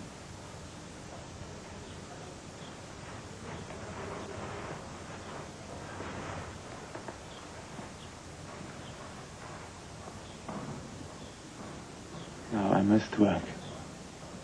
Don't worry. Everything is going to be fine. You'll see.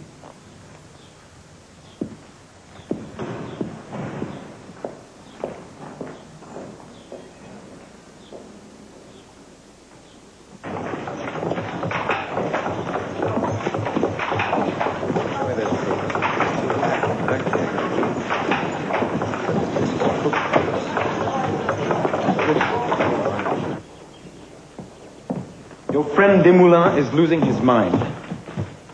These constant pleas for clemency are nothing less than an attack on the committee itself.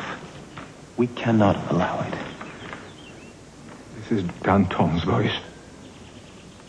Camille is too easily led.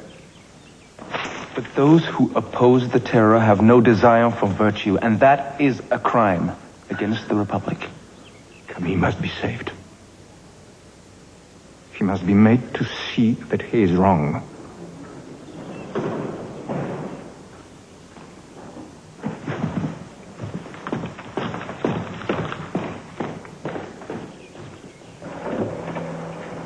Good night.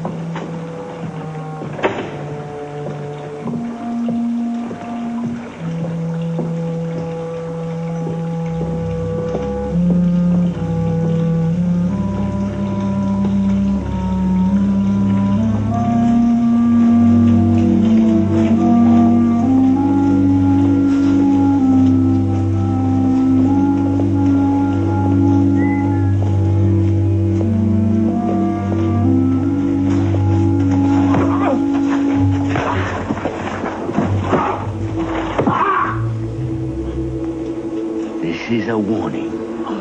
If you didn't have powerful friends, you'd be dead by now.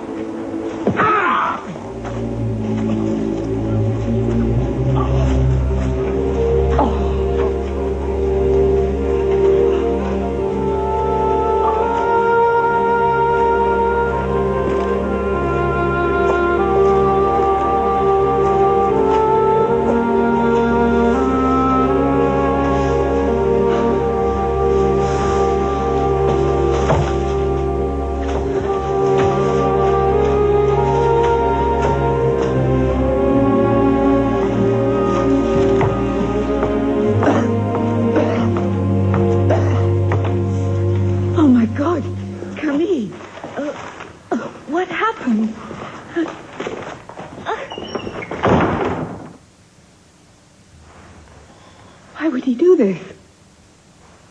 I don't understand. I am his oldest friend. Remember? Maybe he has the kindness to warn me. I told you not to trust Maxime. But this is just so cowardly. You're right, Lucille. None of us should take Robespierre for granted.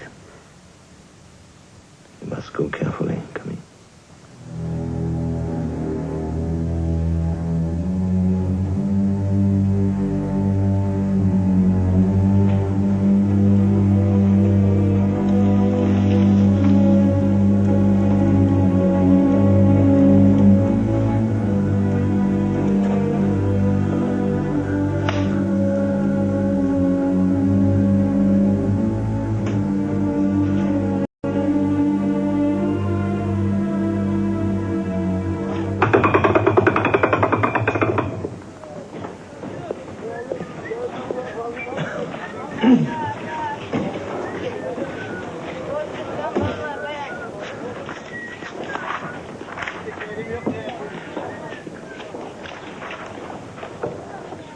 Bye, vieux cordelier! Bye, vieux cordelier! Bye, vieux cordelier! It's a vieux cordelier! Bye, vieux cordelier! Bye, vieux cordelier! True love of country cannot exist where there is neither pity nor love for one's fellow countrymen. Only a soul dried up and withered by self-adulation.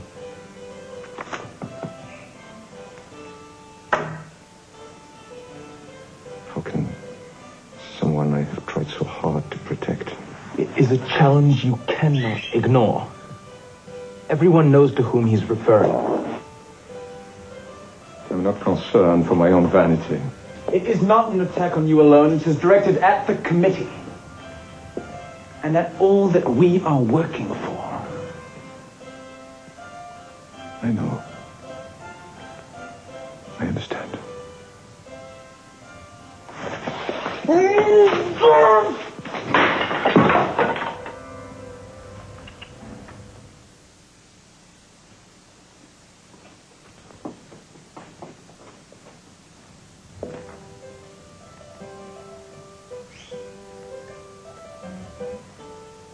Forgive me.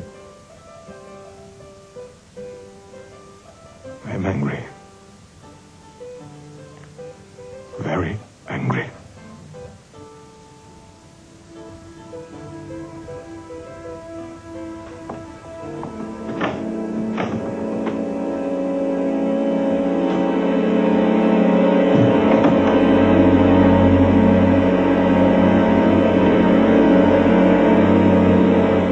Good evening, citizen. I'll go right up.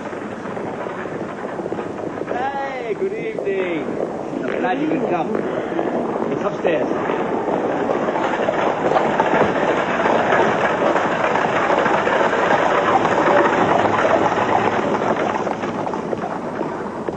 Good evening, Maximilian. It's upstairs. Come on. Yeah, sure. It's gonna be all right. Have a look at Jackson. Yeah, very nice. Oh, look who's here, Maxine. Maxine. You know each other? Let me. That was quite a meeting we had. Oh, yes. We have it. Dear friends, we have an unexpected guest. Good evening. Danton. Good evening. Robespierre. A pleasure, as always. Shall we, sit down? Sit down. Sit down. Perhaps. Madame, please.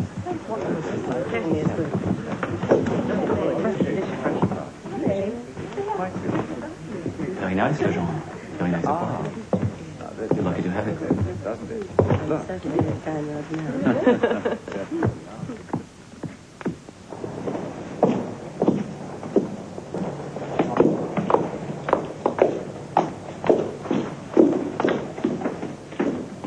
Do me the honor of riding with me, citizen. I prefer to walk. Excellent idea. You're right. As always, citizen.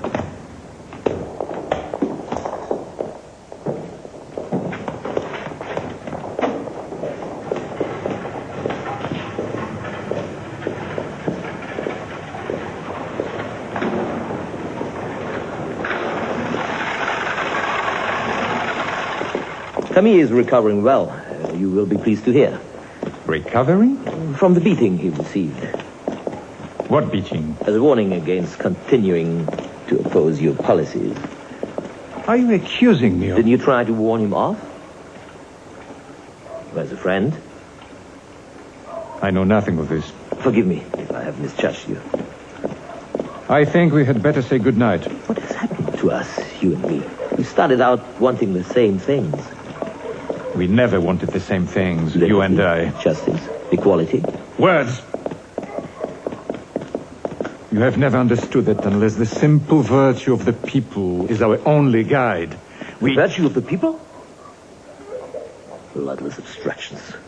You, of course, believe that everyone is as corrupt as yourself. To you, the only proof of virtue is total obedience to Maximilian Robespierre. This is pointless. Allow me to say goodnight. Let me tell you what you are doing to this country with your wretched virtue. You're doing what I do to my wife every night. Only she enjoys it and doesn't have to be held down, screaming and threatened with the guillotine. Danton, your reputation as a brutish, crude, and vulgar man is well earned. God, you have no balls, Robespierre. You are unique. Get out of my way.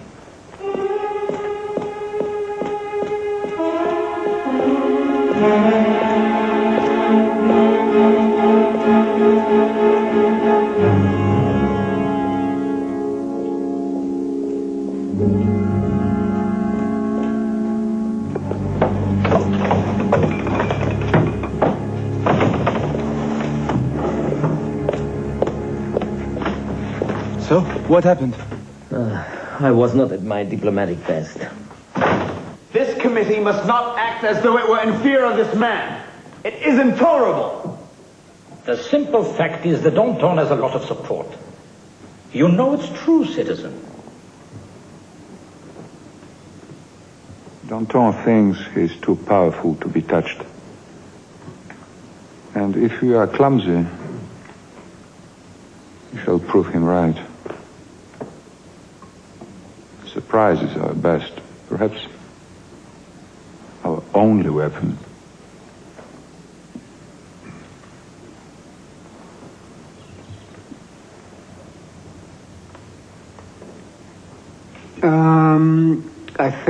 I trust we're all agreed that the arrest of Danton must entail that of Camille Desmoulins. That is inevitable. We are agreed on that.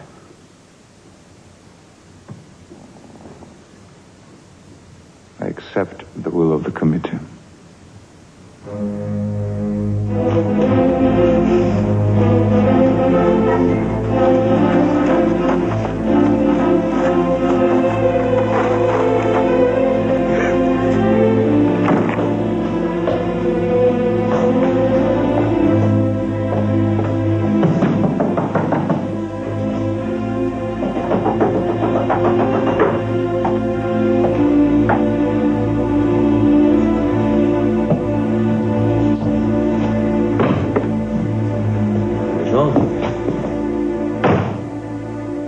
You're handing them your head on a plate. You can't do that. My head is more firmly fixed to my shoulders than you can imagine, Legendre. For the sake of your wife, or... No. I won't run. Now listen. All I want is Danton alive and well, and able to carry on the fight. There's been too much fighting already.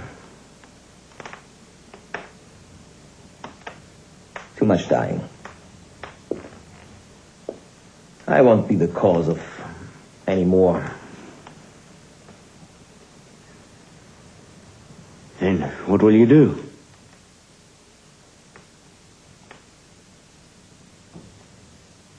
If they arrest me, they have to put me on trial.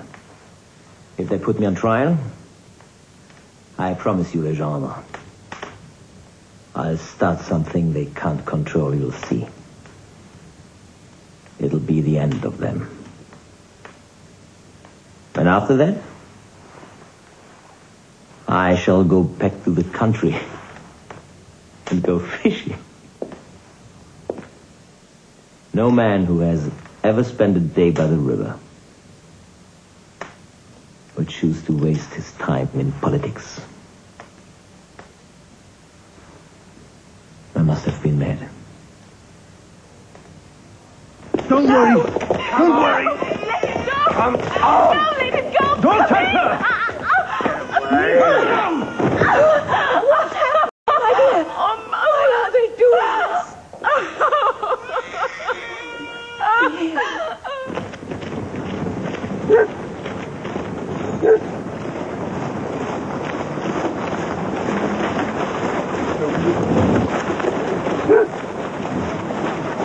Take your positions. And now pass.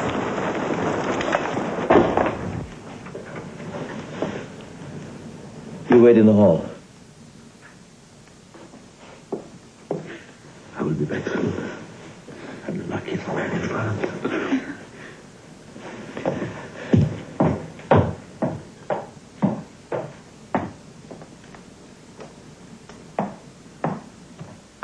What are you waiting for? Let's be off.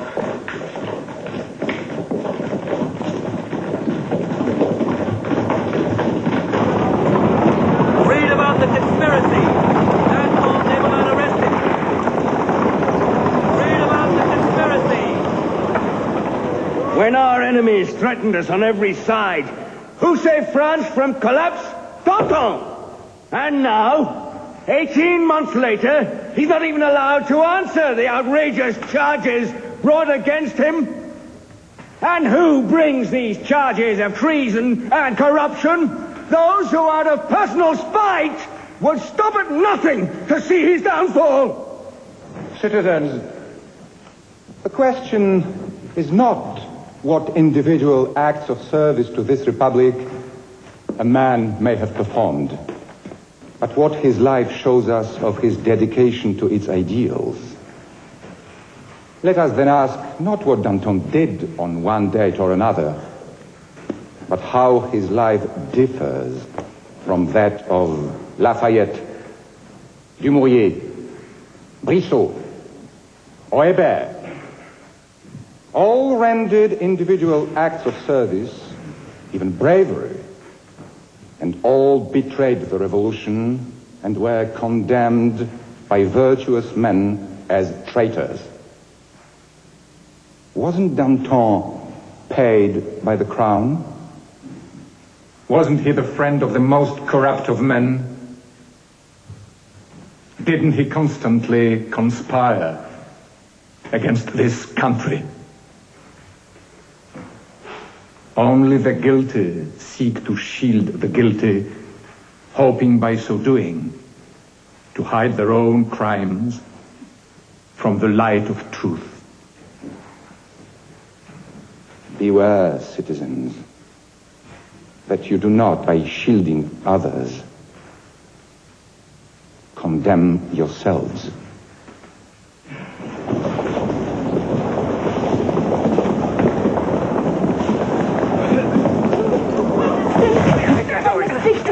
Please listen to me.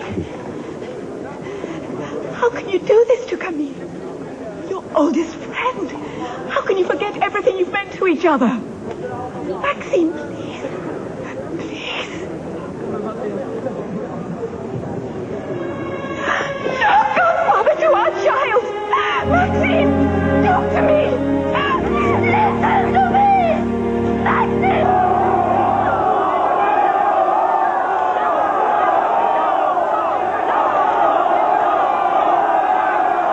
Your name, place of birth, and position. Georges Jacques Danton. born at Arcy, attorney, deputy in the National Convention.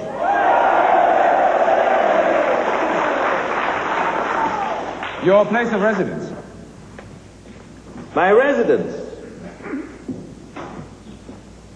There are those who would like it soon to be the grave. But I intend to disappoint them. Silence!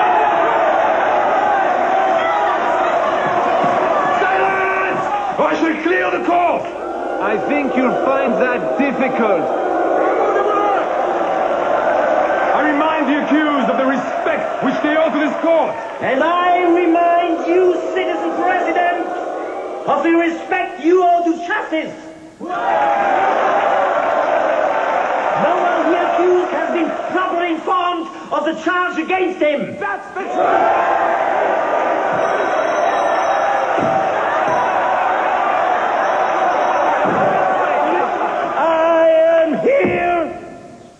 To confront and confound my accusers before the people. And when I have done that, then I will be glad to plead for mercy on their behalf before you sentence them. But for now,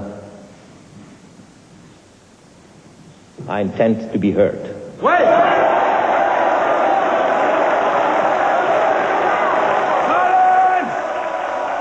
You are accused, Danton, of having been in the pay of the most fanatical conspirators against liberty.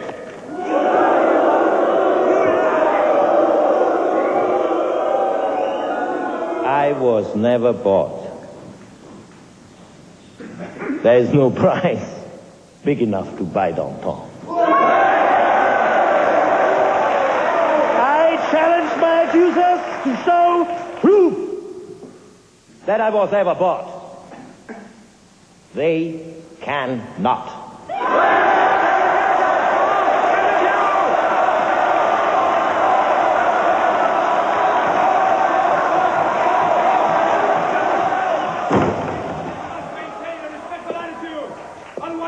Well, not good. The jury has been handpicked. Yes, but if they're afraid of being strung up by the mob, they'll still acquit them. With the traitor Mirabeau! In league with Mirabeau? Of course I was in league with Mirabeau. To stop him from doing anything stupid. Believe me, citizens of the jury, I knew what I was doing. I have never allowed greed or ambition to control me. Yes, I have known them both. We have been intimate. Both have, on occasions, been my mistress, but never my master.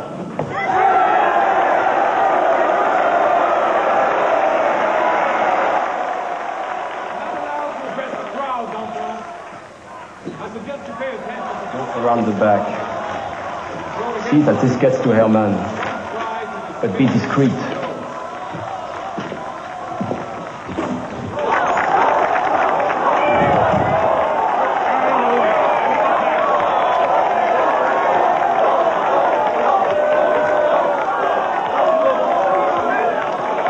Let us look at my accusers. Let's see what motives they might have with these lies and slanders.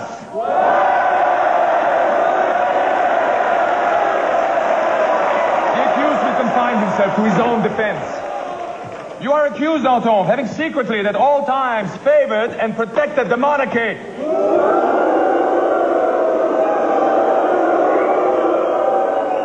The monarchy? Say it again!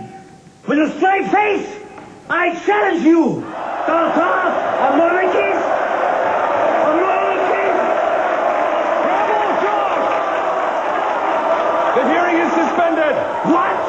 The court requires time to review the evidence presented. Evidence? What evidence? There is no evidence! The prisoners will return to their cells. You cannot silence us! Be here tomorrow! The Republic and our lives are in your hands!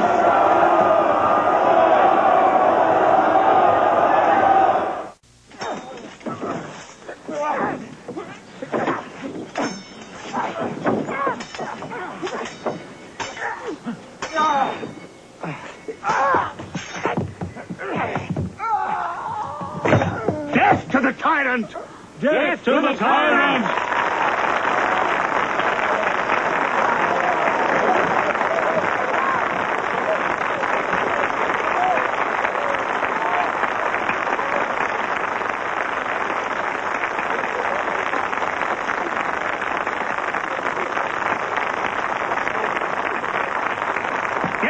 To the tyrant! Death to the tyrant! Death to the tyrant! Death to the tyrant! Yes! To the tyrant! Go on.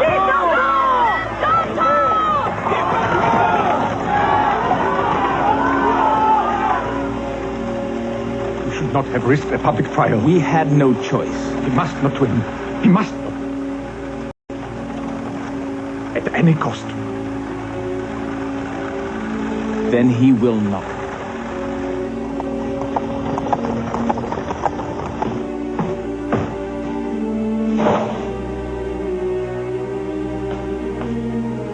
I have here a statement from a prisoner in the Luxembourg exposing a conspiracy between the wife of Desmoulins and certain aristocrats to free Danton and her husband by force.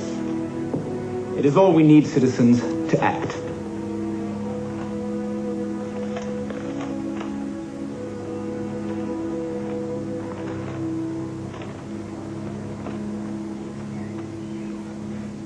Has anyone any comment?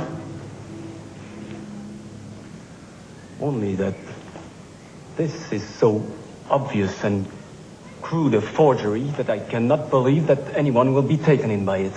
I must remind you, citizen, that if Danton is acquitted, he will make a clean sweep of this committee and appoint another in its place, of his own choosing.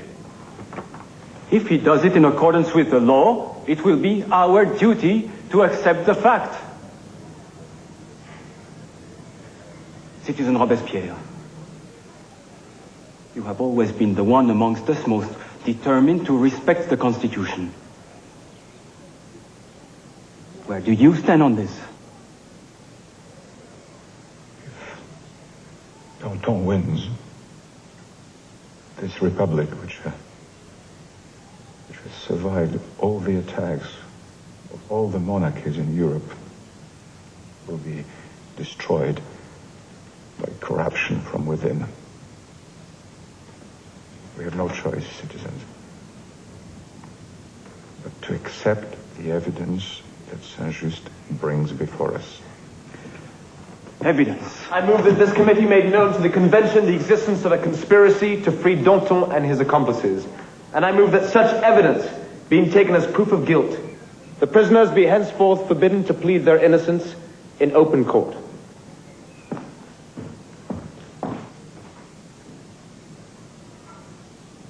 I put Saint-Just's proposal to the vote.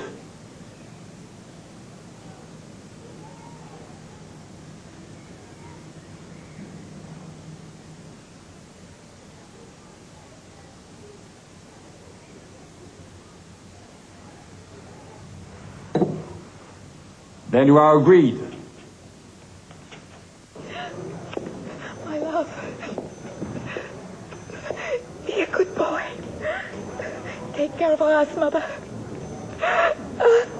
Let's go. Where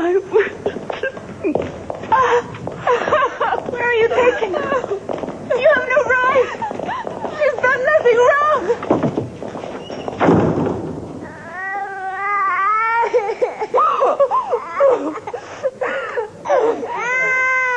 They are going to murder my wife. She's innocent, and they are going to murder her.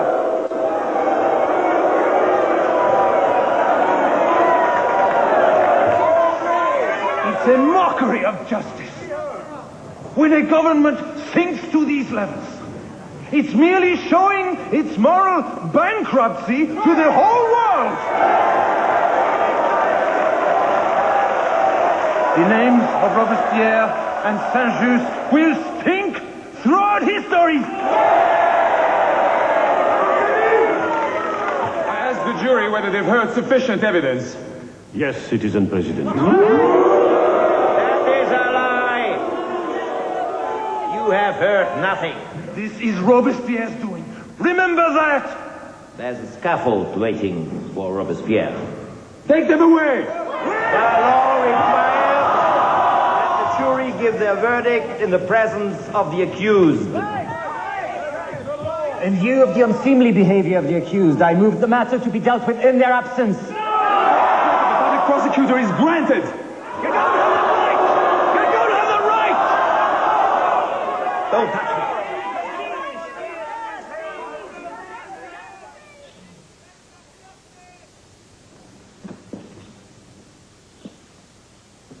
There would have been no revolution without me. There would be no republic without me. It is not necessary to drag me to my death. Those who look back on us will ask what kind of men we were. Let them not say we were no better than what we swept aside. I know we are condemned to die. I know this court. I created it. And I ask pardon for it from God and man. It was not intended to be the scourge of mankind, but an appeal of last resort against the unchained madness of frightened, brutalized, and angry men. Instead, it has turned into the murder of conscience. Those who look back on us will know that I, Danton, had no such intention. If I defend myself now, it is to defend what we attempted, even more, what we achieved, and not to save my life. We have broken the tyranny of privilege. We have ended the ancient evils, rights and powers no man was entitled to. We have ended the monopoly by wealth and birth of all our great offices of state, for our churches, for our army, in every tributary and vein of this great body politic, the state of France. And we have declared the humblest man the equal of the greatest in the land. We took freedom for ourselves and gave it to our slaves. And we leave it to the world to come and build upon the hope we have given birth to. This is more than victory in battle,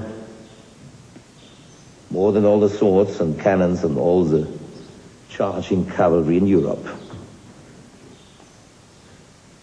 It is an inspiration to the vision of all men everywhere.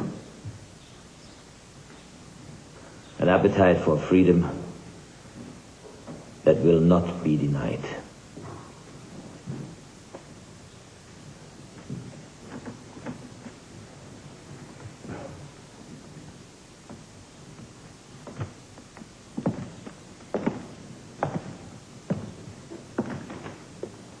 Our lives have not been wasted in its service.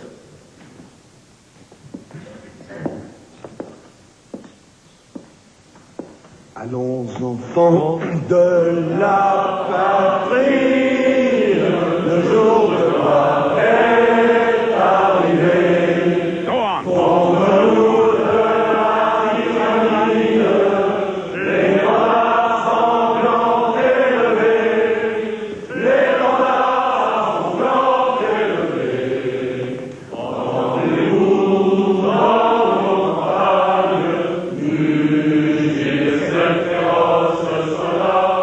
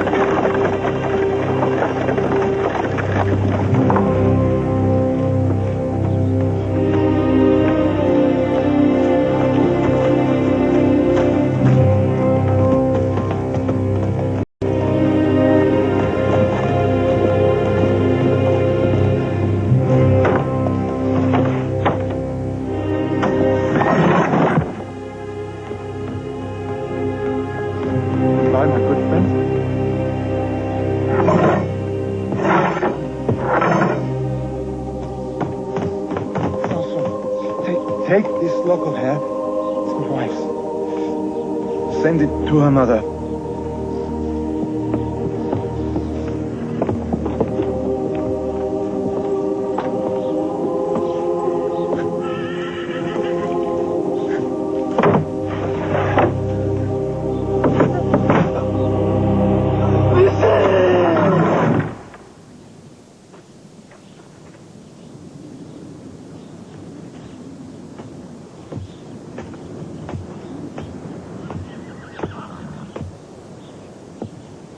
Be sure you show my hat to the crowd. It will be worth seeing.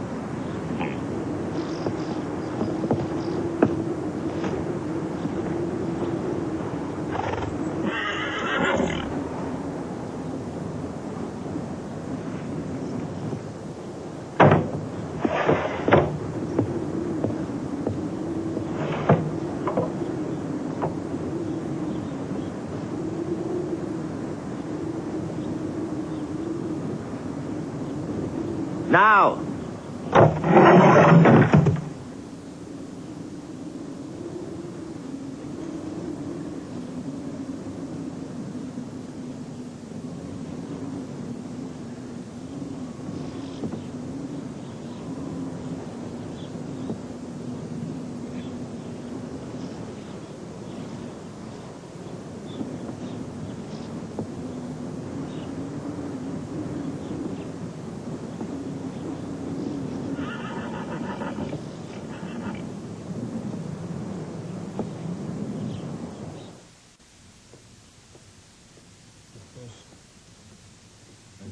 Boy, when I met Jean-Jacques Rousseau. Yet we spoke of destiny, of man's need to reach for something higher than himself.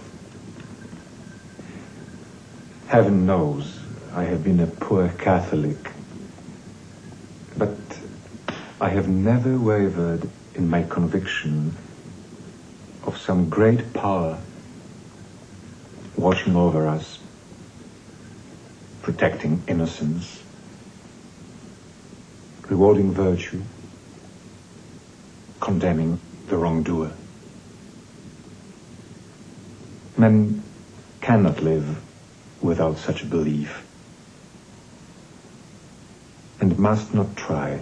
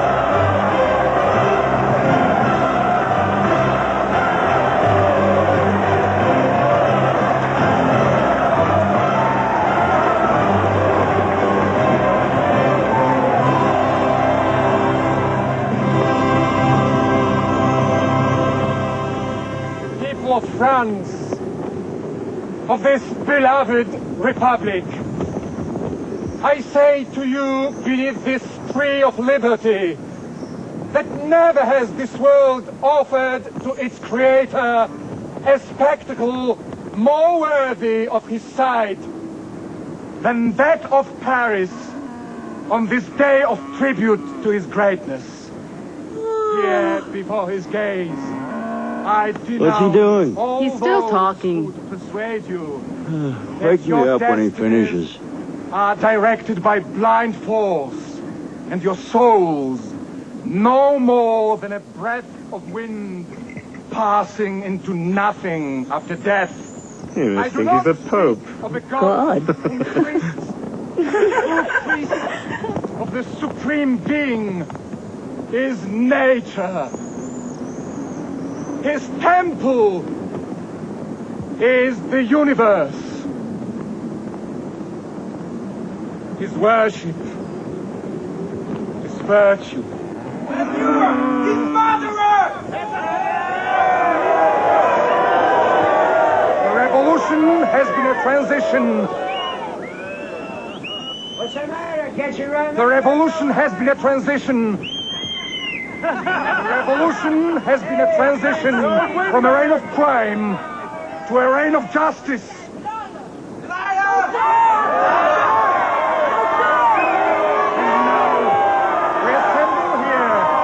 Testimony to the French people's devotion to the Supreme Being. We reject the false god of atheism, and we welcome the sublime goddess of reason. Kiss her for me! Remind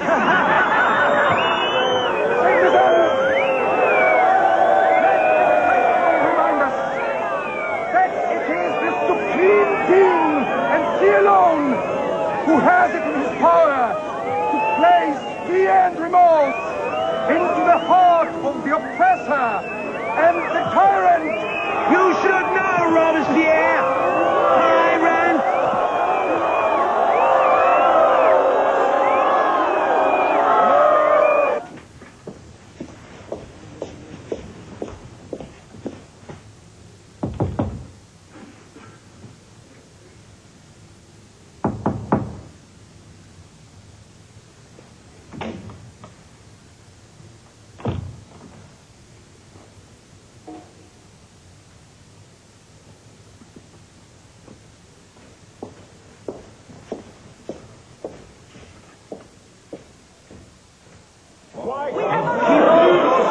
We have no need for yet another dictatorial law.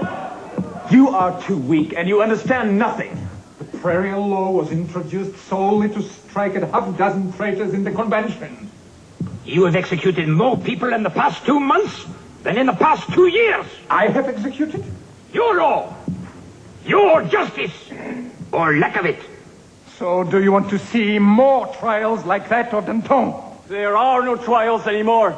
Just execution. That is a lie. You've put your own hand-picked men into every conceivable position. That's another lie.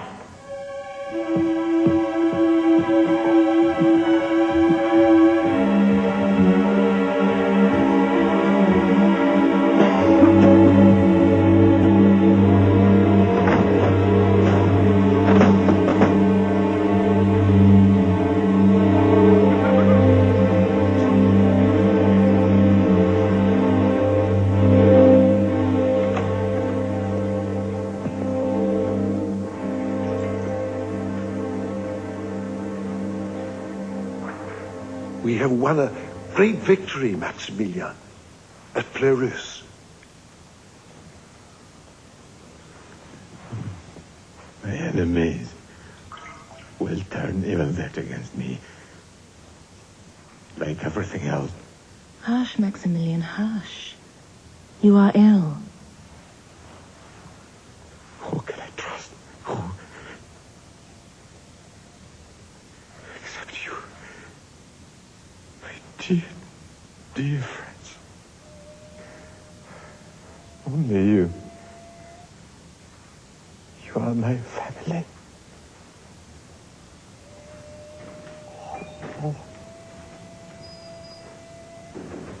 It's time we took responsibility into our own hands. There are no excuses any longer for Robespierre's wretched court or his dictatorial posturings. May I suggest we wait until Citizen Robespierre is with us before we begin This criticizing committee has his done what policy? Citizen Robespierre told it to for far too long. Robespierre's only one member of this committee. As are you and you. Robespierre is not the Republic. He wouldn't be turning into a moderate. Would you, Landais? Compared to you, citizen, even a mad dog is a moderate. Compared to you and your master, Robespierre, the executioner himself, is no more than a wet nurse to the people. You will be sorry for that, citizen.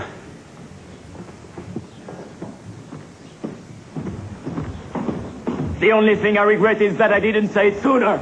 Your remarks are an insult. Citizen Robespierre is the finest among us. Except he is never among us anymore.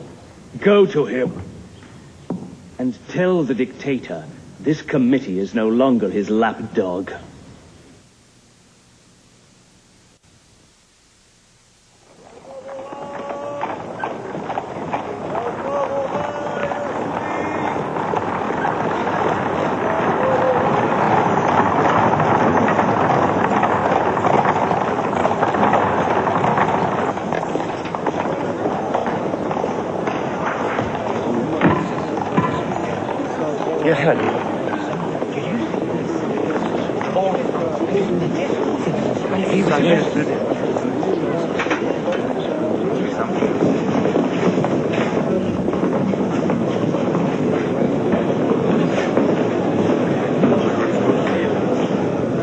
I'm going to find our friends.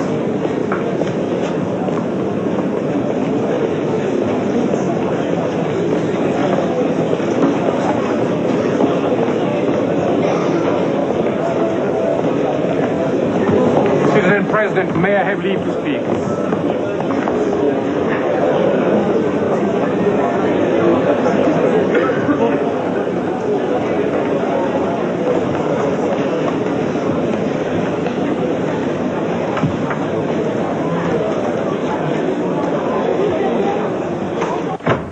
Robespierre has just arrived.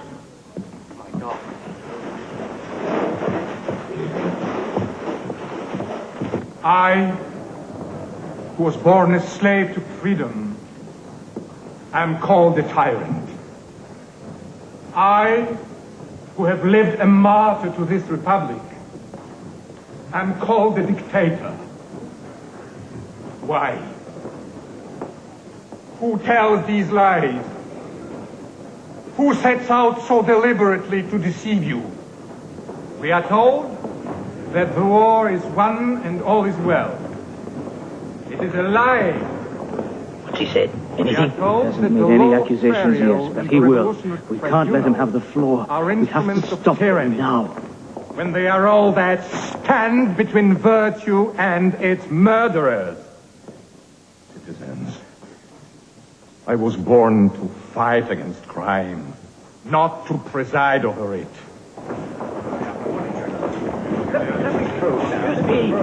I know only two parties to this conflict. Those citizens in whose hearts there burns the sacred flame of justice, liberty, and peace, without which revolution is no more than the destruction of a lesser by a greater crime.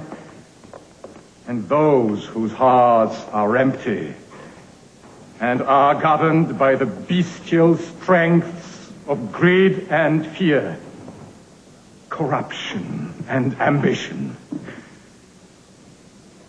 Must we not build this great republic on what is noblest and most godlike in mankind? Or shall we take the road of despair, forever to repeat the sins and evils of our weaker selves? There are those on the committees who counsel despair. And I tell you openly, citizens, there are those in this convention who support them. I came here to denounce a conspiracy.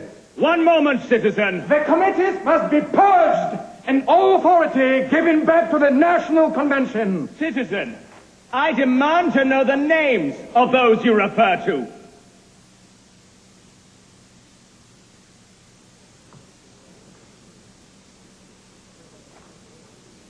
This is not the time. This speech incriminates both our committees and members of this convention. Robespierre must name those he accuses. Names! Names! Names!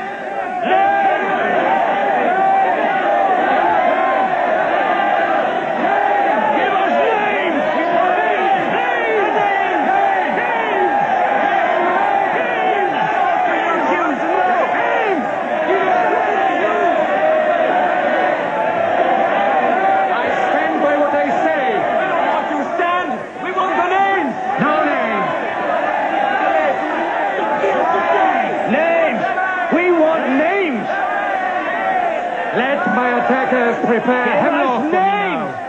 I will drink it on these sacred teeth. Why go on living where truth and lies are indivisible? Every man here would rather die than go on living under a tyrant! Silence! Death to the tyrant! Death to the tyrant! Death to the tyrant! Silence! I demand to speak! Death to the tyrant! I demand to speak! You do not have the floor, citizen. It is to those who have virtue in their hearts that I appeal.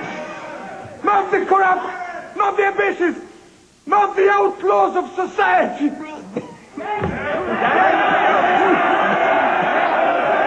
I demand to be heard.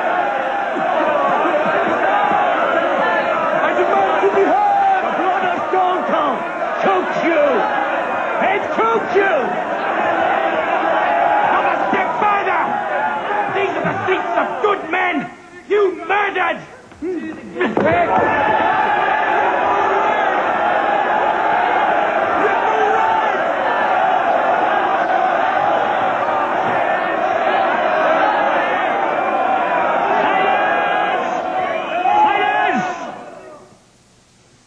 I move a decree of accusation against Robespierre.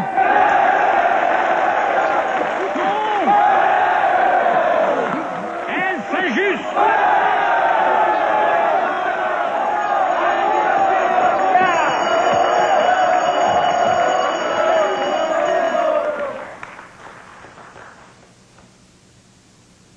I put the decree to the vote. All those in favor,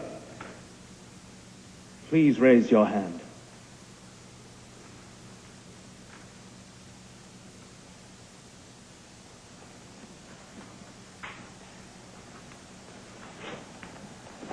Agreed!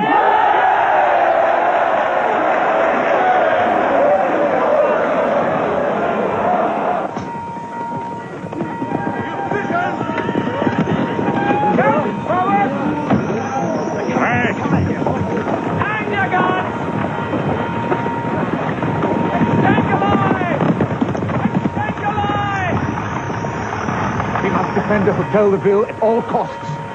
This can be a fortress. Then we must call upon the army to join us.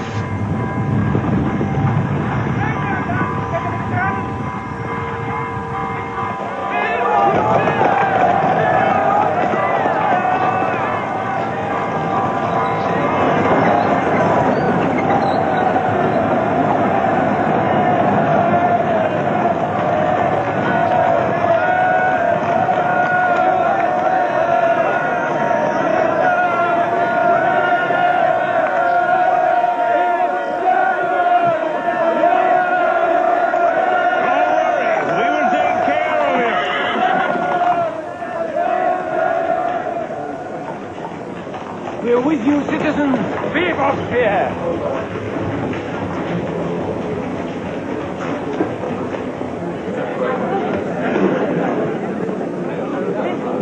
They're hiding in the Hotel de Ville.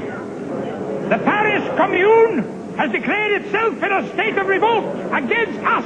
Then these men are to be declared outlaws, to be taken dead or alive, and executed without trial.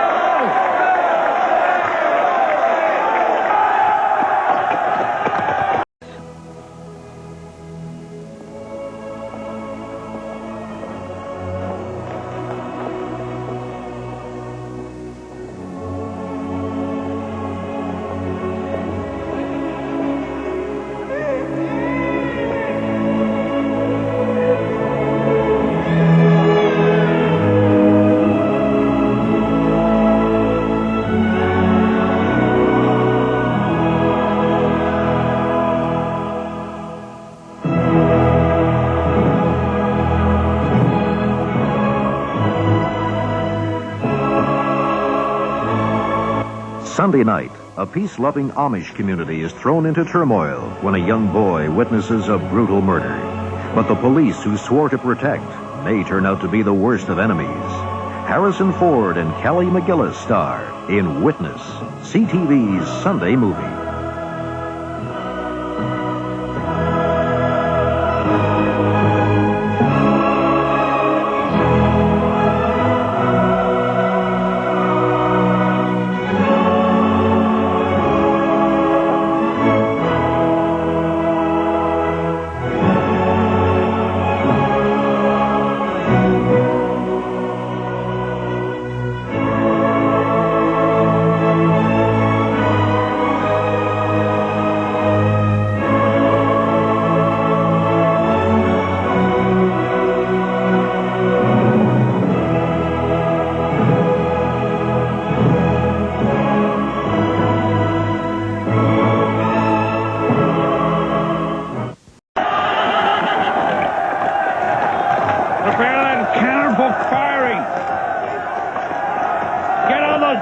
Civilians out of here!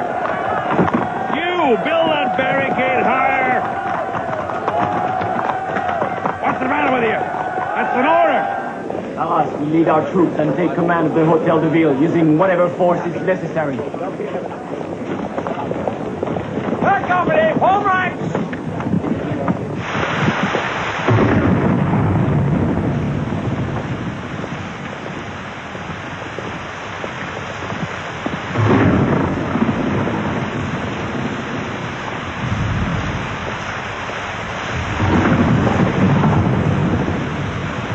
Good luck, Commandant. Yep.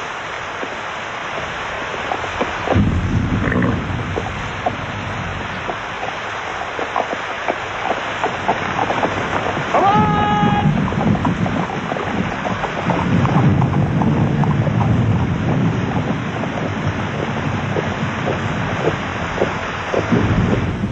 My God!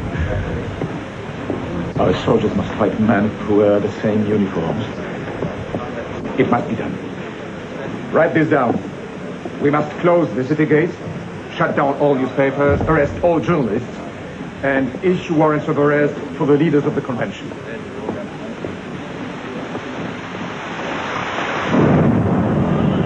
You bastards! Back to your posts and don't let little rain! You won't drown, what's the matter with you? You stay where you are! You won't build! Hurry, bring more furniture! Blockade that door!